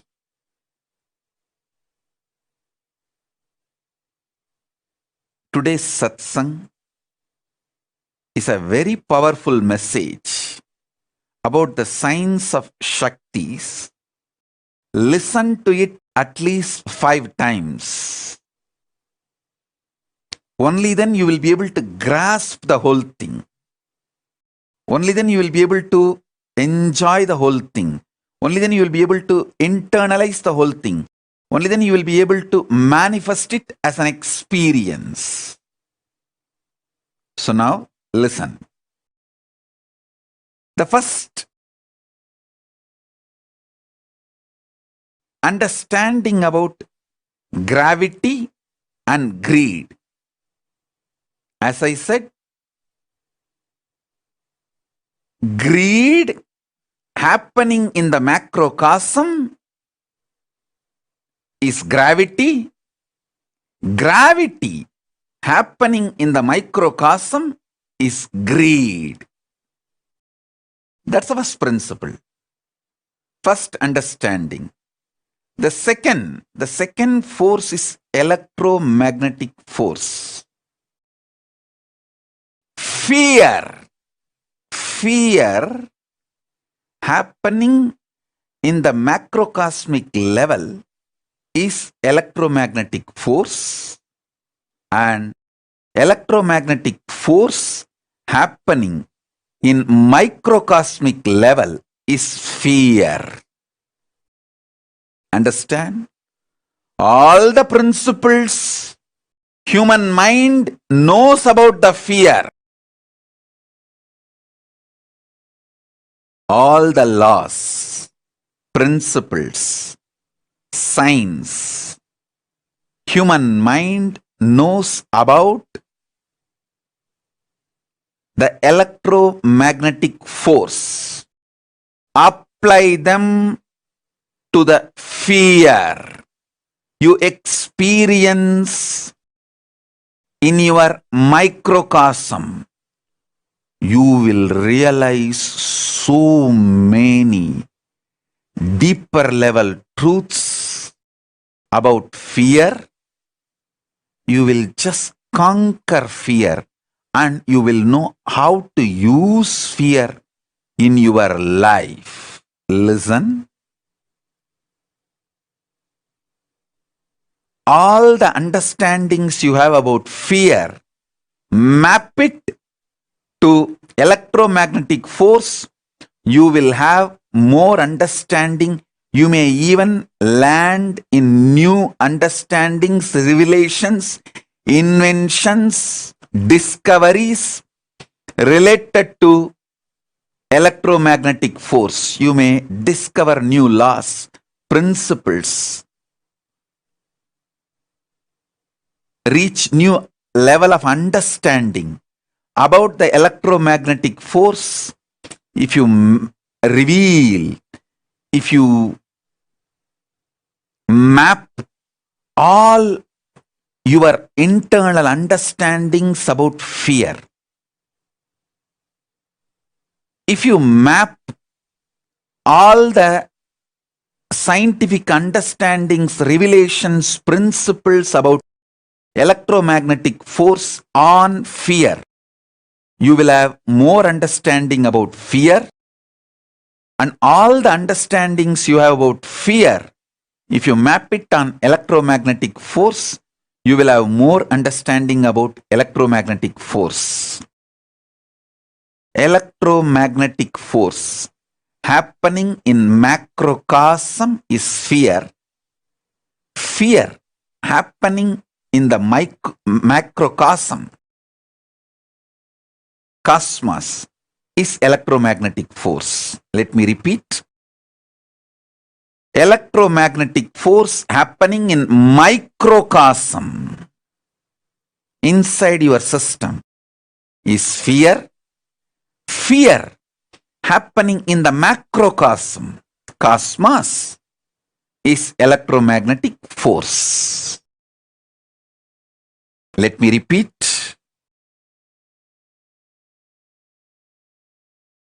Gravity, gravitating, happening in microcosm is greed.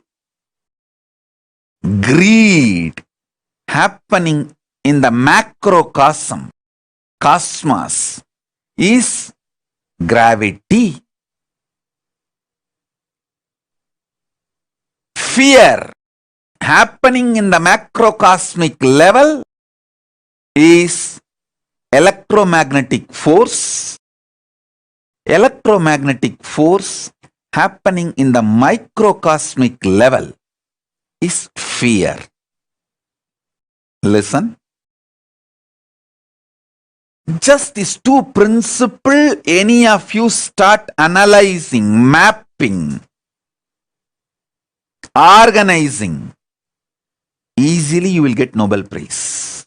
Because there is so much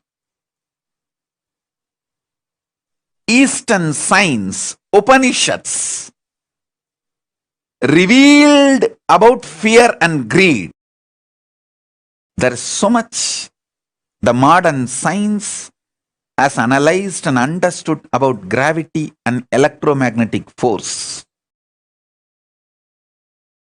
Many things will complement each other. Many of the understandings about the electromagnetic force and gravitation force by the modern science, if you map them to the understandings about fear and greed by the Upanishads and Agamas, the Hindu scriptures, you will land on many revelations, discoveries, understandings, powers in the inner world and in the outer world, in microcosm and in the macrocosm. What I am revealing is some of the fundamental principles, fundamental discoveries. This Chaturmasya, whole 4 months, I spent in such intense samadhi. Whatever Paramashiva has revealed to me in this intense samadhi, I am revealing it to all of you now. Gravity in microcosm is greed. Greed in macrocosm is gravity. Electromagnetic force in microcosm is fear. Fear in macrocosmic level is electromagnetic force.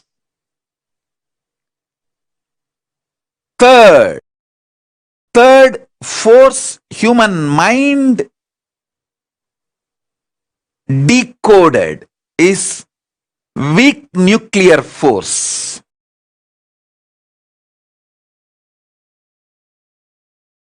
Listen, weak nuclear force.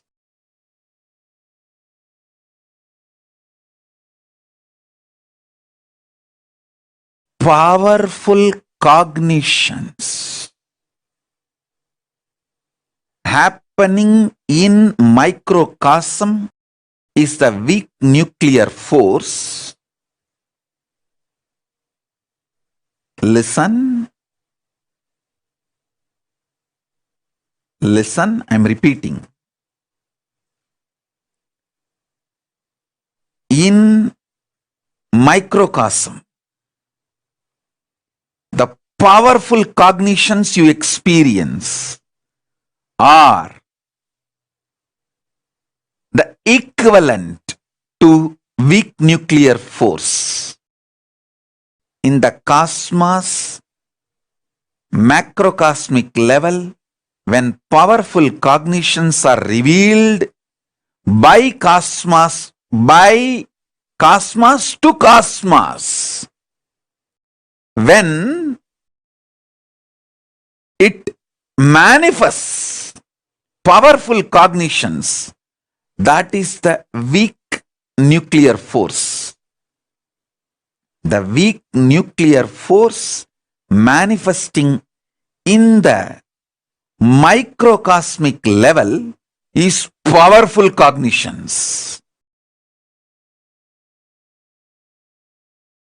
Powerful cognitions manifesting in the macrocosmic level is weak nuclear force. All the laws, principles related to weak nuclear force, take them and map to your powerful cognitions. When you manifest powerful cognitions, what happens in you? Map it. You will have so much understanding and revelations. Whenever you get the powerful cognitions, what happens in you? Observe that. Observe that. Absorb and observe. Map that into the macrocosmos, the macrocosmic principles of weak nuclear force. You will have so much understanding, revelation about the weak nuclear force. Listen. Whenever you get a powerful cognition, a powerful inspiration, like unclutching. Understanding about unclutching is the powerful cognition. What happens to you? In the microcosmic level,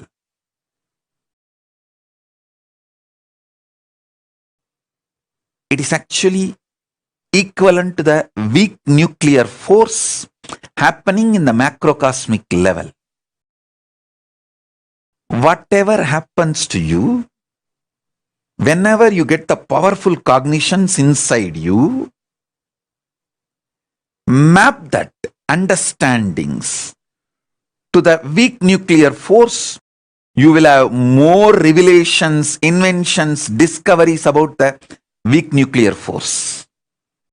And whatever you know, science knows about the weak nuclear force, map them to your powerful cognitions. You will have so much revelations inside, and you will be able to manifest so many powers inside.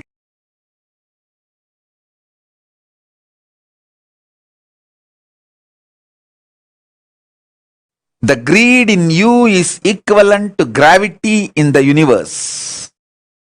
The fear in you is equivalent to electromagnetic force in the universe. The powerful cognitions you experience is equivalent to weak nuclear force in the universe. All common practicing Hindus reach up to this 3 level. The 4th, strong nuclear force. Strong nuclear force is equivalent to initiation. Initiation, diksha, by an incarnation, living incarnation. Listen.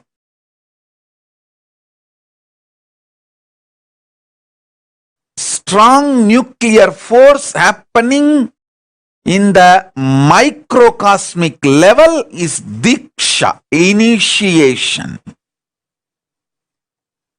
Diksha.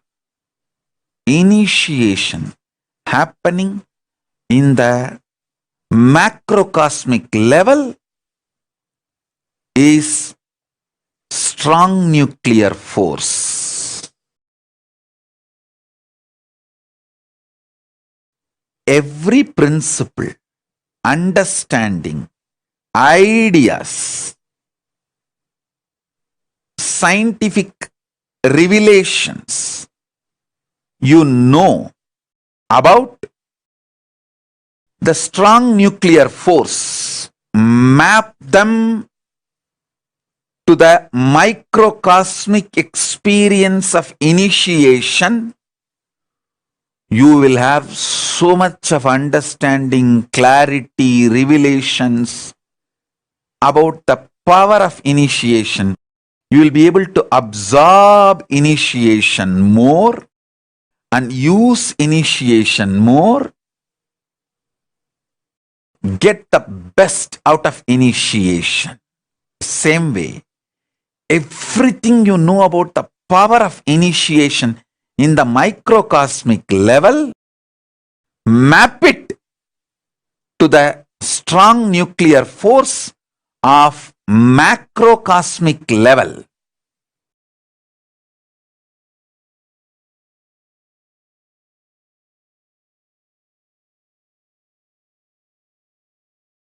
You will have not just new discoveries, inventions, revelations, new principles. You will be empowered to use the strong nuclear force in the macrocosmic level also.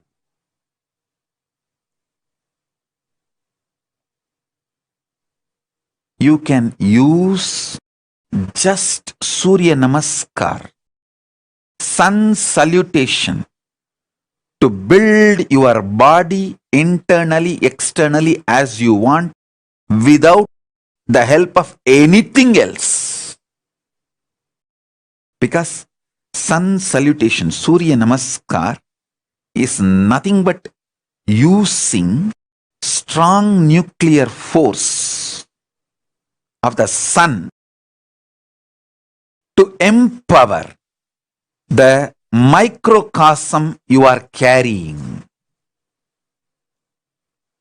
Surya Namaskar is a direct initiation from Surya. Listen. I will repeat.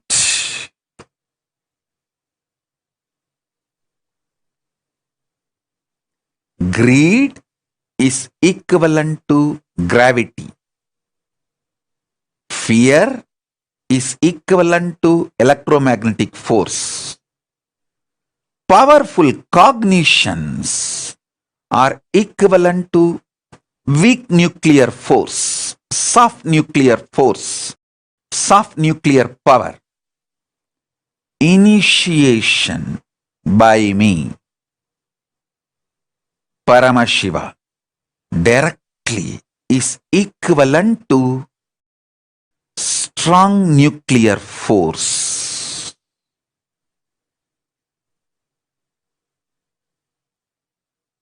Listen. Now I am initiating all of you. So listen.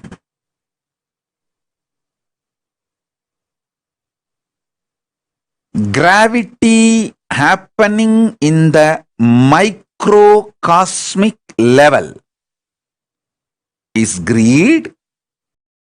Greed happening in the macrocosmic level is gravity.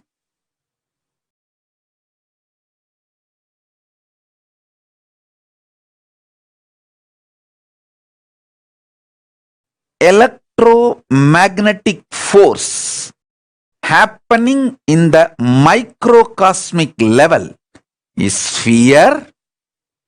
Fear happening in the macrocosmic level is electromagnetic force.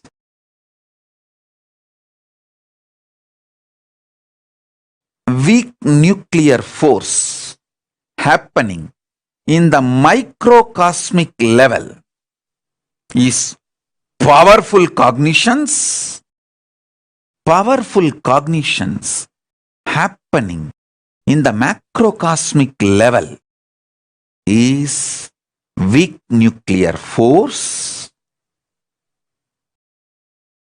Strong nuclear force happening in the microcosmic level is initiation by me, Paramashiva, directly, and initiation by Paramashiva directly happening in the macrocosmic level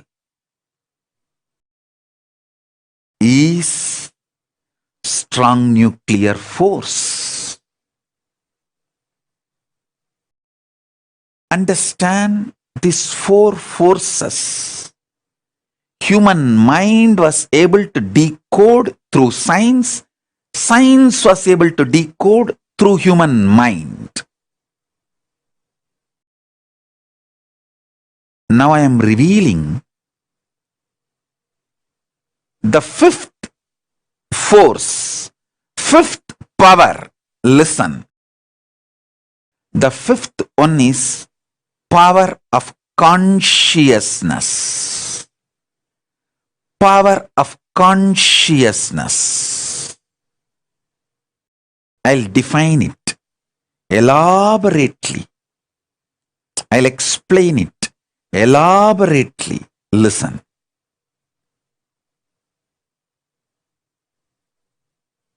You all know about greed. It's too easy to know. Fear. You all know the fundamental definitions and understandings about fear. Powerful cognitions. Almost all practicing Hindus will know the principle of powerful cognitions. When you get powerful insights, revelations from Shastra Pramana and Apta Pramana, and it clicks with you inside, becomes Atma Pramana.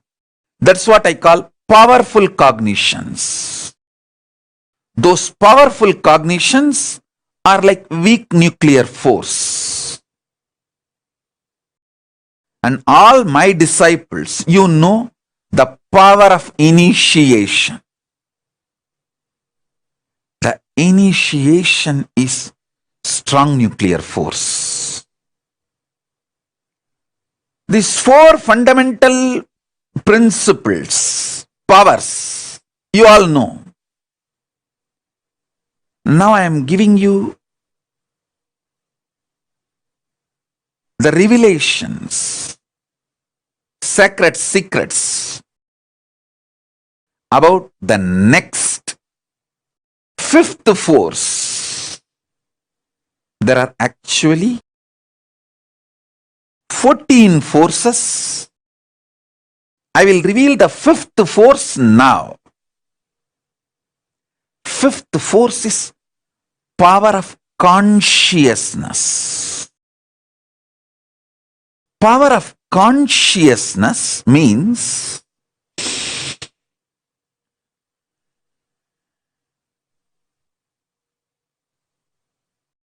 just knowing the truth. Paramashiva is there not because you believe. It's a truth. Paramashiva is real, is truth.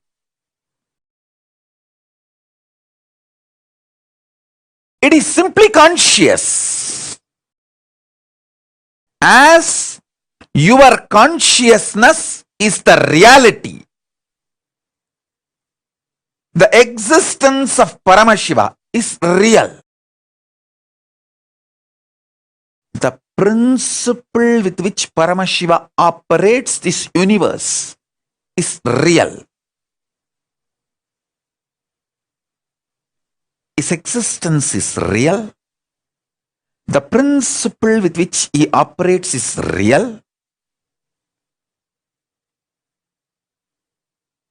The principle of Paramashiva is called Linga. dharma. Listen. Just knowing the reality is consciousness.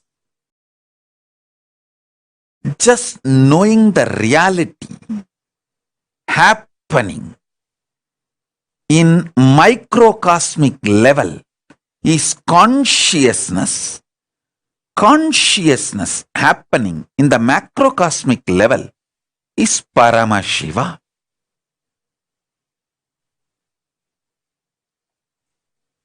Paramashiva is real, is consciousness.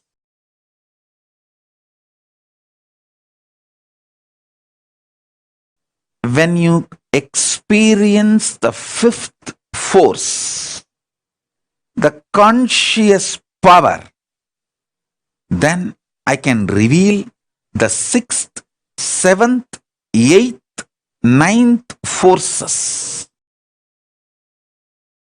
Before you experience the fifth force, if I start revealing the sixth, seventh, it may just go above your head. The sixth, seventh, eighth, ninth, 10th, 11th, 12th, 13th, 14th. Revelations about these forces, I am going to do it as classes and programs for the committed disciples, not economically, but consciously. Sincere seekers that need not be revealed to people who are not that interested. It should be revealed to people who are really committed and interested.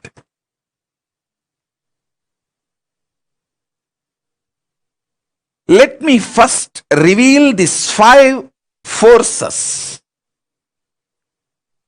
and make this as an initiation and experience, conscious experience to all of you. Whether you are just ordinary clerk doing a regular job, or a beggar in the street, homeless person in the roadside, or statesman ruling a nation, a powerful personality, influencer in the field of entertainment or music, politics, religion, society, in any level you may be, whoever you may be. Understanding about these 5 forces will enrich your life, empower your life, enlighten you. Enlighten you. Everything science decoded related to gravitation, the gravity, using the human mind, map it to your microcosmic level experience called greed. You will be empowered how to gravitate what you want and how not to gravitate what you don't want. Everything modern science has decoded about electromagnetic force, internalize, map it to the fear you experience in the microcosmic level, insecurities you go through, fears you go through. map all those principles related to electromagnetic force to the experience of fear in your life, in your being, you will have so much clarity about fear. You will know how to use fear, how not to get affected by fear, how not to get affected by insecurities, how not to become life negative due to fears. I tell you, last 4 months, this Chaturmasya, being in the space of Paramashiva and Parashakti, Paramashiva darshans, Paramashakti darshans, continuously, all the great things Paramashiva revealed to me, Paramashakti revealed to me, I am revealing it to all of you now, sharing it with all of you now. Maybe in next few satsangs, I can bring some of the principles of gravitation force, gravity, and map it and show you how the greed functions in you. And same way, some of the principles, revelations about greed by Upanishads, map it to gravitation and give you the deeper new revelations and principles and theories.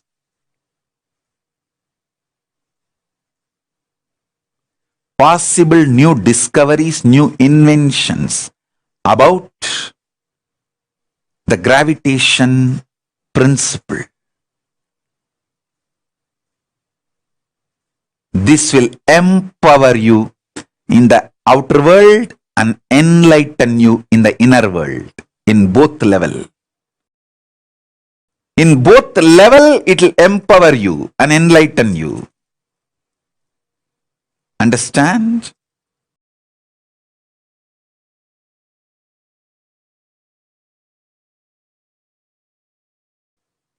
Same way, all the principles science has decoded about the electromagnetic forces.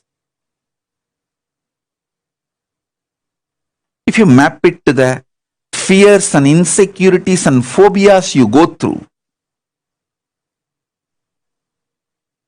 you will become so clear about fear and the effects of fear in your life.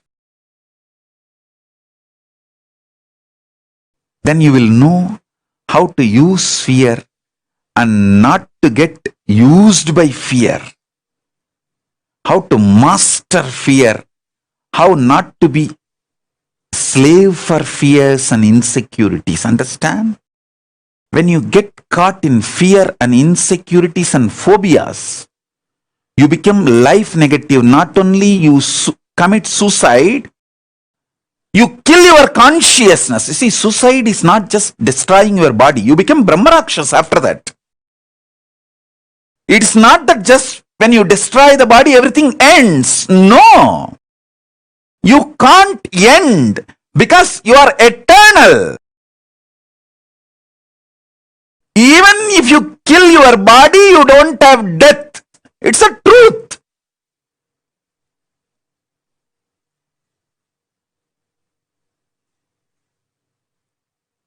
Suicide is actually just like cutting some limbs of your body.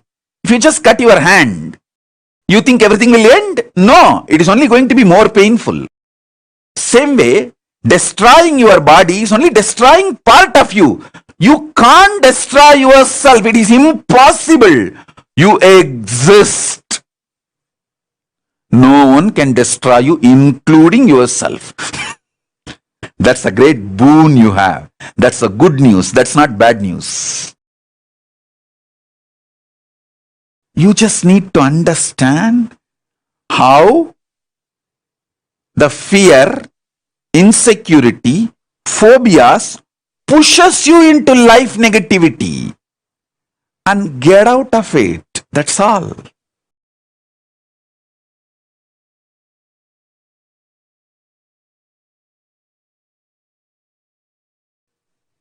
So listen.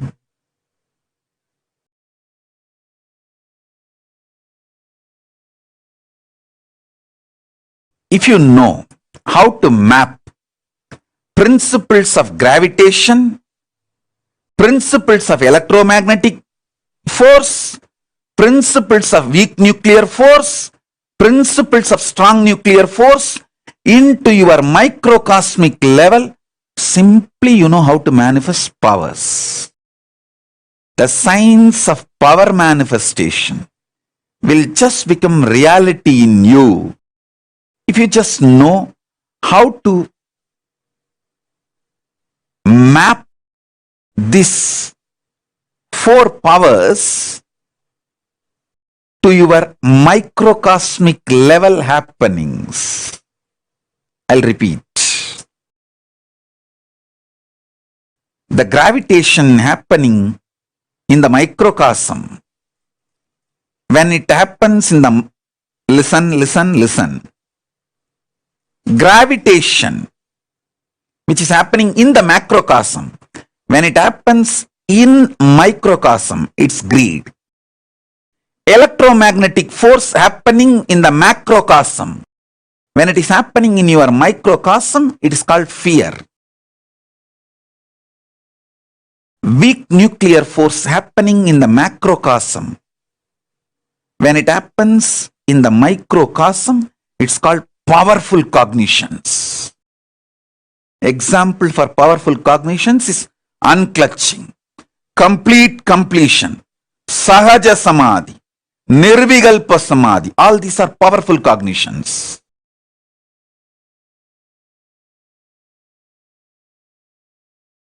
That's a weak nuclear force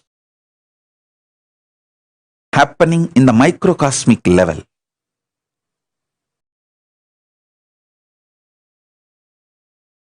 Initiation happening in the microcosmic level is strong nuclear force happening in the macrocosmic level.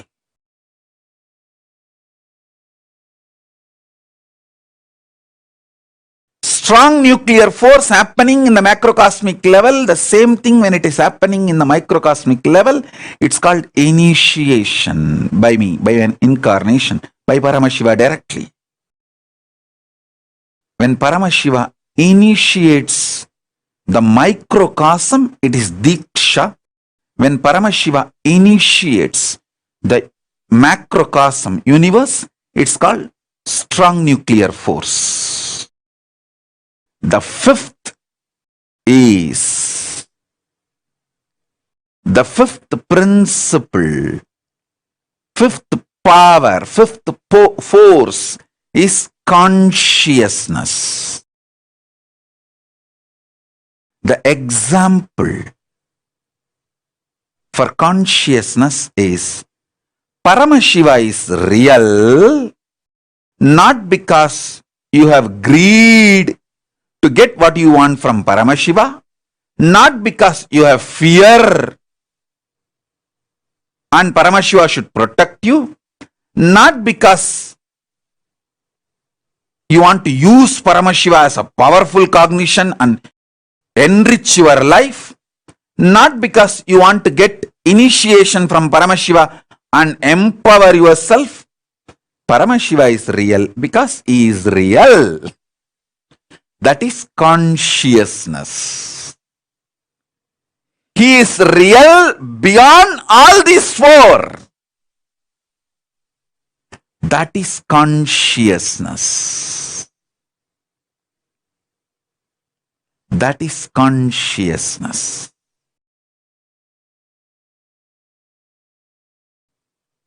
Paramashiva is real, happening in microcosmic level is consciousness happening.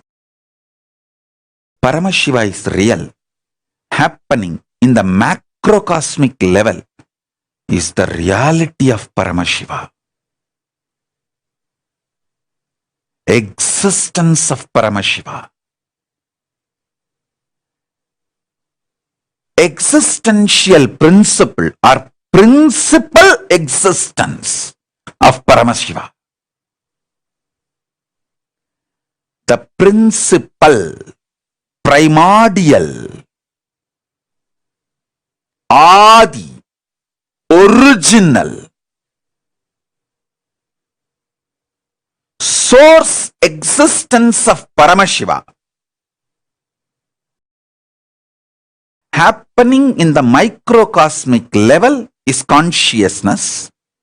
Consciousness happening in the macrocosmic level is the primordial, primal, original, Adi, source existence, principle of reality, the real principle, fundamental principle of the cosmos.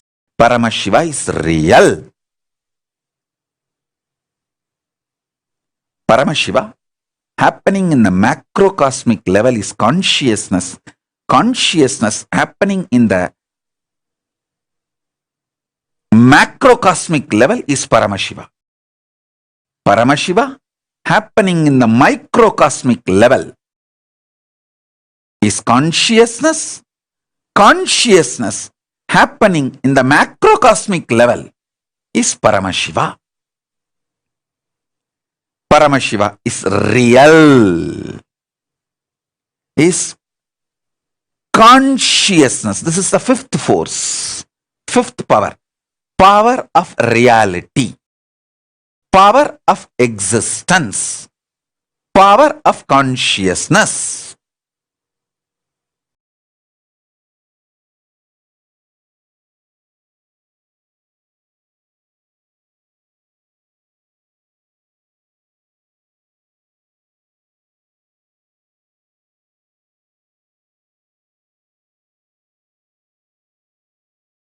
Today, I am introducing these 5 forces, the principles about 5 forces, and initiating all of you, empowering all of you, consciously enlightening all of you.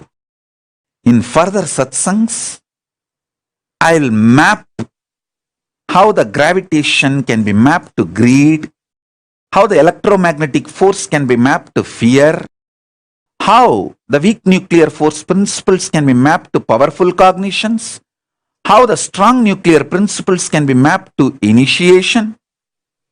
Empower you, all of you, enlighten all of you more and more, and also will reveal the power of consciousness. If you travel through the same logic, gravity, electromagnetic force, weak nuclear force, strong nuclear force, you can easily take a jump into consciousness. Science can explore consciousness if they travel this path, because by the time they travel this path and understand these 4 powers, they will understand the uniting principle. So they will know the road to travel from first to second, second to third, third to fourth, and fourth to fifth. Science can use consciousness for betterment of the human life on this planet Earth. If they can understand these principles step by step, step by step, step by step, and get involved into knowing the reality,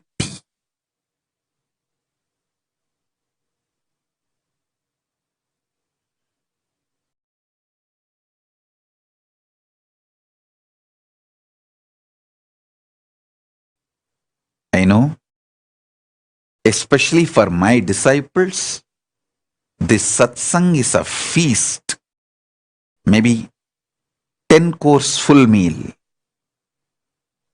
You need to watch this satsang at least 5 times. And I want each one of you to do little Google research. study the fundamentals about gravity and greed. What modern day science says about gravity and what Upanishads reveal about greed. What modern day science say about electromagnetic force and what Upanishads reveal about fear. What modern day science reveals about weak nuclear force and what Upanishads reveal about powerful cognitions. What modern day science reveals about strong nuclear force and what Upanishads reveal about initiation, diksha. What modern day science reveals about consciousness. I think modern day science is yet to decode about consciousness. But what Upanishads reveal about consciousness?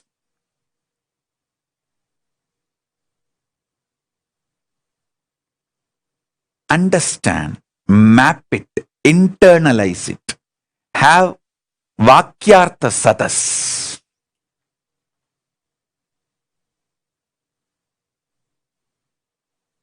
You will simply start manifesting more and more powers, more and more enlightenment. The quality of your living enlightenment will just shoot up. And you will understand Hinduism is real, most scientifically scientific religion. It's literally beyond science. It can lead science to the next level.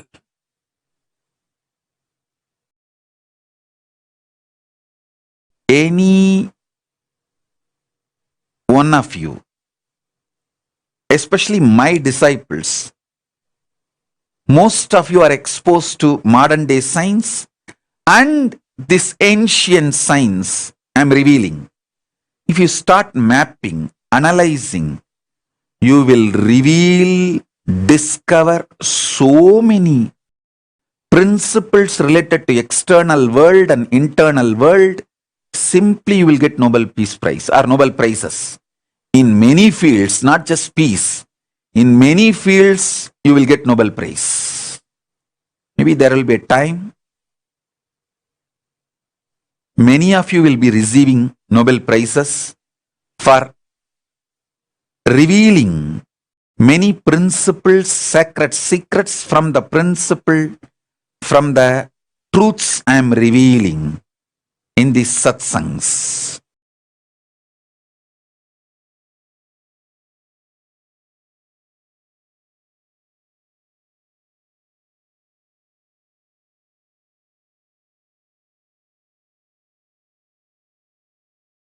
There is so much to tell.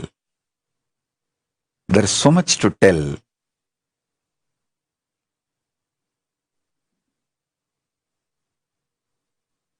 I will reveal them step by step in further satsangs. And classes and sessions and programs for committed disciples. Understand? What's the difference between a viewer, common practicing Hindu, and committed disciple? A commonly practicing Hindu is integrated to these great truths. No doubt. He starts practicing. He may fail and succeed. He may go ups and downs, but he will revive himself, rebuild himself, practice, struggle, manifest. A committed disciple is not just individually integrated, he takes the responsibility for collective integrity. He wants to be part of this Kailasa ecosystem, bringing collective integrity and take this to the whole world. make whole world benefit from this. I am looking for those kind of people who are interested in taking collective integrity, responsibility for collective integrity.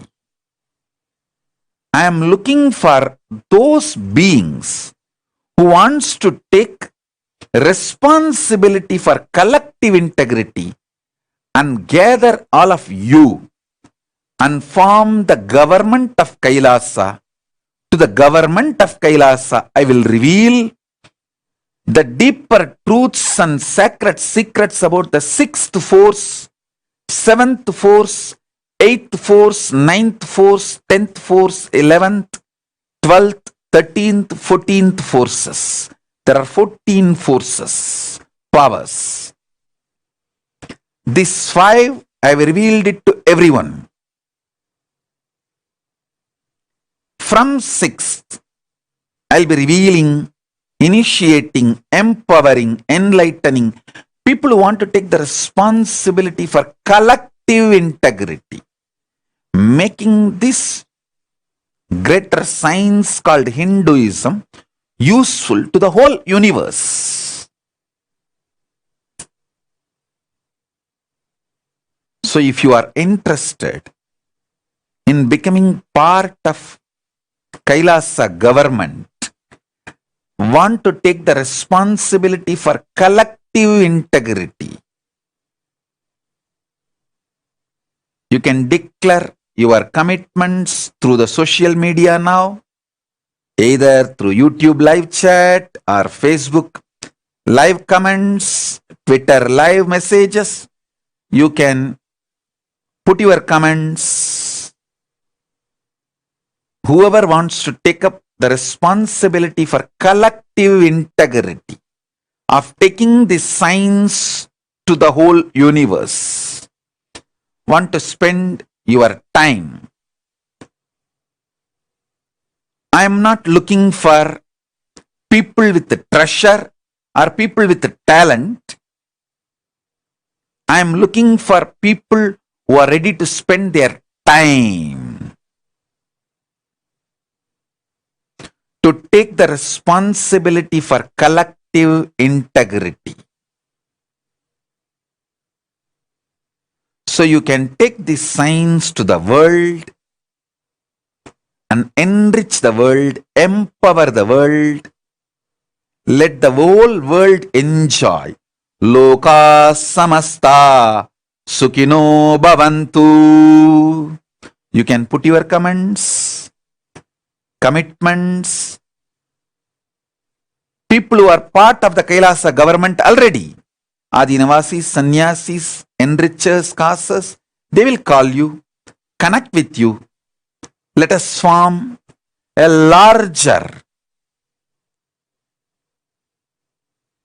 government team of Kailasa who wants to take the responsibility for collective integrity. To them, I will share the next level powers, so you can take this. You can also enjoy, you can take this to the whole world. So this is the message on this Vijayadasami, auspicious Vijayadasami day.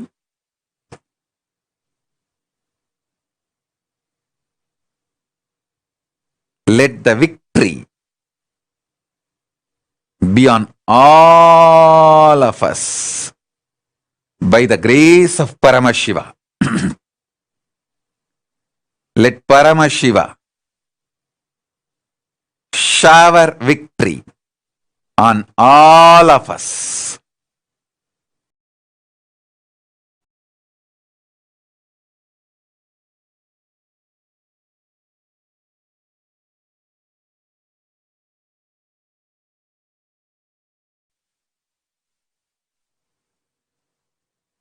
Now, I bring not only the initiation as the living representation, living manifestation of Paramashiva, I bring consciousness of Paramashiva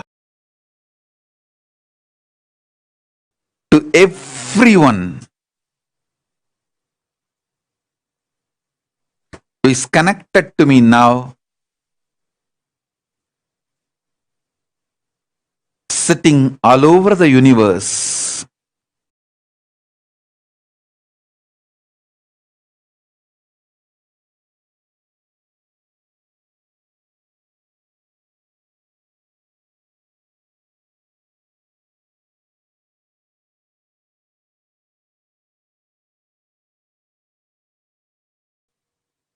Sit with your Atmalinga in your palms. You will receive the consciousness. Paramashiva himself manifesting and showering the powers related to gravity, electromagnetic force, weak nuclear force, strong nuclear force, and consciousness.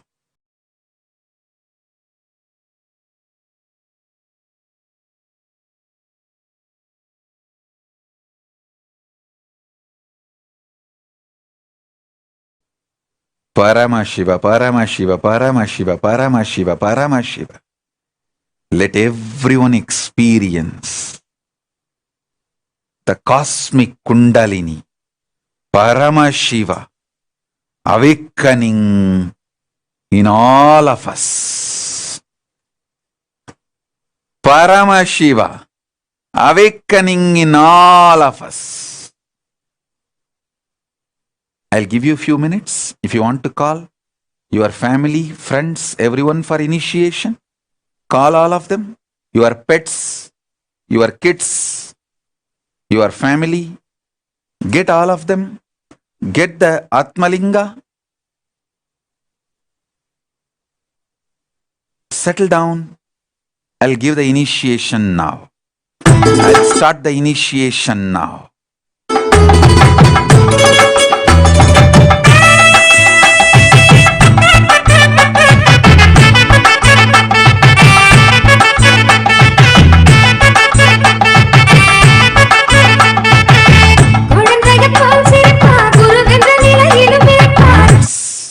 Whoever wants to commit to take the collective responsibility, you can put your messages in YouTube, Facebook, Twitter, WhatsApp, in all the social media platforms.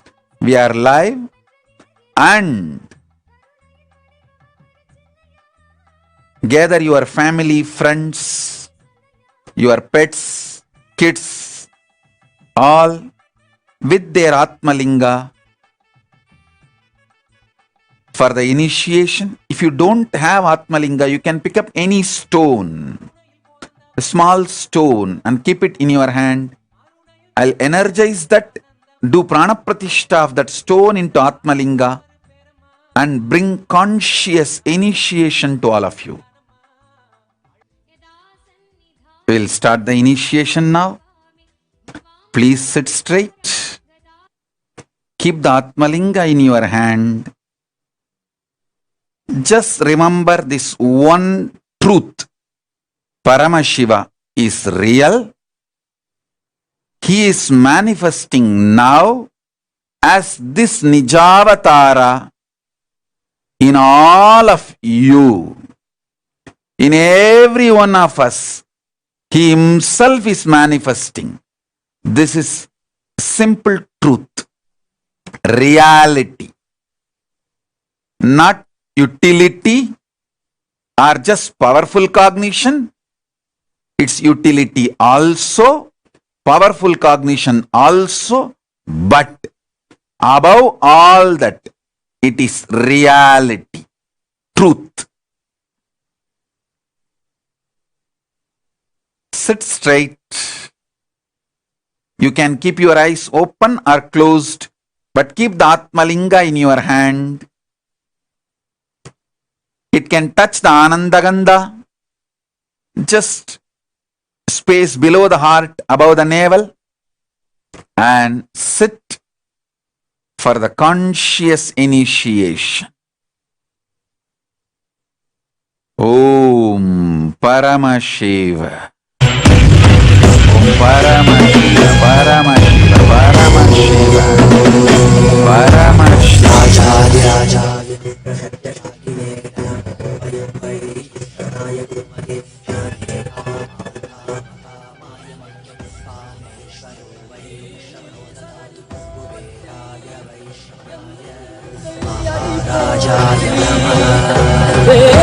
சனடி போற்றி சிவன் சேவடி போற்றி நேயத்தே நின்றறிமலனடி போற்றி ஆயப்பிறப்பருக்கும் மன்னனடி போற்றி சீரார் பெரும் துறையினம் தேவனடி போற்றி ஆராத இன்பம் அருளும் மலை போற்றி ஈசனே சிந்தை கவனம் நேசனே நீ வருவாய் பூவோடு கனிகளை கொண்டு உன்னை பூஜித்தோ அருள் தருவாய் கலி என்னும் கடலினில் மூழ்கிட்டேயும் இனி கரம் தந்து Paramashiva, Paramashiva, Paramashiva, Paramashiva.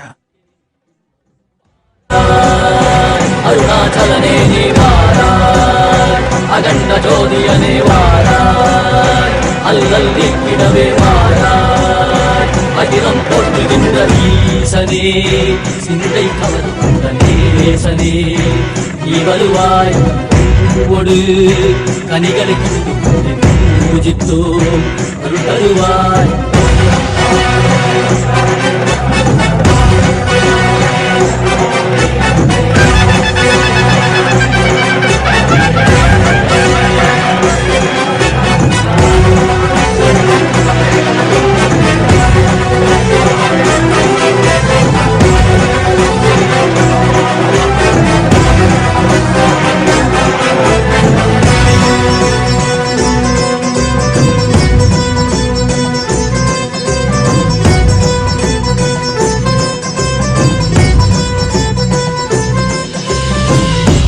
சூலமும் வெயிலில் வில்வமும் நிறையா கடல் நீர் குடியோடு தரிசனம் அல்லவா பொன்மாழ சிற்றவை தனிலே சிந்தை கவர்ந்த உன்னை சிக்கன பிடித்தேனே வந்தும் புகழ் பெறும் நான் வரை நாயகா மதியலில் இறைந்திடுவாய் மதி உணராதவர்க்கு மதி உணர் செய்திட வான்மழை ஏந்திவாடிட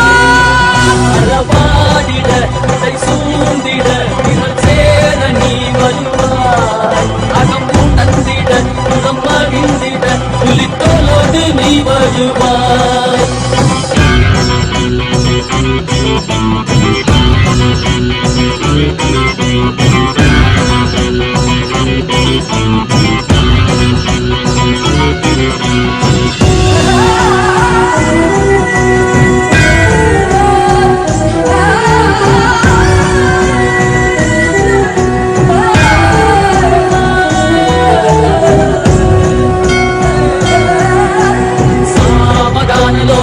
विमुक्ति कारणे नादिकेश दिव्य ब्रह्मरूपने मीनाक्षि शक्ति सहित सुंदरेशने अन्नामलै उदित नित्यानंदने चित्त अचित्तला मुन्नाले इयक्कुम मुन्नाले उन्दन कण्डाले सिगैयिल अणित्तिट्ट मदियाले मदिलिन वழியாலே தெளிந்திடும் வழியாலே जीवन मुक्ति பெற விழைந்தோமே உந்தன் திருவடியில் தொழுதோமே ஆகினாய் ஆகினாய் கேள்வி காண பதிலுமாகினாய் மொழியாகினாய் மதுவாகினாய் மதுவாகி அருள்படை தருக்காம விதைகள் தீர்க்கும் காசிநாதனே எங்கள் கர்வம் போக்கி எப்பயாலும் நேசனே ஏகாந்தமாக ஏக பாதம் தூக்கியே மணியாரை காக்க வேண்டும் நித்யானந்தனே ஈசனே சிந்தை கவர வந்தனே சனே நீ வருவாய் கதிகல சரணதையோ நயே காத்திடவா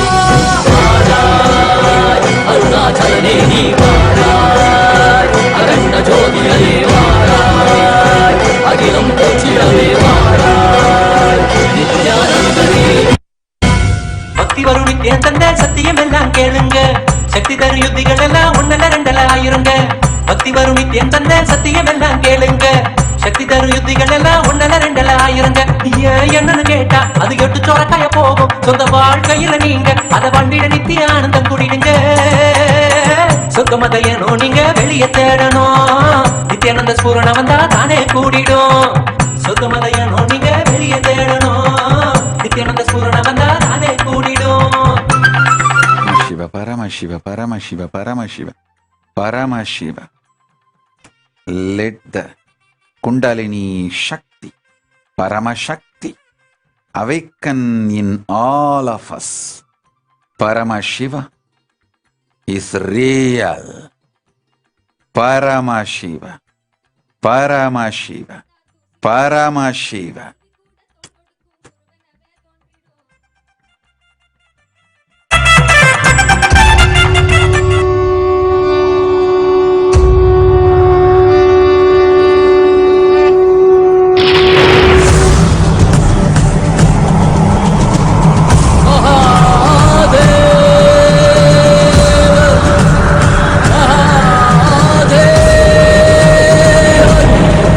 Bhagavan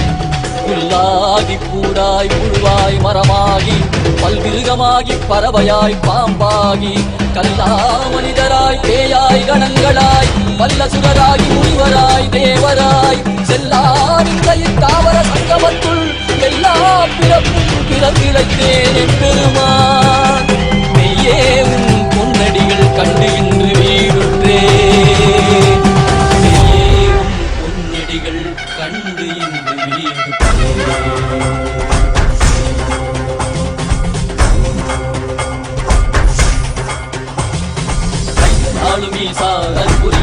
சரீரத்தில் வேண்டும் அதனால் திசை கொடு உண்மையால் கொண்டவா கையாளும் ஈசா கல்புரிய சிங்க சரீரத்தில் வாடிக்கொடு போற்ற வேண்டும் அதனால் திசை கொடு உண்மையால் கொண்டவா எழுதித்தவா வாழ்வுதனை பயமாக்கவா ஔஷதம் தந்தவா உடலிலை விடும் பொறுமை தந்தருளவா எழுதித்தவா வாழ்வுதனை பயமாக்கவா ஔஷதம் தந்தவா உடலிலை விடும் பொறுமை தந்தருளவா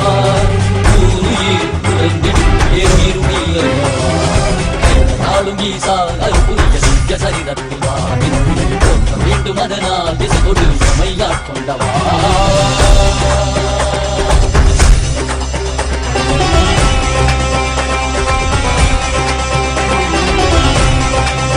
மாற்றமாம் வையகத்தின் பேரே வந்தறிவாம் தேற்றனே தேற்றத் தெளிவே என் சிந்தனையுள் ஊற்றான உன்னாரமுதே உதயானே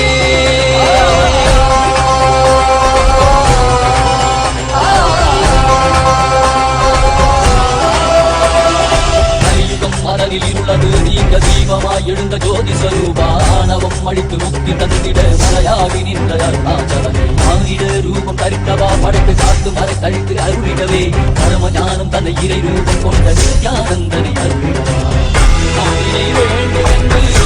கடல் கடைந்த போது அது வரும் நஞ்சை உண்டு பக்தரை காத்துகின்றார் சிவ சிவ சிவ ஓம் நம சிவாய ஓம் ஹர ஹர என சித்தம் படைக்கும் ஓம் சிவ சிவாய ஓம் நம சிவாய ஓம் அகதிமிகன காலம் முடங்கும் நாளும் ஈசா அருப்புரிய சிங்க சரிதத்தில் வாடின் போற்ற வேண்டும் அதனால் திசை கொடு எம்மையாக் கொண்டவா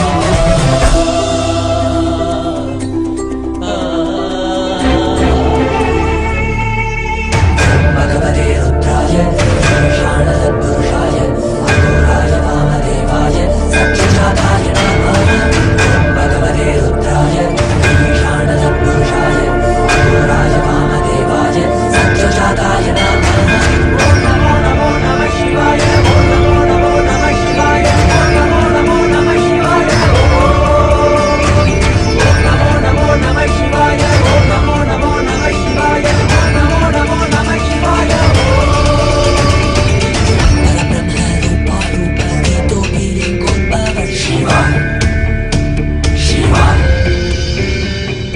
सर्वभुवन पंचकृत्य कत्तो गुरु सदा शिवा शिवा कृत्यादि सकल तत्त्वमयमे महासदा शिवा जंगमा जंगम अंतस्थ परब्रह्म पर शिव जन्म मृत्यु चक्रच्छेदन शक्तिदायक आवराय निगमागम पुनरुद्धारक नित्यानंद परम शिवा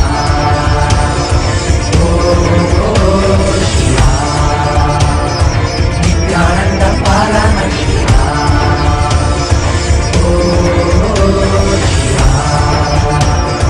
नित्यानंद परम Shiva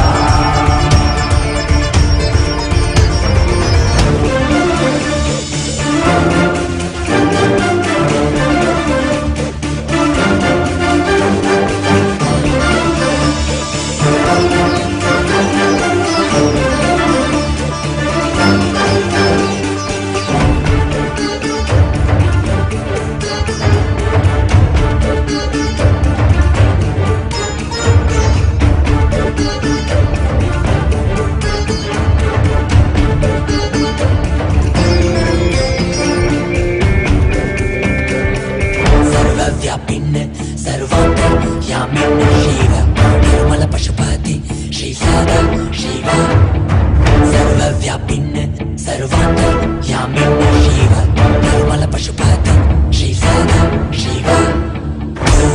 Jyoti Mukha Jivan Mahasada Shiva Sarvasam Shakti Nambati Parashiva Kailasa Paruttaraka Savatara Shirishta Kripakara Bhakti Kamya Nityananda Paramashivam Nityananda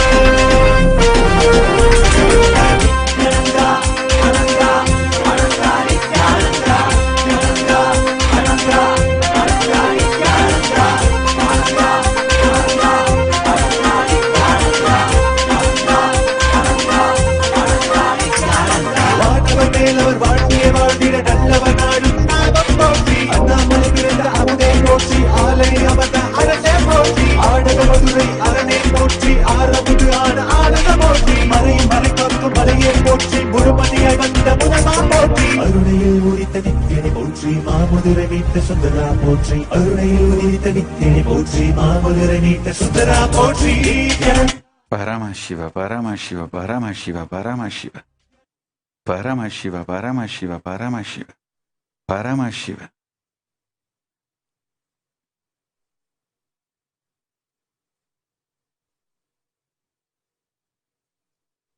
Listen to this revelation intensely. You will manifest this reality now. All the principles of greed is included in the fear. Fear is the higher force inclusive of greed. Powerful cognition is higher force inclusive of fear and greed. Initiation is higher force inclusive of fear, greed, powerful cognitions. Consciousness is higher force inclusive of fear, greed, powerful cognitions and initiations. Same way, electromagnetic force is higher than the principles of gravitation and inclusive of the principles of gravitation. Weak nuclear force is not only higher, it is inclusive of the principles of gravitation and the principles of electromagnetic forces. Strong nuclear force is higher than and inclusive of gravitation force, electromagnetic force, weak nuclear force. Consciousness is higher and inclusive of gravitation force, weak nuclear force, gravitation force, electromagnetic force, weak nuclear force, and strong nuclear force.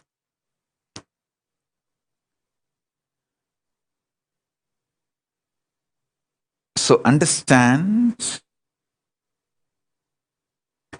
consciousness is not only higher, it is inclusive of all the other four forces. So sit with this consciousness. Paramashiva is real. You will manifest consciousness now. Paramashiva. Paramashiva. Paramashiva. Paramashiva.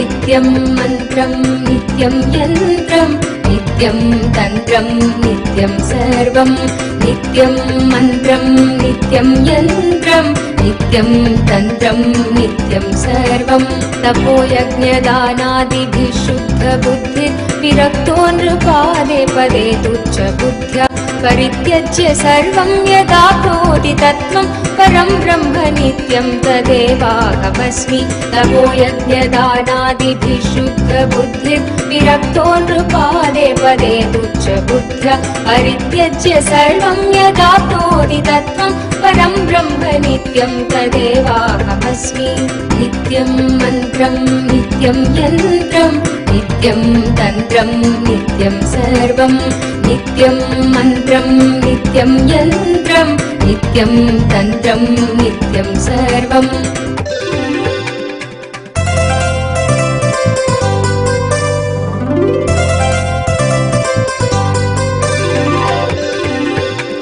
दयालुं गुरुं ब्रह्मनिष्ठं प्रशान्तं समाराध्य मध्या विचार्य स्वरूपं यदाप्नोति तत्त्वं निदिध्यास्य विद्वान् Om Paramashiva, Paramashiva, Paramashiva, Paramashiva, Paramashiva. I bless you all with this conscious process and initiation. Paramashiva is real. Paramashiva. Paramashiva. Paramashiva. Paramashiva. Paramashiva. Paramashiva.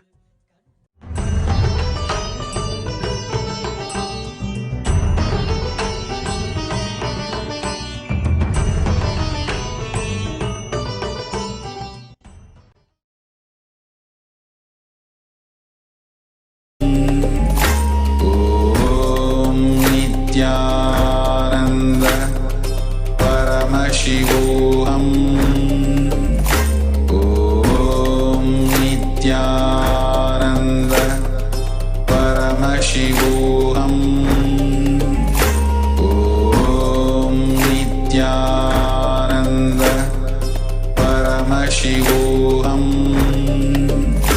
Om Nityananda Paramashivoham. Om Nityananda Paramashivoham. Om Nityananda Paramashivoham. Om Nityananda Paramashivoham. Om Nityananda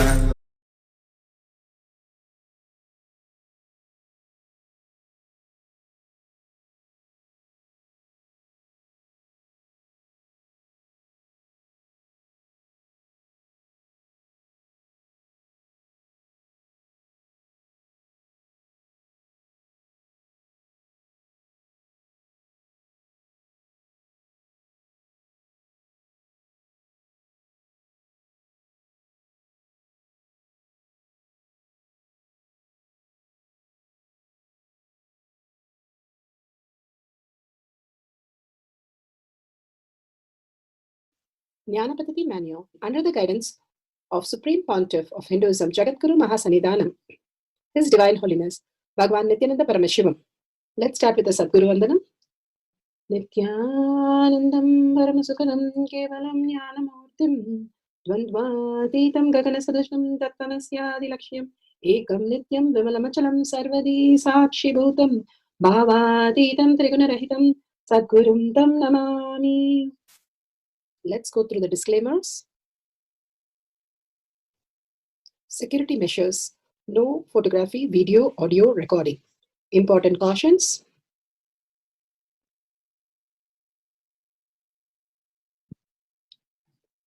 Please be aware of the important cautions.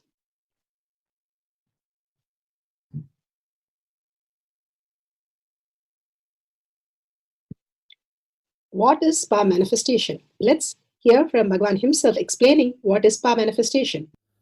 All the 25 states of consciousness, when they happen in you, due to your chemicals and hormones ups and downs, it is powerlessness. When it happens in you, out of your free will and consciousness, it is powerfulness. That's all. When you fall into sleep, it is powerlessness. When you enter into sleep, it is powerfulness. When you fall into dream, it is powerlessness. When you decide to dream, it is powerfulness. So I have added the ultimate powerfulness, Turyatita, in your whole being and doing, manifest all the powers. Understand, power manifestation is nothing but cognitive shift. It is not work. It is cognitive shift. Understand? It is just cognitive shift. It's not work. Work is a 4-letter word. Power manifestation is cognitive shift. Playing with life. Playing with being alive. Static matter, dynamic activity, strategic existence, all these three has no boundary. You are one with it. You are alive in everything. Everything listens to you. Everything decides as you want. Power manifestation is cognitive shift, raising your frequency, not work. Now,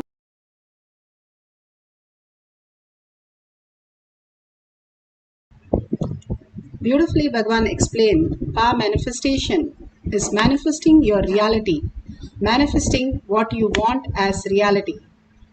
The cognitive shift that happens,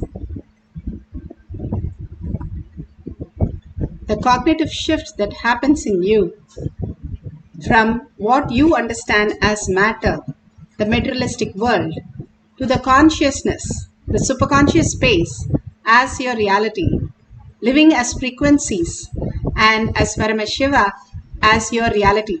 Paramashiva is real. And science of our manifestation pokes holes in your self-doubt, self-denial, self-hatred, all the logics, and make you understand Paramashiva is real and you are Paramashiva. Science of our manifestation, science because millions have experienced that and you can experience that, each one of us.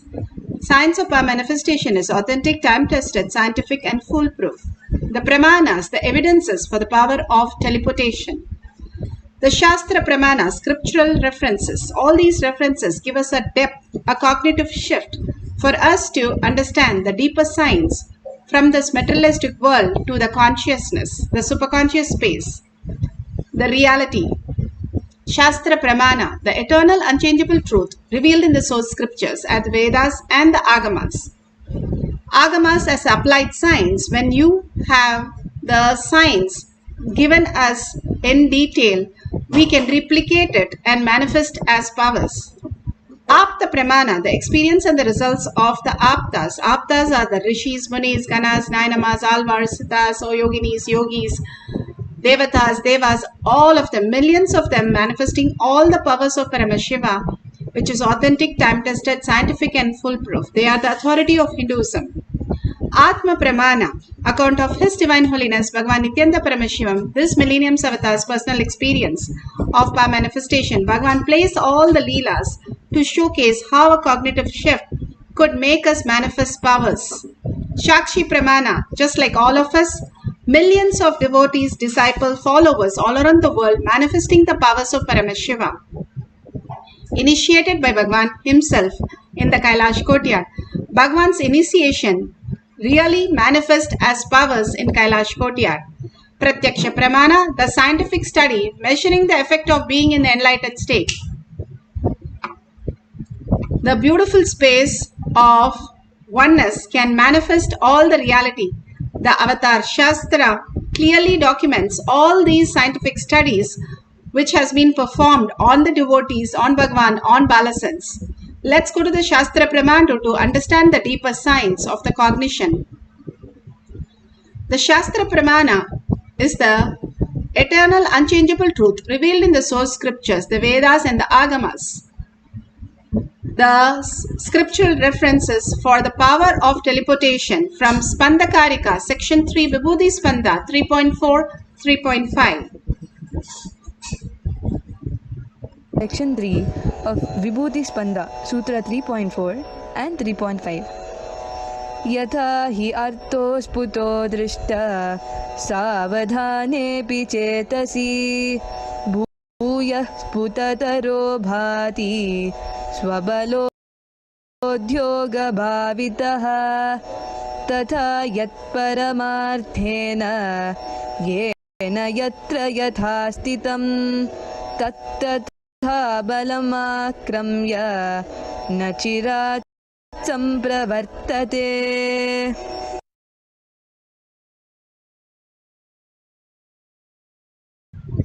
Bhagavan Paramashiva beautifully says about static matter, dynamic activity and strategic existence. He says, indeed, just as an object, static matter, which is in spite of the attentiveness of the mind, is perceived indistinctly at first, then appears and manifests more distinctly and clearly when observed with the strength of visual power. When the yogi restores the power of Spanda, the third eye, the dynamic activity in its highest essential nature of oneness with Paramashiva, then whatever object in whichever places, highest dimension in whichever form, wherever, in whichever place or time, in whichever state or dimension, that time or object at once appears and manifests in that very nature, by the way, the very nature of strategic existence. All that matter that exists, that we know, is static matter, with Paramashiva. That Bhagavan beautifully says how everything as a matter is also frequency. When people asked Bhagavan, what do you see from the stage when you see a big crowd of people? Bhagavan beautifully explains that he sees as frequency, not as just the materialistic world. He can see it as materialistic world also, but he sees it as frequency when he is working and initiating. The frequency for us to catch the higher states of consciousness, the higher dimension, how we exist. In the deep sleep, for example, we are creating, we are lying down, but we are able to create the people that we want, the materialistic world we want, and even the fears and the whatever is happening in the dream as our reality. But when we wake up, we know it is just a dream. It is like a laser beam, Bhagavan calls it. How a laser beam is shot and the whole play is done. And when the laser beam is shut down, then the whole light is gone, everything is gone. Same way, our life, whatever we perceive in our life is only equaling to the laser beams, the materialistic world, which is manifested as per our strategic existence, as per our will. The static matter, Paramashiva, when it becomes as a manifestation that we are perceiving, becomes Para Shakti. And based on what? based on our perception. Only if we know that already that exists before, that we can see. If something is not there, we cannot see. For example, an ant can see only the length and breadth. It cannot see the depth. When you take the paper which is on the ground, which has the length and breadth, and pile it on top of a paper stack, it cannot see, it thinks it has disappeared because it cannot see the next dimensions. Same, Bhagavan says, how we cannot perceive the higher dimension, we think it has disappeared. But it happens in a higher dimensions when we understand we are not just the materialistic world, we are the quantum, we are the spirit, we are the consciousness, we are Paramashiva, and Paramashiva is real. It is the original reality how we exist. The body, even the body is amputated, it does not have any problem. It does not say, where is my hand? Why did you cut my hand? All that we know that the hand is cut. When the spirit leaves the body has nothing to ask. Why did you leave me? How can you leave me at that place? How can you burn me or bury me? It never asks. Because the body disintegrates when the Paramashiva leaves the body. The Paramashiva who is manifested as our senses, the utility in our body. And the beautiful thing, the frontal lobe is called the temple because it's the conscious space where we can perceive the higher reality. When we are in the oneness with Paramashiva and the third eye opens, we can experience, Bhagavan says, the molecular change happens in our body where we can perceive the higher dimensions as quantum, as frequency, as we are the original space. In the deep sleep, when we are in the beautiful space of oneness with Paramashiva, but unknowingly, there also we have no body, no mind, no thought, nothing. But we always want that space again and again, every single day from the birth to death. That is because we are the original space, is that Brahman, that consciousness, Paramashiva. And that is what we are even now, but manifested as our reality, materialistic world. If we understand we are a matter also, Bhagavan says, we will be consciousness, we will be Paramashiva. All that we need to perceive is we are matter also. Here beautifully says the matter can be played when you understand your matter also. Like the clay dough the child plays, it makes many form. If it breaks, you can fix it, you know that. But the child doesn't know, the child cries. Same way the materialistic world, we can start manifesting any reality we want when we understand we are quantum. It is simply understanding a cognition shift. For example, an iron piece does not float on the water, it sinks. But when you make the boat, the displacement of the water and the weight of the ship is less, so it starts floating. It is recognizing in a different way that the float of the ship happens. Same way, when you recognize the way you perceive the reality as only matter to matter also, you can start manifesting the higher reality. Bhagavan beautifully gives us much deeper cognition in the satsangs for us to understand the higher and the greater science. Beautifully, the science of how Krishna made this manifestation for Sudama. Sudama is a Brahma Rishi. He came down to live with Krishna as his closest friend. And all that he lived was at the lotus feet of Krishna. Everything and everyone and everything in his life was only Krishna. Even though he had so many dozens of children and he had no food in the house, he only thought, how would Krishna be eating? How would Krishna be doing things? How would Krishna be enjoying everything? And all the time he would only talk about Krishna and be as Krishna and see everything as Krishna. What does this happen to you when you are totally engrossed in the Paramashiva space, the beautiful space when Sudama takes the flattened rice and give it to Krishna? As Krishna ate the rice, every time he ate the rice, a castle was built and all the luxuries was poured into Sudama's place. And simply Sudama's house became a palace and all the children and all of them became very wealthy as Krishna ate the flattened rice. How does this manifest into that? How does Sudama, holding Krishna in his inner space as bhakti, transform his wealth and his abundance as auspiciousness? The beautiful space that Bhagavan says, you are not required for your life. When you remove all the inauspicious things, that is all the confusion, chaos, the materialistic world that we are engaged all the time, when you remove that, you experience the higher dimension where you understand the higher reality, how things function, how the same metal sinks and floats. You can understand when you are in the lotus feet of Bhagavan Paramashivam, our own Guru, God who has come down as our Guru. The transformation, not just inside, the outside world also transforms. The Jnana Vairagya Bhakti. Vairagya to start living what Bhagavan gives as Guruvak. Jnana, the cognition shift that you need to have, why you need to do what you need to do, that Paramashiva is real, is the cognition, and holding that and surrendering yourself at Bhagavan's feet to even understand these cognition simply raises to us to the higher reality. Bhagavan beautifully explains how we can manifest higher dimensions in our life.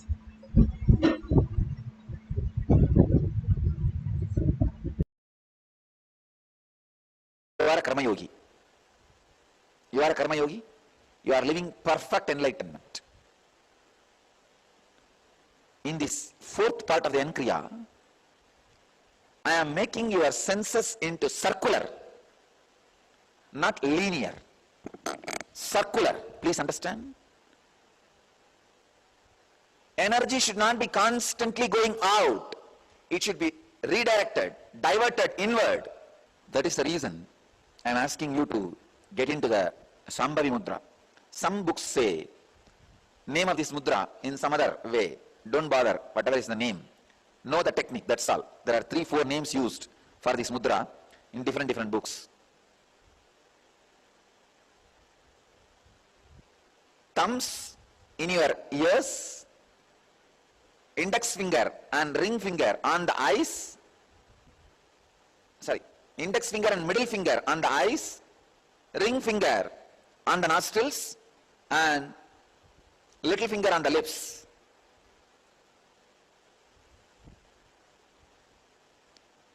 Your palms on cheeks.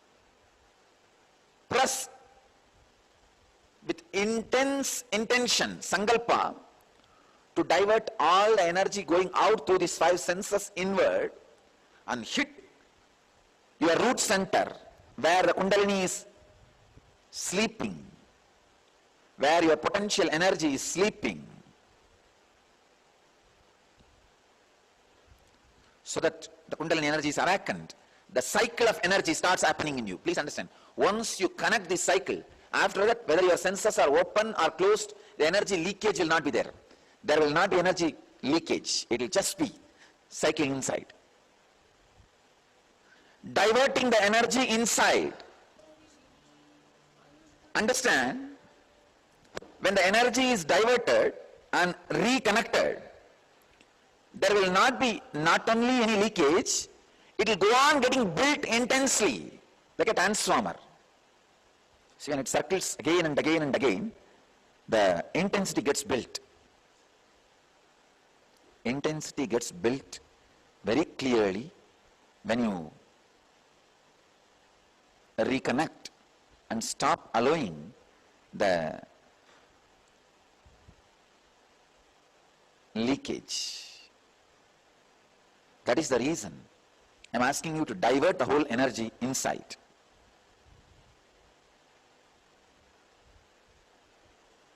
When you really feel you can't hold your breath anymore because you lock all 5 senses, you can't hold the breath anymore, then stop. Allow the breathing to balance itself. Open your nostrils. Maybe for 10 seconds, you don't breathe or breathe out. Allow the body to breathe by itself and exhale by itself and balance itself. Only one important thing you need to know. If you already have high blood pressure, or if you already have any serious sickness related to lungs or any other serious illness, don't do this kriya. because it's a strong way of forcibly diverting the energy inside. But sure way of sudden enlightenment. This process leads to sudden enlightenment. Awakening of the non-mechanical parts of the brain. The main part, this N-Kriya, that locking and diverting all the energy inward, should be done at least 21 times. And the fifth part, intense humming, that is to digest all the awakened energy in your muscles. The fifth part, intense humming.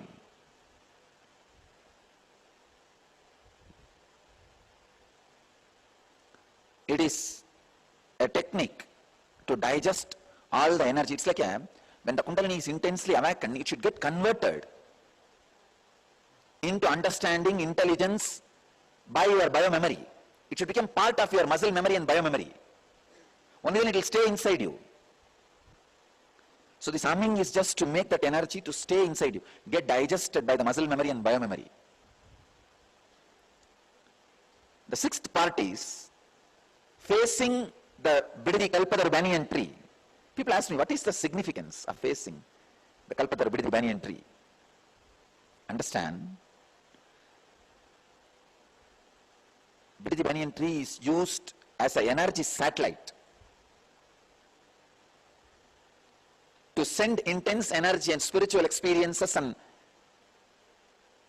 everything to all of you, and to receive all your prayers and fulfill by the superconscious energy. Bididi banyan tree, the Kalpataru banyan tree, is used as the energy satellite by the superconscious energy, by divine, by God, to reach out to all of you. Please understand, even the materials which you are receiving, vibhuti, kumkum, sandalwood, paste, honey, rudraksha. Now I am going to start sending Navaratnas, 9 gems. The next is that only. Now the Rudraksha is very successfully happening. So the 9 gems will start in few days. I already started getting the gems. They are ready. I am just teleporting some, at least few hundred Rudrakshas. Once that becomes clear, then next starts gems. I am just collecting 1 or 2 Rudrakshas which got teleported and doing the scientific test that both are same quality and all that. Verification. Once that is done, the next is Navaratnas.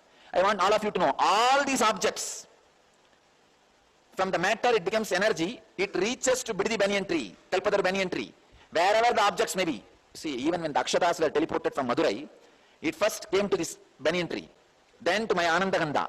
From there it travels to the disciple or a deity who is receiving. If the deity is receiving, it reaches to the deity. Or if the disciple is receiving, it reaches the Anandaganda of the disciple. Then it gets materialized in the hand. We already ordered for a scanner and some of the equipments necessary to trace these movements. In few months we will clearly scientifically prove how when some objects gets teleported, actually if you scan my body at that moment when I am saying it is moving, you can see that object entering into my body and getting disappeared. To scan that clear energy wave, that matter entering and getting dismantled and moving and getting entering into the disciple who is receiving in his Anandaganda, his or our Anandaganda, and getting assembled in the hand. We can very clearly show you. So Bididi banyan tree acts like a energy center, a relay and receiving center. Cosmos uses, the divine energy uses the Bididi Kalpavriksha banyan tree to relate with all of us.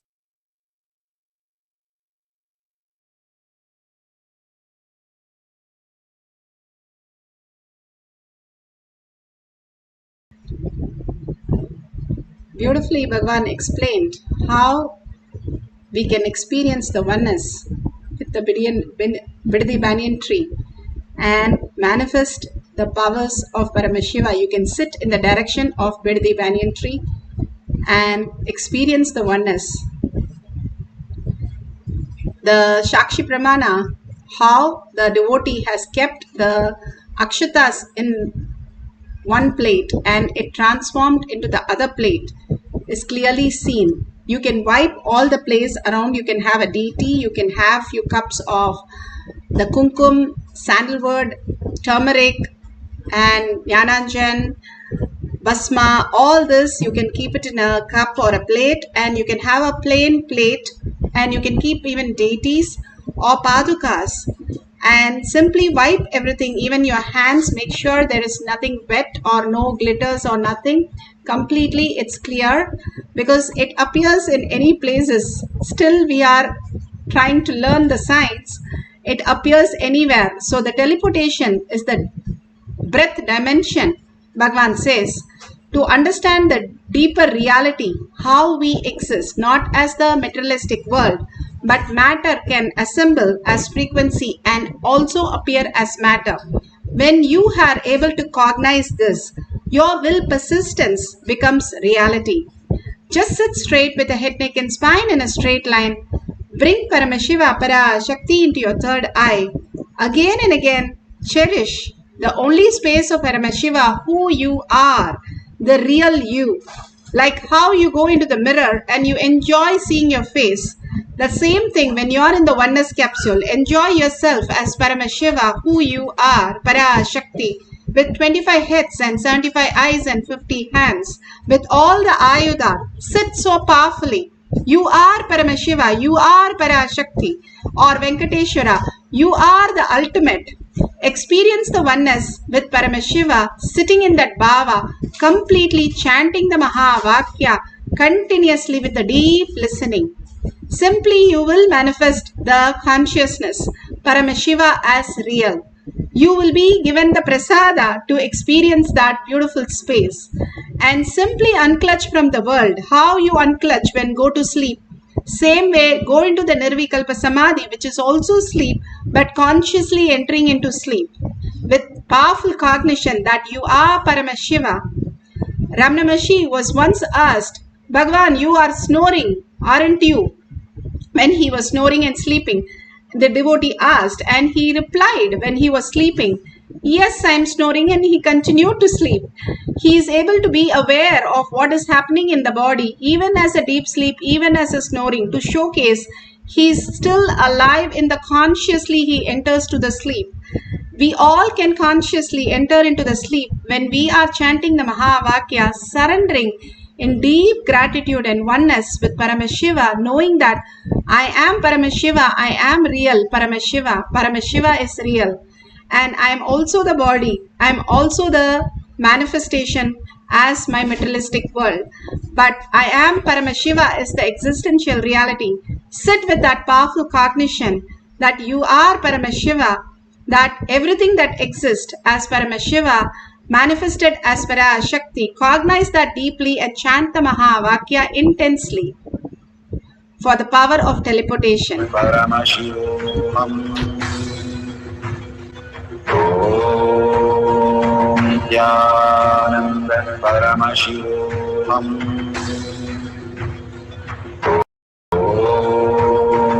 Nityananda Paramashivam. Om Nityananda Paramashivam. Om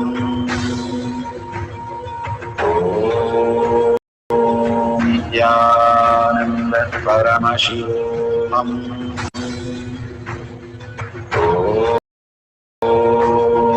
Nityananda Paramashivam. Om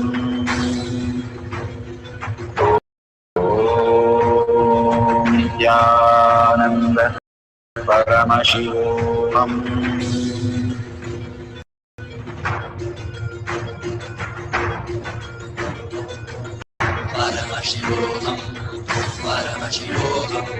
Let Paramashiva's third eye manifest in all our third eyes.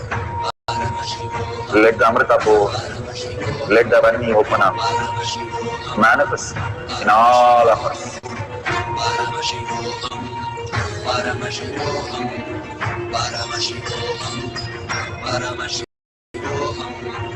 Let Paramashiva overflow, manifest the powers in all our third activities. Om Nityananda Paramashivam. Om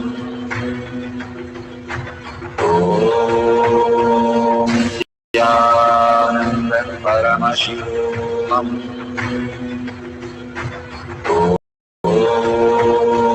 Nityananda Paramashivam. Om Nityananda Paramashivam. Om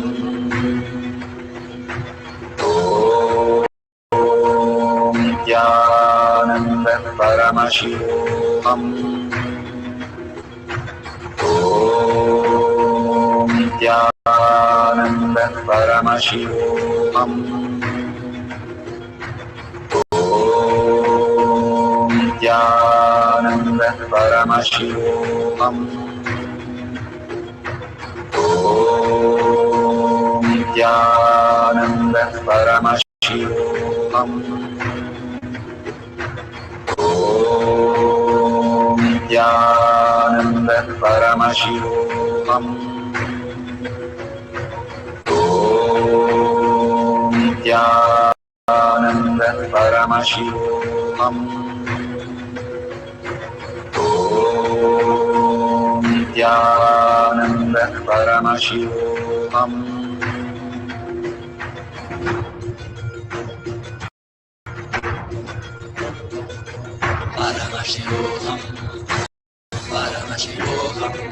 Let Paramashiva's third eye manifest in all our third eyes.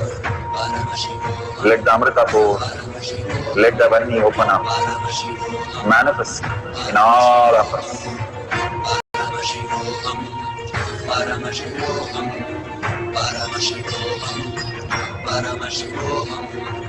Let Paramashiva overflow, manifest the powers in all our third activities.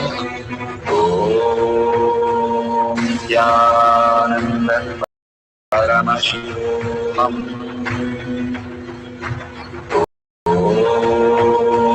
Nityananda Paramashivam. Om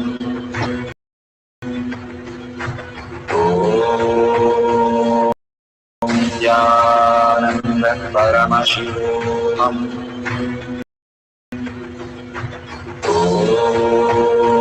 Nityananda Paramashivam. Om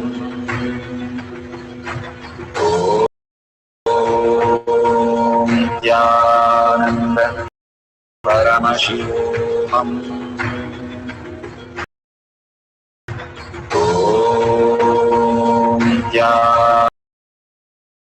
Nityananda Paramashivam. Om Nityananda Paramashivam. Om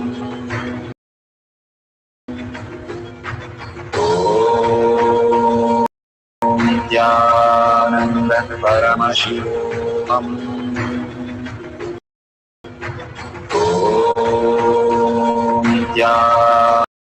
Nityananda Paramashivam. Om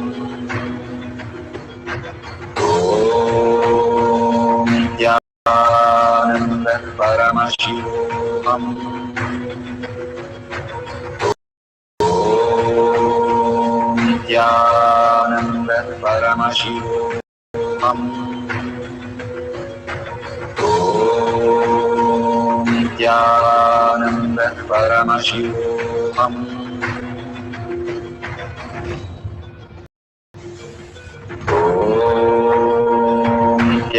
Nityananda Paramashivam. Om Nityananda Paramashivam. Om Nityananda Paramashivam. Om Nityananda Paramashivam. Om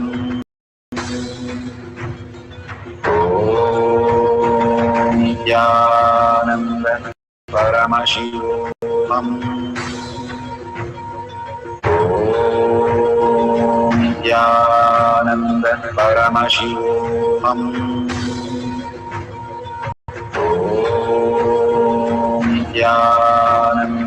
Paramashivam.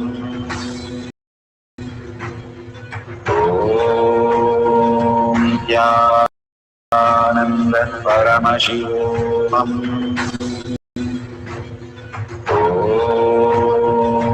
Nityananda Paramashivam.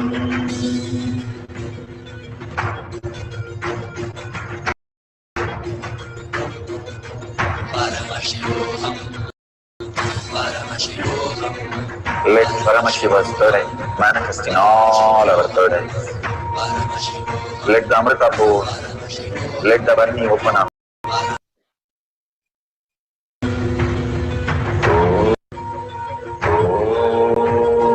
Nityananda Paramashivam. Nityananda Paramashivam.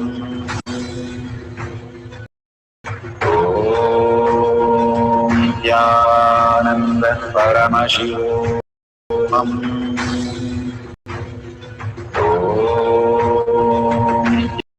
Nityananda Paramashivam.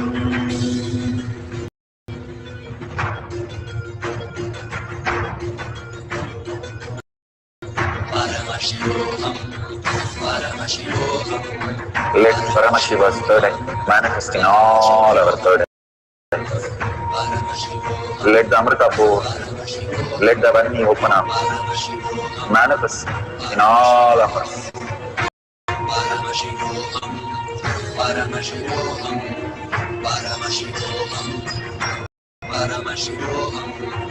Let Paramashiva overflow, manifest the powers in all our third eyes.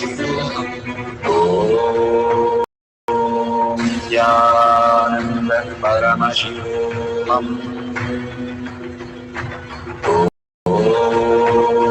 Nityananda Paramashivam.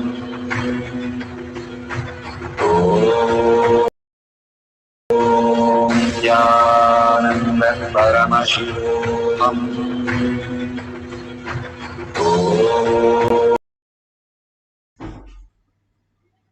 Beautiful.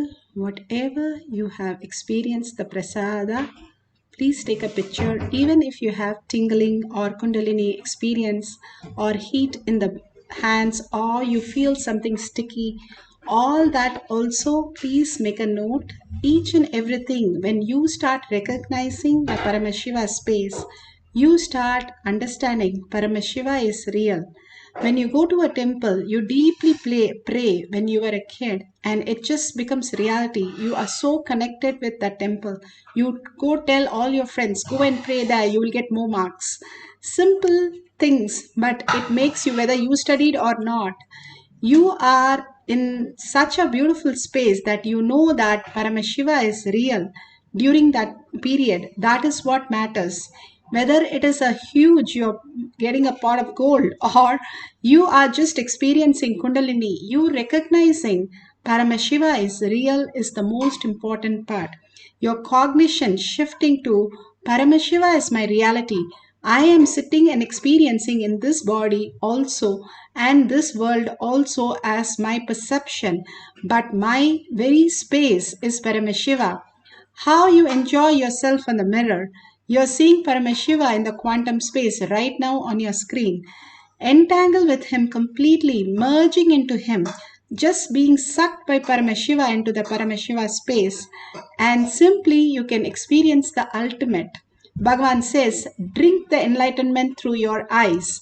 That is what happens when you see Bhagavan and surrender to his lotus feet. Every time you see him, something else happens to you. Your molecular structure starts shifting into quantum and start experiencing the quantum reality. That is how the entanglement starts happening when you chant the Mahavakya with a deep listening.